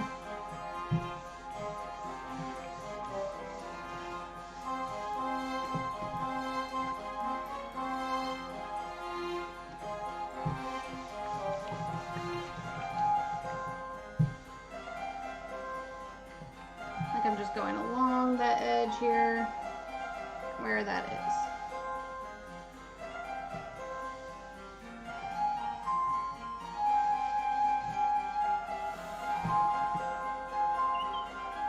Alright, now we're going to unplug it, because it really doesn't have an off switch.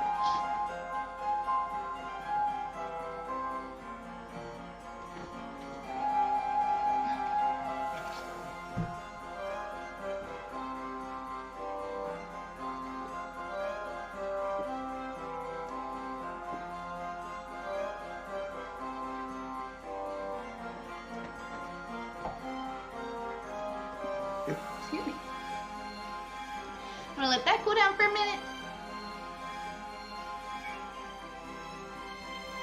Check on something here real quick.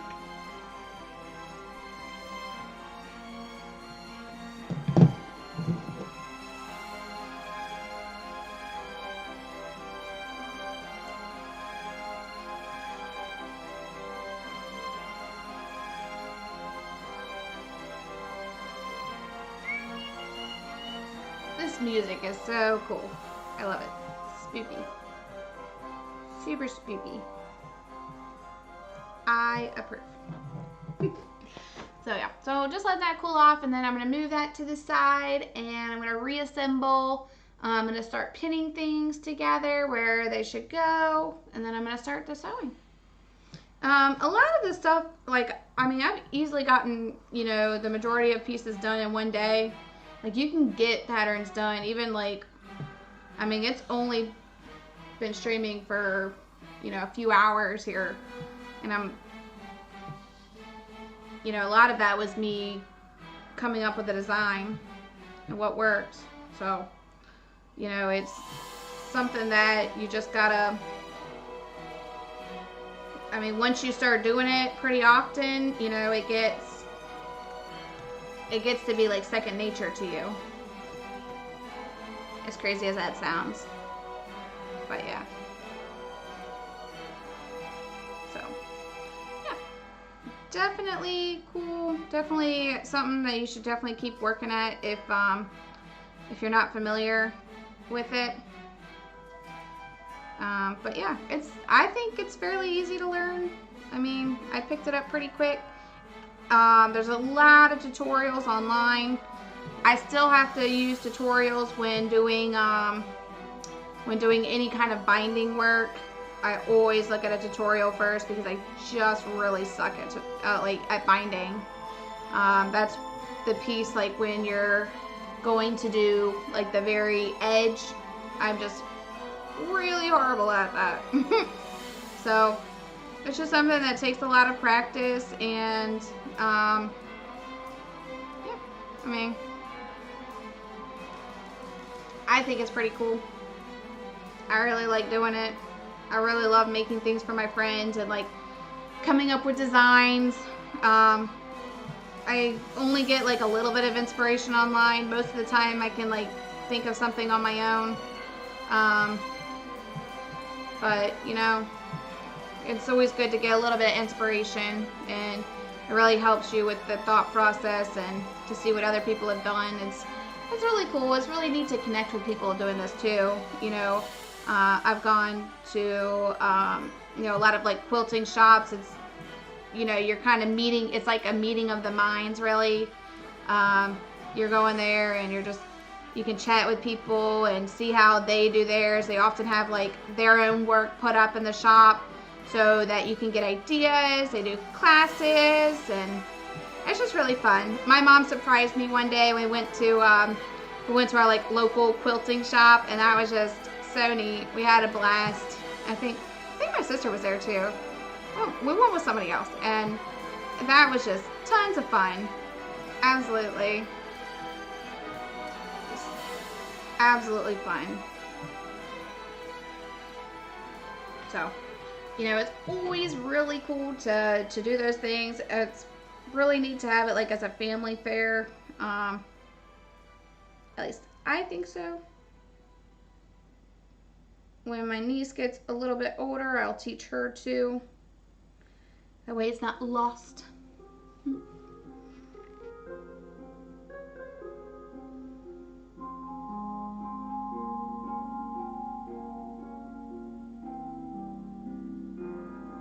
Okay. Alright, let's get this off out of the way, and then we can start sewing.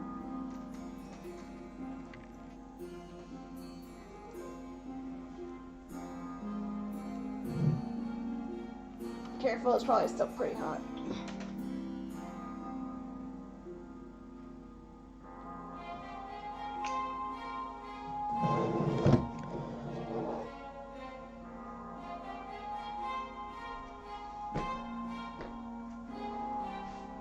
Usually I'm like all over the place when I'm sewing, and if you saw like the other parts of my house right now, you would definitely be able to tell.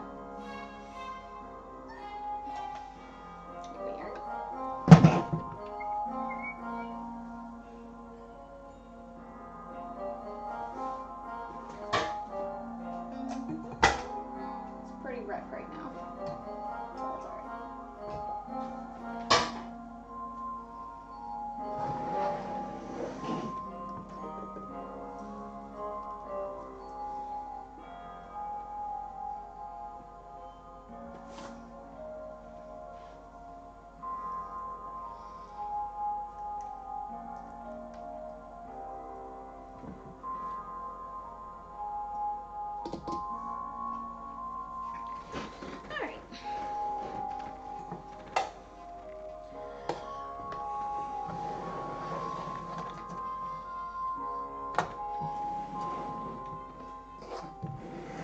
keep this to the side for a minute while I reassemble this. While I attempt to reassemble this. I think I'm actually gonna have to get a few more longer pieces of black to really help with this. So we'll see how it goes here. Because I would really like it to look a certain way. And that certain way would happen to be nice. I want it to look nice.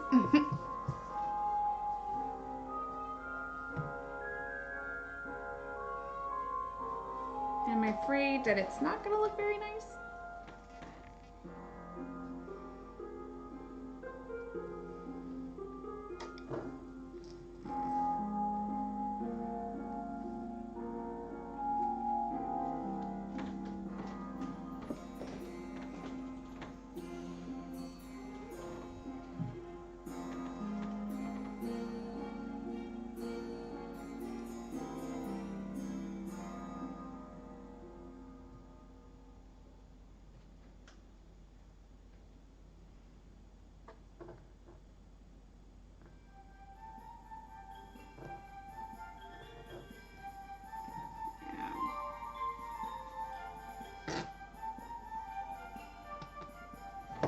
Give me a second, I'm just figuring this out real quick.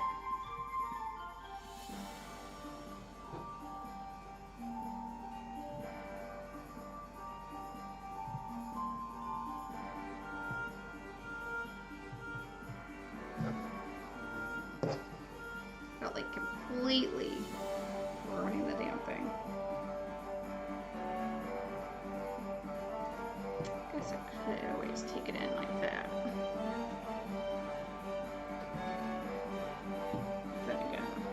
Not.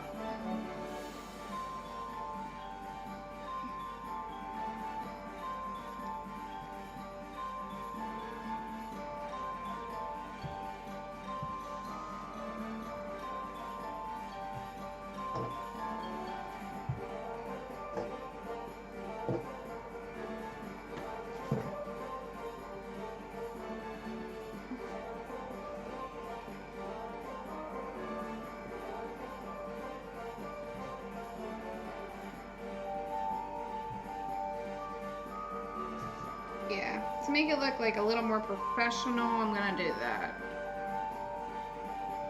To frame it.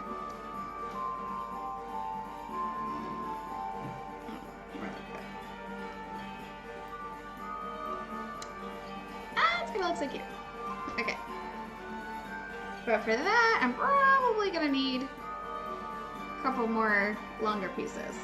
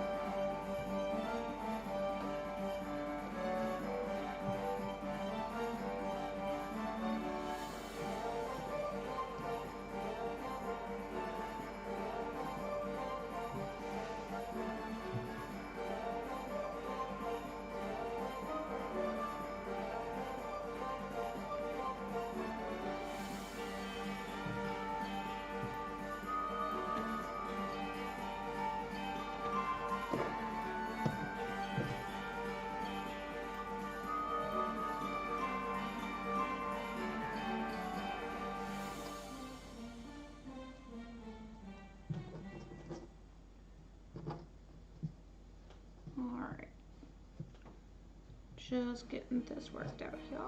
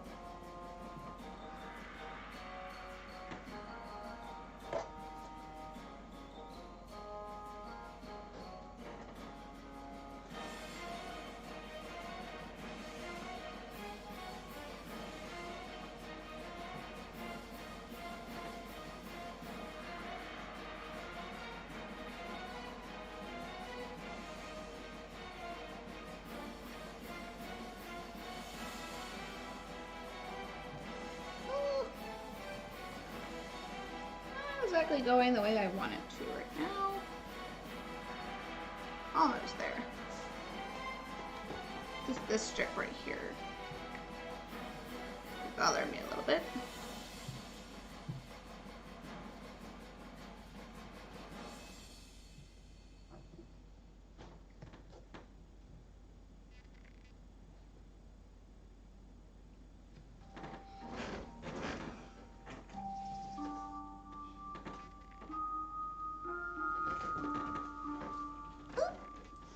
Give me a second.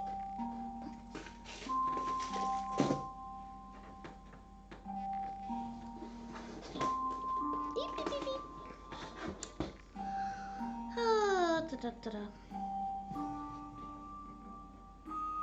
Might have to come back to this one. I think that's what I'll do. I'll come back to this one because I know I need another just longer piece. That looks the same size, so we'll be good there. That one's a little bit smaller, but that's okay. We'll put that in the middle. And I'll be like, nobody can tell but me.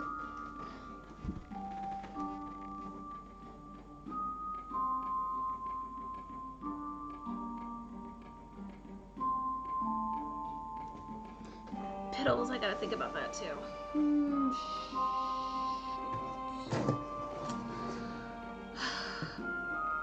Whoever said quilting was easy sucks.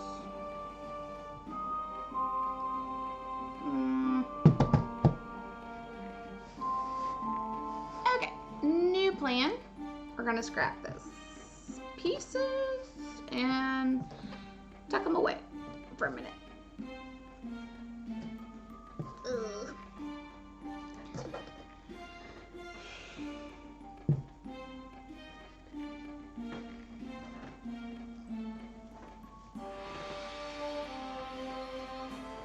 Alright, let's try this again.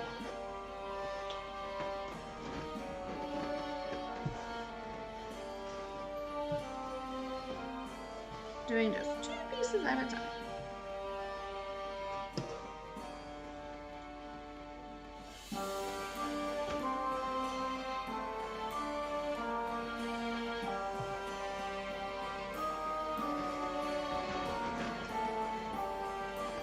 Alright, so we got our pattern-ish. So let's do this.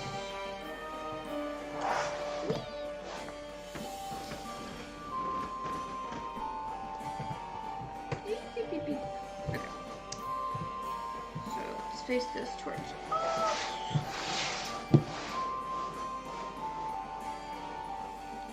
Alright, we got this. Oh, look, perfect 12 by 12 there. Oh.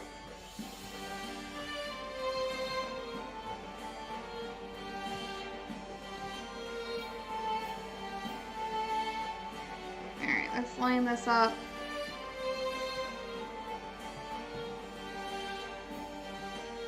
I need it as straight as possible while I'm doing this next part here.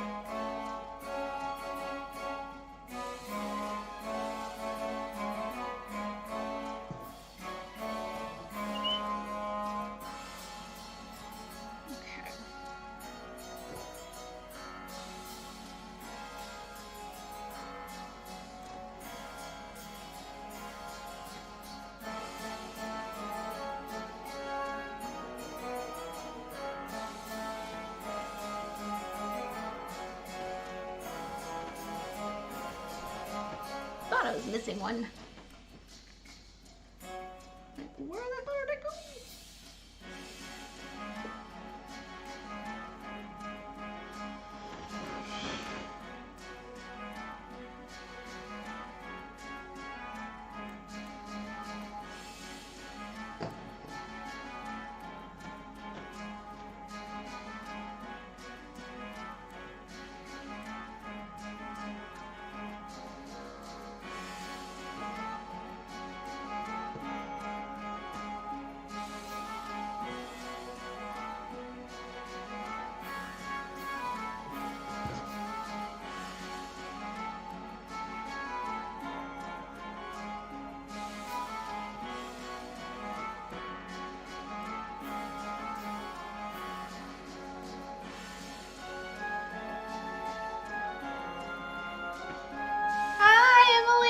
Welcome to the stream, and I'm sorry, I zoned out hella hard there. Oh my god. I am making a quilting pattern of awful proportions, literally. So I'm trying to dig myself out of a hole that I made for myself by pretending I can do this shit. Yay me.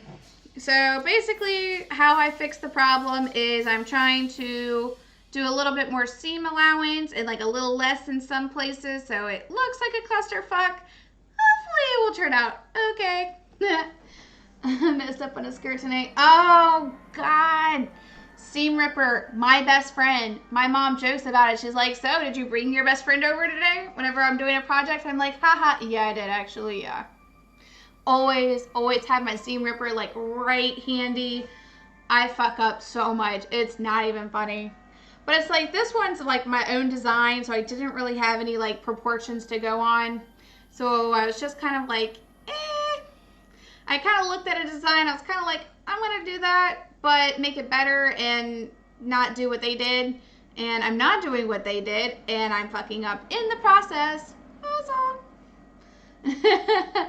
Thank you. It's labor intensive, and I kind of go through like different stages. Like I have to draw it out, and that's kind of where the problems usually start. I am terrible at drawing. Like literally can't draw to save my life.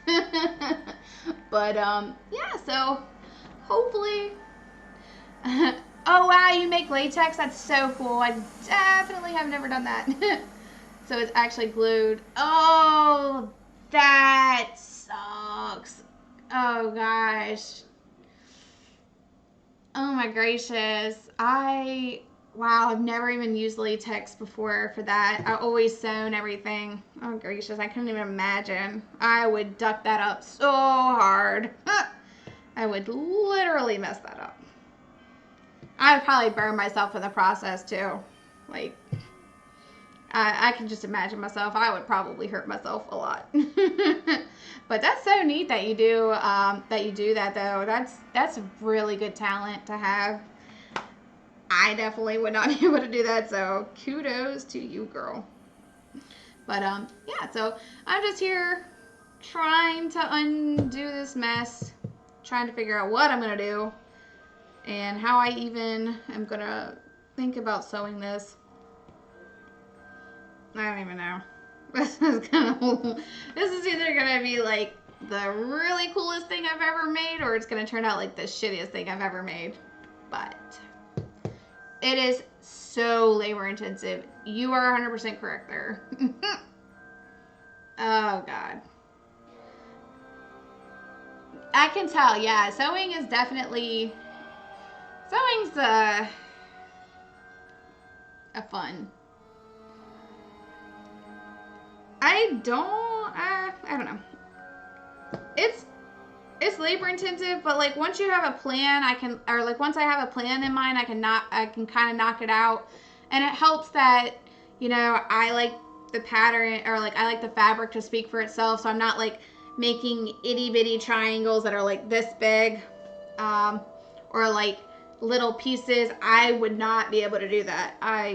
But it's still pretty labor intensive because you have to cut it all out, iron it, sew it together, iron it, sew it together, iron it. It's a lot of back and forth. And then once you get all that done, so like here's a project I've been working on. And today I was going to back it, like to bind it and to bat it and to back it. Ugh, the 3 B's.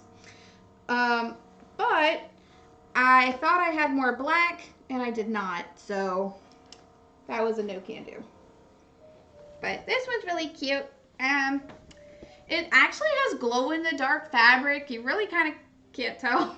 Even when I turn off the lights, you still sort of can't tell, but it's pretty cool. It has like a checkerboard pattern. And it's like really neat because like the sides, I really like this.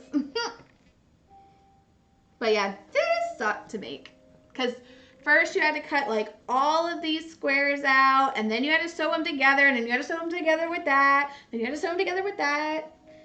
I hate dealing with like a ton of rows like this, like checkered pattern. It looks super cool. It's a super hella hard, like just waste of time. Not really waste of time, but like see I did like 4 full rows of it. And I always end up ducking that up. I have seam rip. I always do that to myself. Always. Thank you. I love it too. It's my favorite time of year. I did this one last year, but I never got around to batting it. So I was like, oh, I'm going to do that tonight on my stream. It's going to be super cool. Come to find out, I used all of the black, which I was going to bind this because I had like 3 yards of it. And I used it on a completely other quilt at the end of last year and completely forgot. And I was like, you know, new pattern. Let's try it.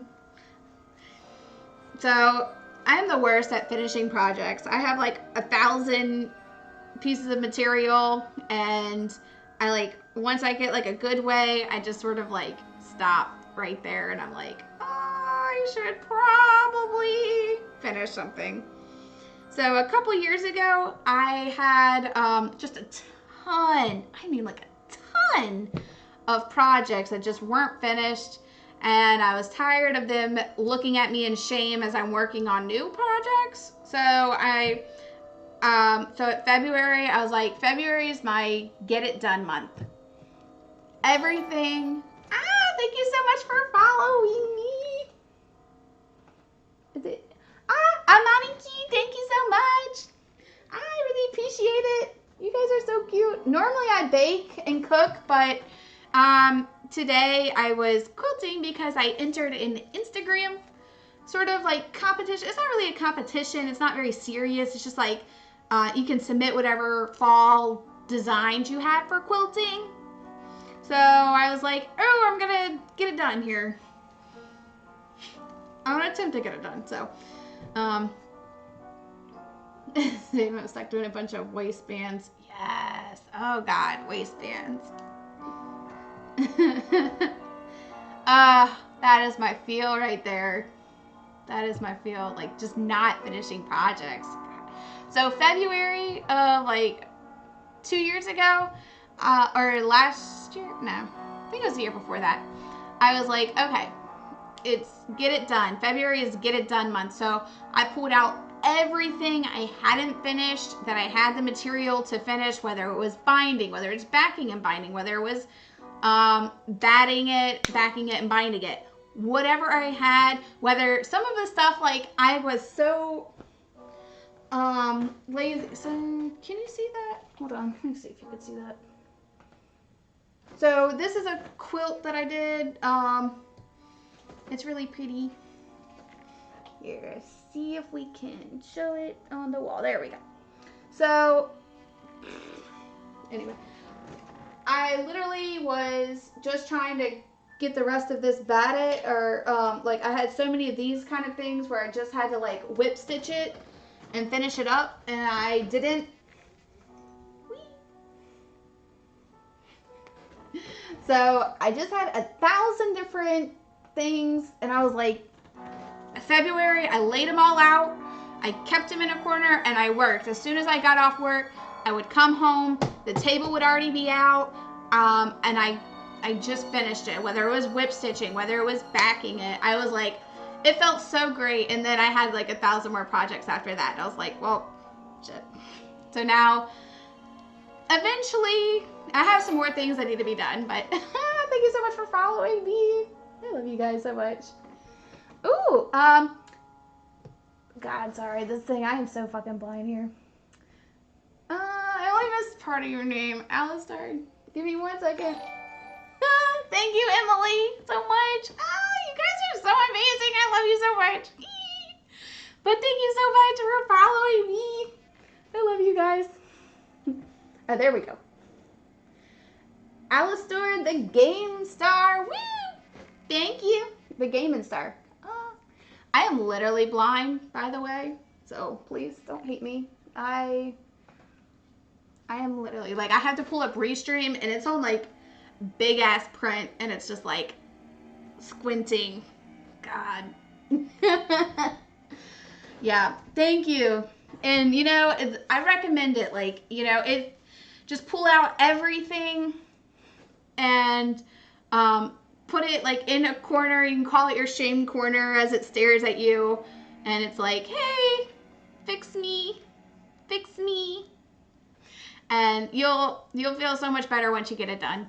And then you'll have like 1,000 more projects later and it's like, shit, I gotta do it again.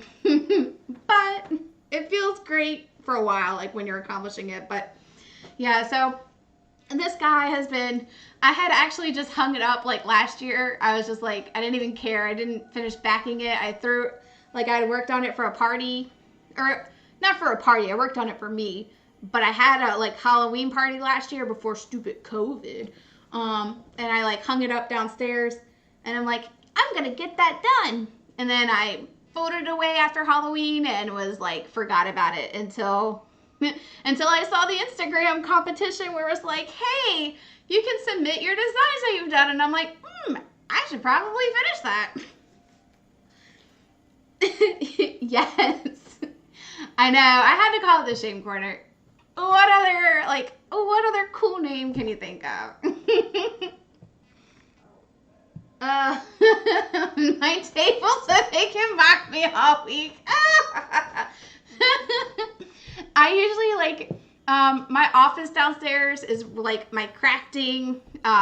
It's where I work from home now because of COVID, which is nice, but I have everything like tucked up in a box. So when I was like, oh, I'm going to stream tonight, I had to bring like 100,000 like boxes and things up, and I lost some stuff on the way, and I'm like, I don't even know.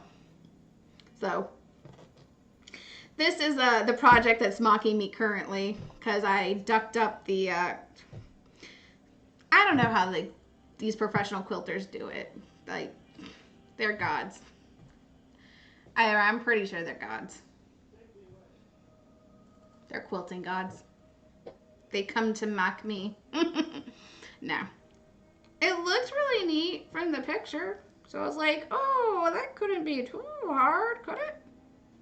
Yes, it can. Yes, they're so powerful. They're like, they make it look so easy because they're all like, oh, this is how you do. Oh, I just magically finished like a 90 bajillion. And they have like the patience of like everything. I swear, they have so much patience. You have to. Like, I cannot imagine like making triangles like this small, folding them all together, and then the amount of time to iron all of those out and then put them back into shapes and then iron all that out. I'm like, I can barely do the big ones without being all over the place. It's like, ugh, I could not imagine doing like itty bitty little triangles. If I ever did one, I would be very surprised. I would have to be like begged to do something like that. Or it would have to be like with a class with my mom. And even then, I don't think she has the patience to do that either. Because they just look like itty bitty. They're like, I swear, they're about this big, and then they're triangles, and like you have to fold them in half like this so they open out, and it's like, no. They're gods. They can keep their magical ways. You keep your secrets. But yeah, so right now I'm just trying to unfudge this up. It's going so great. Yeah. It's gonna look good. I just have to figure out how to not fuck it up even more. Yeah. So I'm pretty sure when I get all this sewed up, it's gonna look good, because I'm gonna buy some more black fabric, and I'm gonna make like a long strip to go down and connect the pieces so that it looks a little more seamless. Because this seams. But I love the quilting puns. There's so many quilting puns. There are so many quilting puns.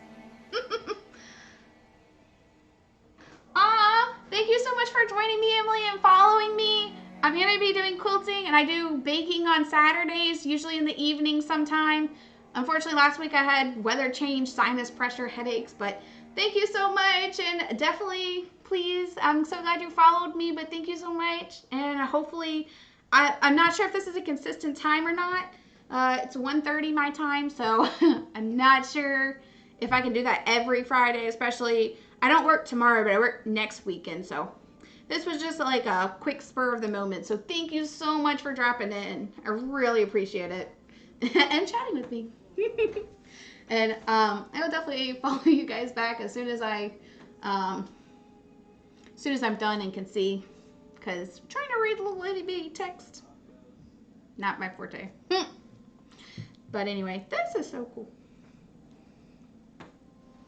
This is gonna look good.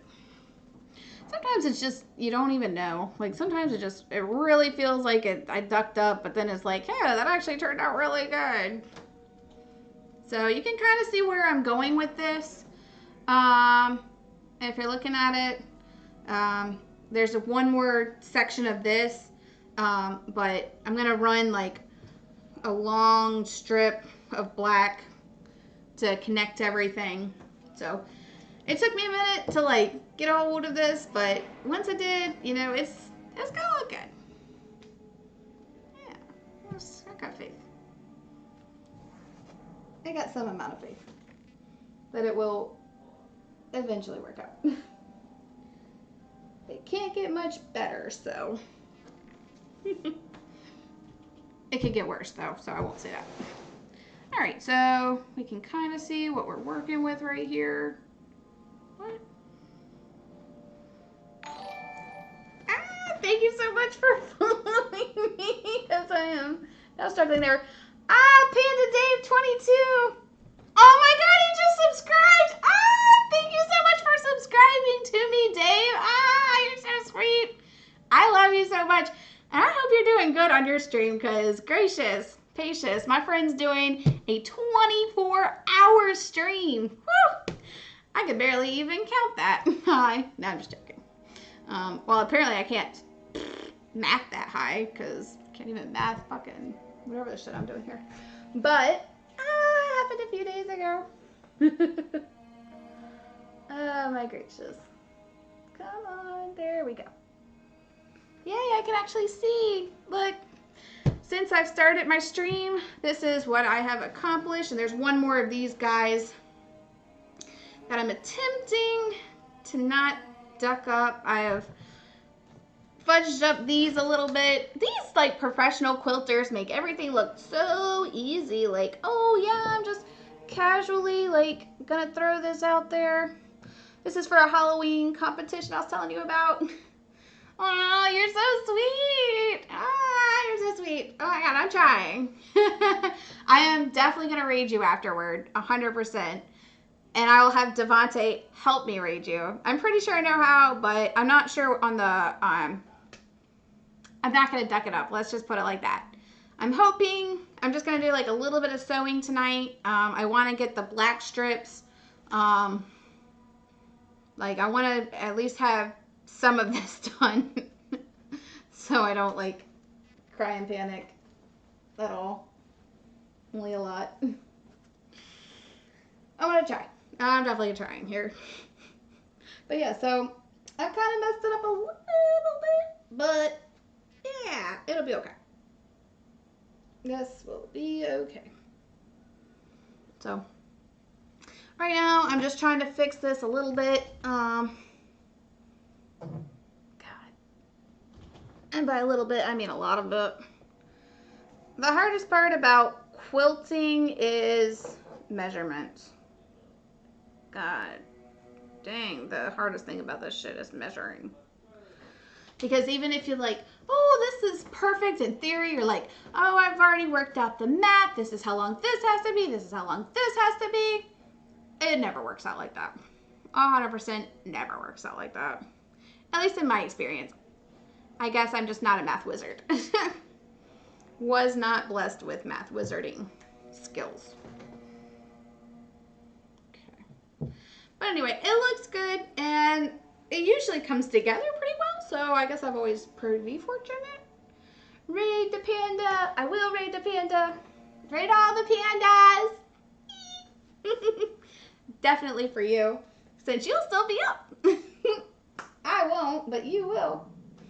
But hopefully I'm going to do this just for a little bit longer. Alright, let's pin this up and get it taken care of. Alright, so I'm going to remove these guys because I don't need them quite yet. I was just looking to see how they looked with the pattern, and it's absolutely gorgeous. I mean, if it succeeds, if I do this, it's gonna look gorgeous. It's just getting to that gorgeous looking piece. Sometimes that is just the hardest part about sewing. Doing it just enough to make it look good. So, whee! Alright. Cool beans.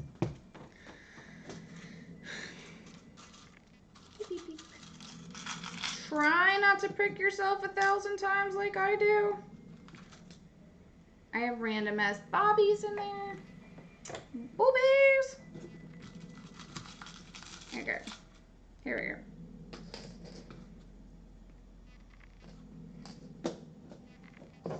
So, what we're gonna do.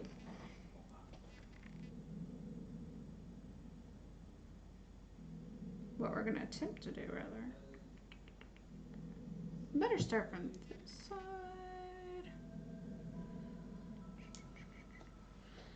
I untuck that a little bit, and that can go down a little bit further.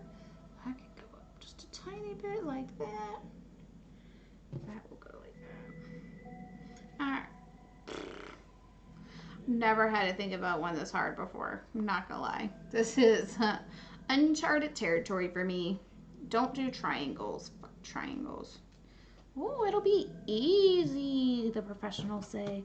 It'll be fun, the professionals say. No, it won't. You lie. You lie.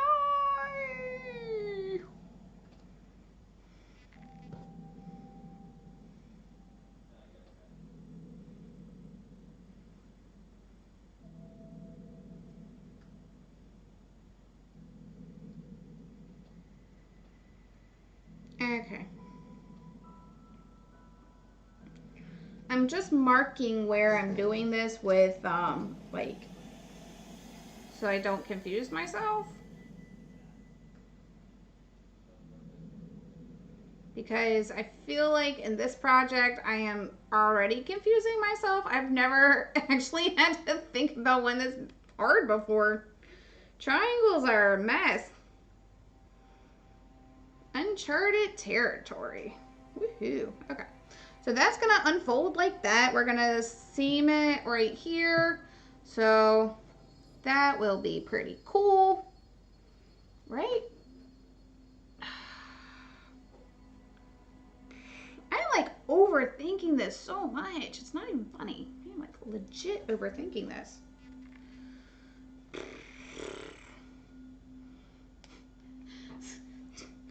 Damn it, Devontae!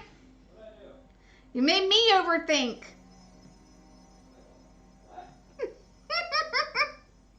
I'm joking. Go back to what you're doing. I'm just joking you. That's my hubby. He overthinks everything. And yeah, so I of course have to blame him for making me overthink now.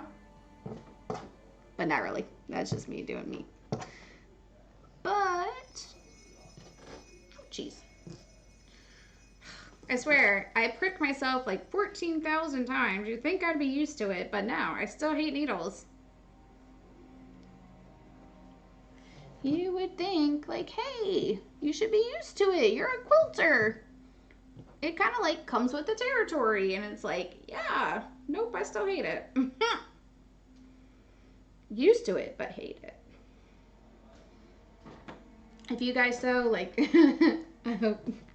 I hope you do not prick yourself as much as I do. I swear.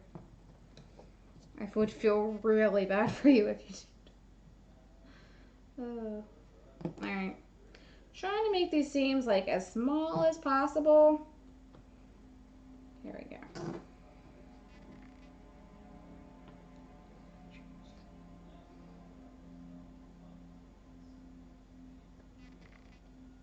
There we go. Alright. There's one.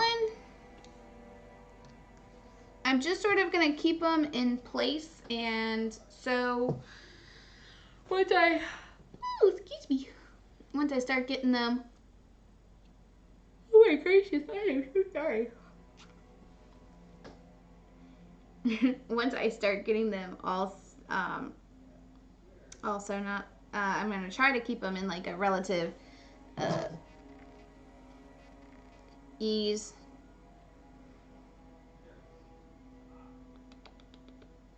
I better do it one at a time. To be honest, that's the shitty part about quilting is you have to do it like one at a time or you're gonna get ducked up. Oh god, you can get ducked up so easy doing this.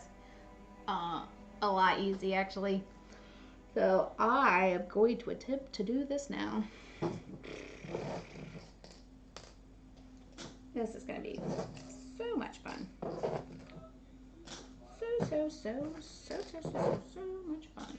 Not even intending the fun there, but. And by so much fun, I mean not particularly.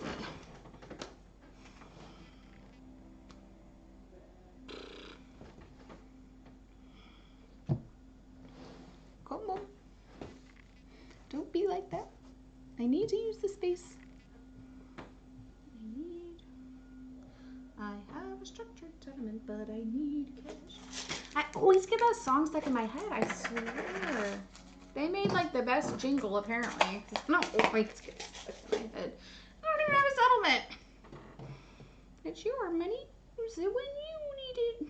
It's like, if that was my money, yes, I would. But that is not the case.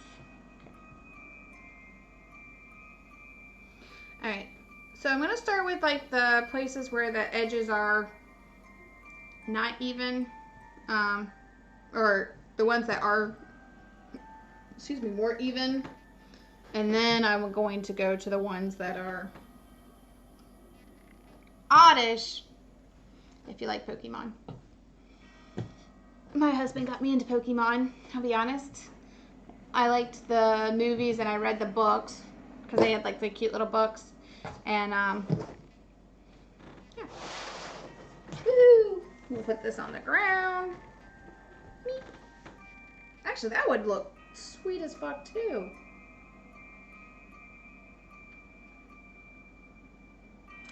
I am loving these pattern ideas. I'm gonna take a picture of that and remember it for later.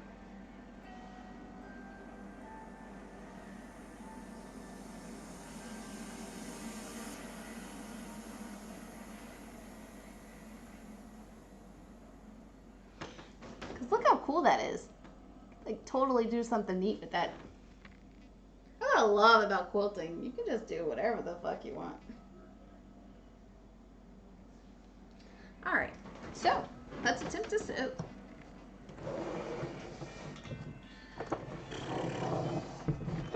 while I'm doing anything that, like, it doesn't matter what color you use when it's like, when you're not gonna see it. So like for this one, if you're not gonna see the binding, it doesn't matter. So I'm gonna use black anyway, but I could use purple, or I'll probably use whatever I have available, actually. All right, I'm gonna turn on the machine. Open up. Can y'all see this? I hope y'all can see this. Oh no. Let's see. Yeah, sort of. Kind of. Not really. Oh. We can't get that a little bit better. Okay. So, for the machine. Again, I just like to use up colors that I have a lot of. Like I have a lot of gold that I used up for my last project.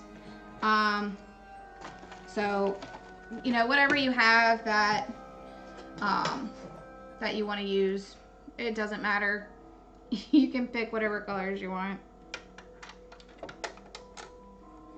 It doesn't even have to really match. As long as, like, for the stuff on the inside, when you're actually quilting, that's a different story. When you're actually quilting on top of the, then you're gonna want to make sure you use something that looks good, or else it's gonna be trash. You don't want that, especially after you've labor intensively ironed out everything and worked super hard. The last thing you want to do is duck it up by doing that, because then it's out with the seam ripper or crying churneling. Both great options.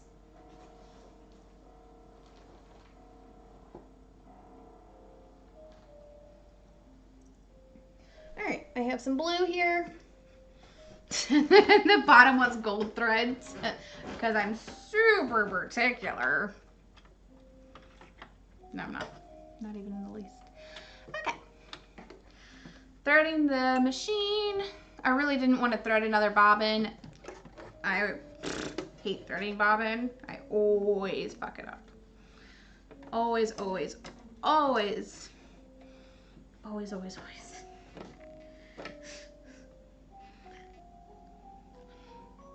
When I lived with my mom, I was like, Mommy, could you do the bobbin for me?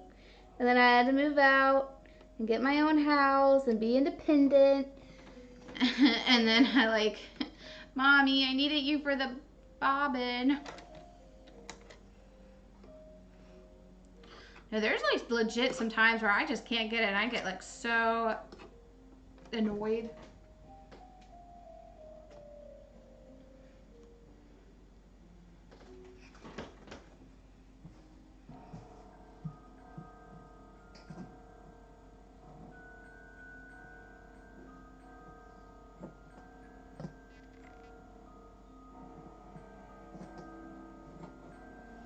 Alright, so we got our first one here.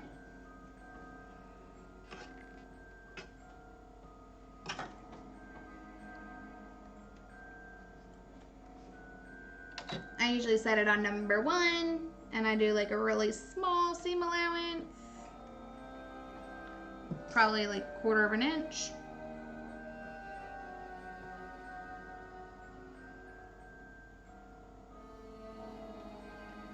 If possible. Eep. There we go. Sometimes the trouble with doing it like this small though, it's like it can really blow. Okay. So just make sure you're holding it pretty tight. A good hint is always to like hold the thread that you're working with so it doesn't get caught up. And by suggestion, I say do that because it sucks to have to fish for your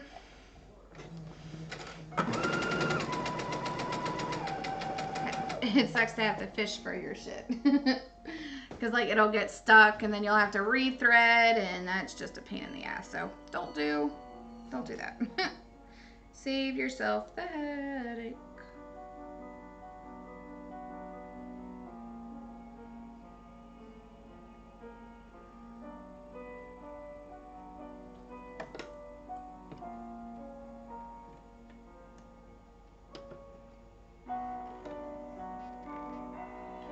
Alright, line it up, and then we're just gonna sew along this edge until like it meets the bottom right here. This is just gonna help us along our way. Again, try to get as close to the edge as possible since I've ducked up the measurements here. If you're really good and don't duck up the measurements, you can do what it is. But that's okay. Alright. If you have multiple ones, you can actually just run them on the same one. That's pretty cool. I do that a lot. Give me a second. Whee!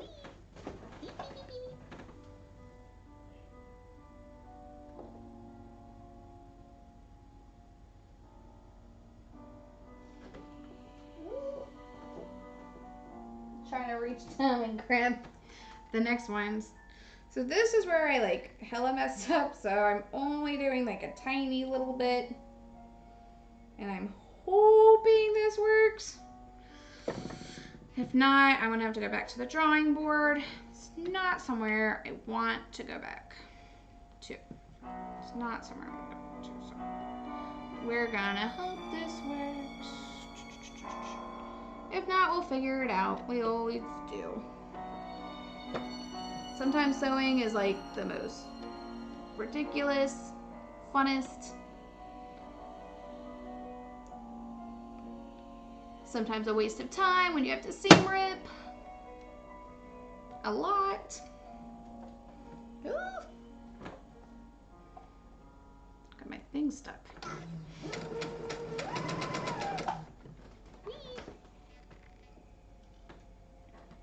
Lift that up. Getting on with the next one. You can also like do like a couple back stitches if you need to. And then there we go. So lift that up, kind of untuck that, and then bring your other ones closer. And then again, same thing, just because of how I messed up here, I'm just gonna do like a tiny little bit in like the corner. And if that doesn't work, we'll go back to the drawing board. But hopefully it works, so. And we can always sew like on it, like it's gonna be sewn on there. So it's not like it's a big deal, it's just I'd rather not have to like redo the measurement and like recut this when I'm pretty sure I can fix it in this process. So sometimes it's just about finding solutions to what you messed up. In fact, that is exactly what sewing is. You'll be like, Mommy, I messed up. Please help. She has got me out of like so many binds, it's not even funny. Yeah, so. Alright, scissors. See, this is what I mean. It gets stuck sometimes, and it sucks. But that's okay. You just, there you go. And then, most of the time, the string just comes away. Whee! Oh. Just extra little stuckies. And this is why I like to keep like a scrap pile. Like usually I have a plastic bag with the scraps. I did not this time because I was not wise. With your pins, they will fall, and especially if you have a cat. Mel, I'm talking about you, princess. Love you to death. Don't leave them on the table out. Your cat will, or you will accidentally get them on the floor, and then you will stick your foot, and it will hurt like a bitch. So don't do what I do. Because that would blow. Ooh, I can move that out the way. Okay, cool. So we got them all stuck together like this. Super cute, right?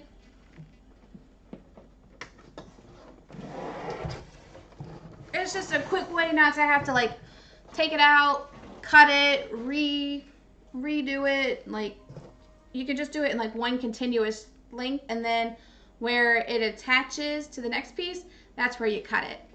And then you're all set. So cool. That's pretty cool. So you just cut it in between. I learned this in one of the sewing classes that my mom and I took, and I'm not gonna lie, I love that idea. I have used it ever since. So those were our 2 longer ones. These are our 2 shorter ones. I'm just trying to like keep that in mind. All right, so these I'm going to tuck to the side. Whereas these, I'm going to open up. Oh, I ducked that shit up. Damn it. What the fuck? Ooh. This will be fun, they say. A new pattern time. I am so done with this. I give up. Okay. Oh, I love sewing so much, guys. I love it. I'm telling myself I love it.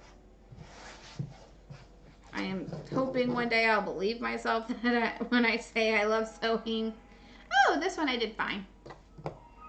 Yay, one worked out. The other did not. Ooh, sewing is so great. It's such a great.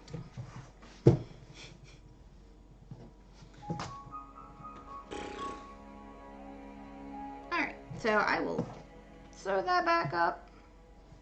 Sometimes that's just how it goes, though.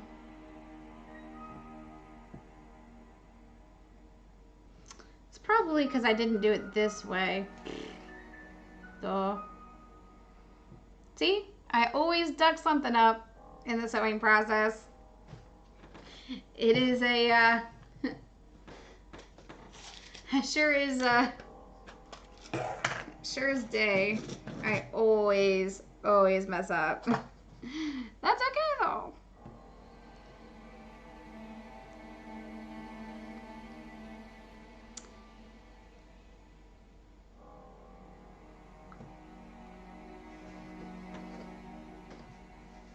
Okay.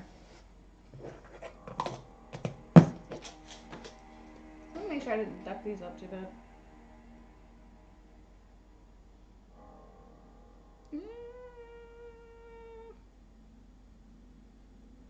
Not entirely.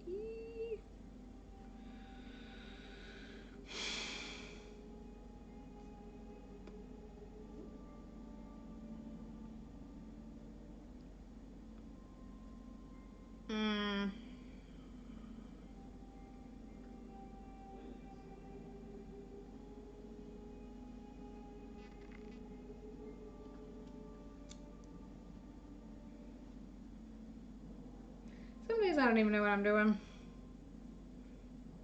And the sad thing is, like, I'm actually fairly good at quilting when it's not whatever the shit I'm doing right now. I think I might call it a night here. Duck this up enough for one night. Yeah, I think I'm gonna call it a night. Thank you guys so much for being with me. I am going to have to figure out what the fuck I did without the pressure of camera on me. It's only because I'm streaming. It's like when I'm not streaming, I'm just going through, I'm doing my thing. And the triangles, the triangles are throwing me off like freaking hell. So, order more fabric. I'm gonna have to order some more black fabric so I can back things and do things. Make actual lines here. But yeah, thank you so much for being with me. I'm just picking this stuff up. I just really like to put everything in one place when I'm working on something, on a project, because those little strips and things, they like to run away on you a lot. They like to run away a lot. So I'm just putting this stuff aside here. Hopefully my cat won't sit on it. Hopefully. Will she? Probably. More than likely. Please stay around so I can raid my awesome subscriber, Dave, who is amazing. You're gonna love him. He's British. He's a panda. You're gonna love him. He's great. So please stay for him. He is awesome. He's doing a 24-hour stream because he's awesomely crazy. And more power to him. Thank you again for being with me. I'm Allison. I am the Sassy Quilter now. Sassy Baker. I'm going to be streaming whatever the hell tomorrow. Suggestions are always welcome. Please feel free to whisper me. Thank you again for following me. I really appreciate you guys. And please let me know if you have any questions. Reach out. I don't mind. Yeah, we'll just let that one go. It knows. It knows I'm trying to make it escape. Oh, oh, yeah, that thing fell. That's my cat tower, if you're wondering what the fuck that is. Yeah, let's just, this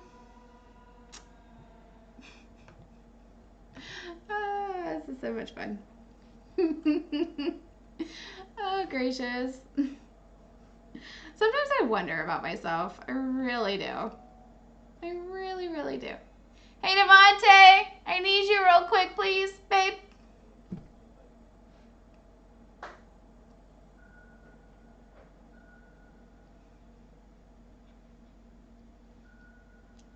Yes, dear Allison. Could you help me raid, please? Help you raid. Yeah, let's raid. Who are we raiding? Panda. Dave. Panda? Dave? Mm-hmm. David?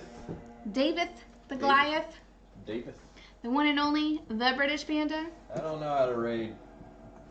Yes, you do. I really don't. I've never actually raided anybody before. I'm sure it's not too difficult. Oh, thank you so much. Oh my god, you keep being awesome too. Thank you so much. I hope you'll be here. I hope I don't have a freaking headache again tomorrow. But anyway, oh, please stay for the raid. He's a great guy. He's amazing. Thank you so much, OmniQ. This guy happens to be my tech expert. Davo, you'll see him a lot. We play zucchini baseball in the house. That was pretty fun. And we do all kinds of other stuff too. So please check us out. I usually stream 6, 7 p.m. Eastern, like sometimes 8. Yar. Oh, am I done? I don't know. You're not done. Oh, what's up? I'm going to Twitch. You're going to Twitch? You're a Twitch. Because I don't think I can do. I don't think I can do raids from Streamlabs, or maybe I can. I don't know. I don't know. But anyway, yeah. So I don't even know where I was at. Thanks, babe. You're welcome. You're welcome. I'm great at doing the things. Maybe if I go here. He also streams. He does Things. and stuff. Have you actually started streaming again since you got your computer back? I have literally been busy nonstop with the website Nice. for like a full 2 weeks now. It's your 3-month sub anniversary. I know. I already shared that. So here. So how do I, okay, hold on. Raid. And there, I saw a button for it before. Oh, go to settings. Oh, here. Go to settings. Settings. Not those. Maybe here. Nope, that's no, reporting. that's report. Don't report. No, don't unfollow him. This is apparently this is a very struggle. Fuck. Oh, maybe it's in the mod dashboard. Oh, it could be. Yeah, it could be. Maybe. I don't know. We're gonna figure this out. Thank you so much for being with us, though. And so, oh, that's what I was saying. Hours. About 7 to 8 p.m. Eastern. Aha, here we go. Somewhere in that time frame. Since you followed me, you'll be able to know. Now we will commence the raiding. Bye. Love you. Thank you so much for being here. Bye. Commence the raid.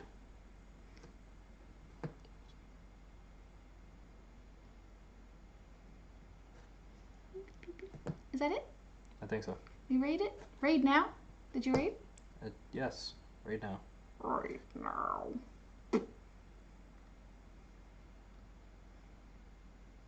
Huzzah. Yeah. now I shut this off.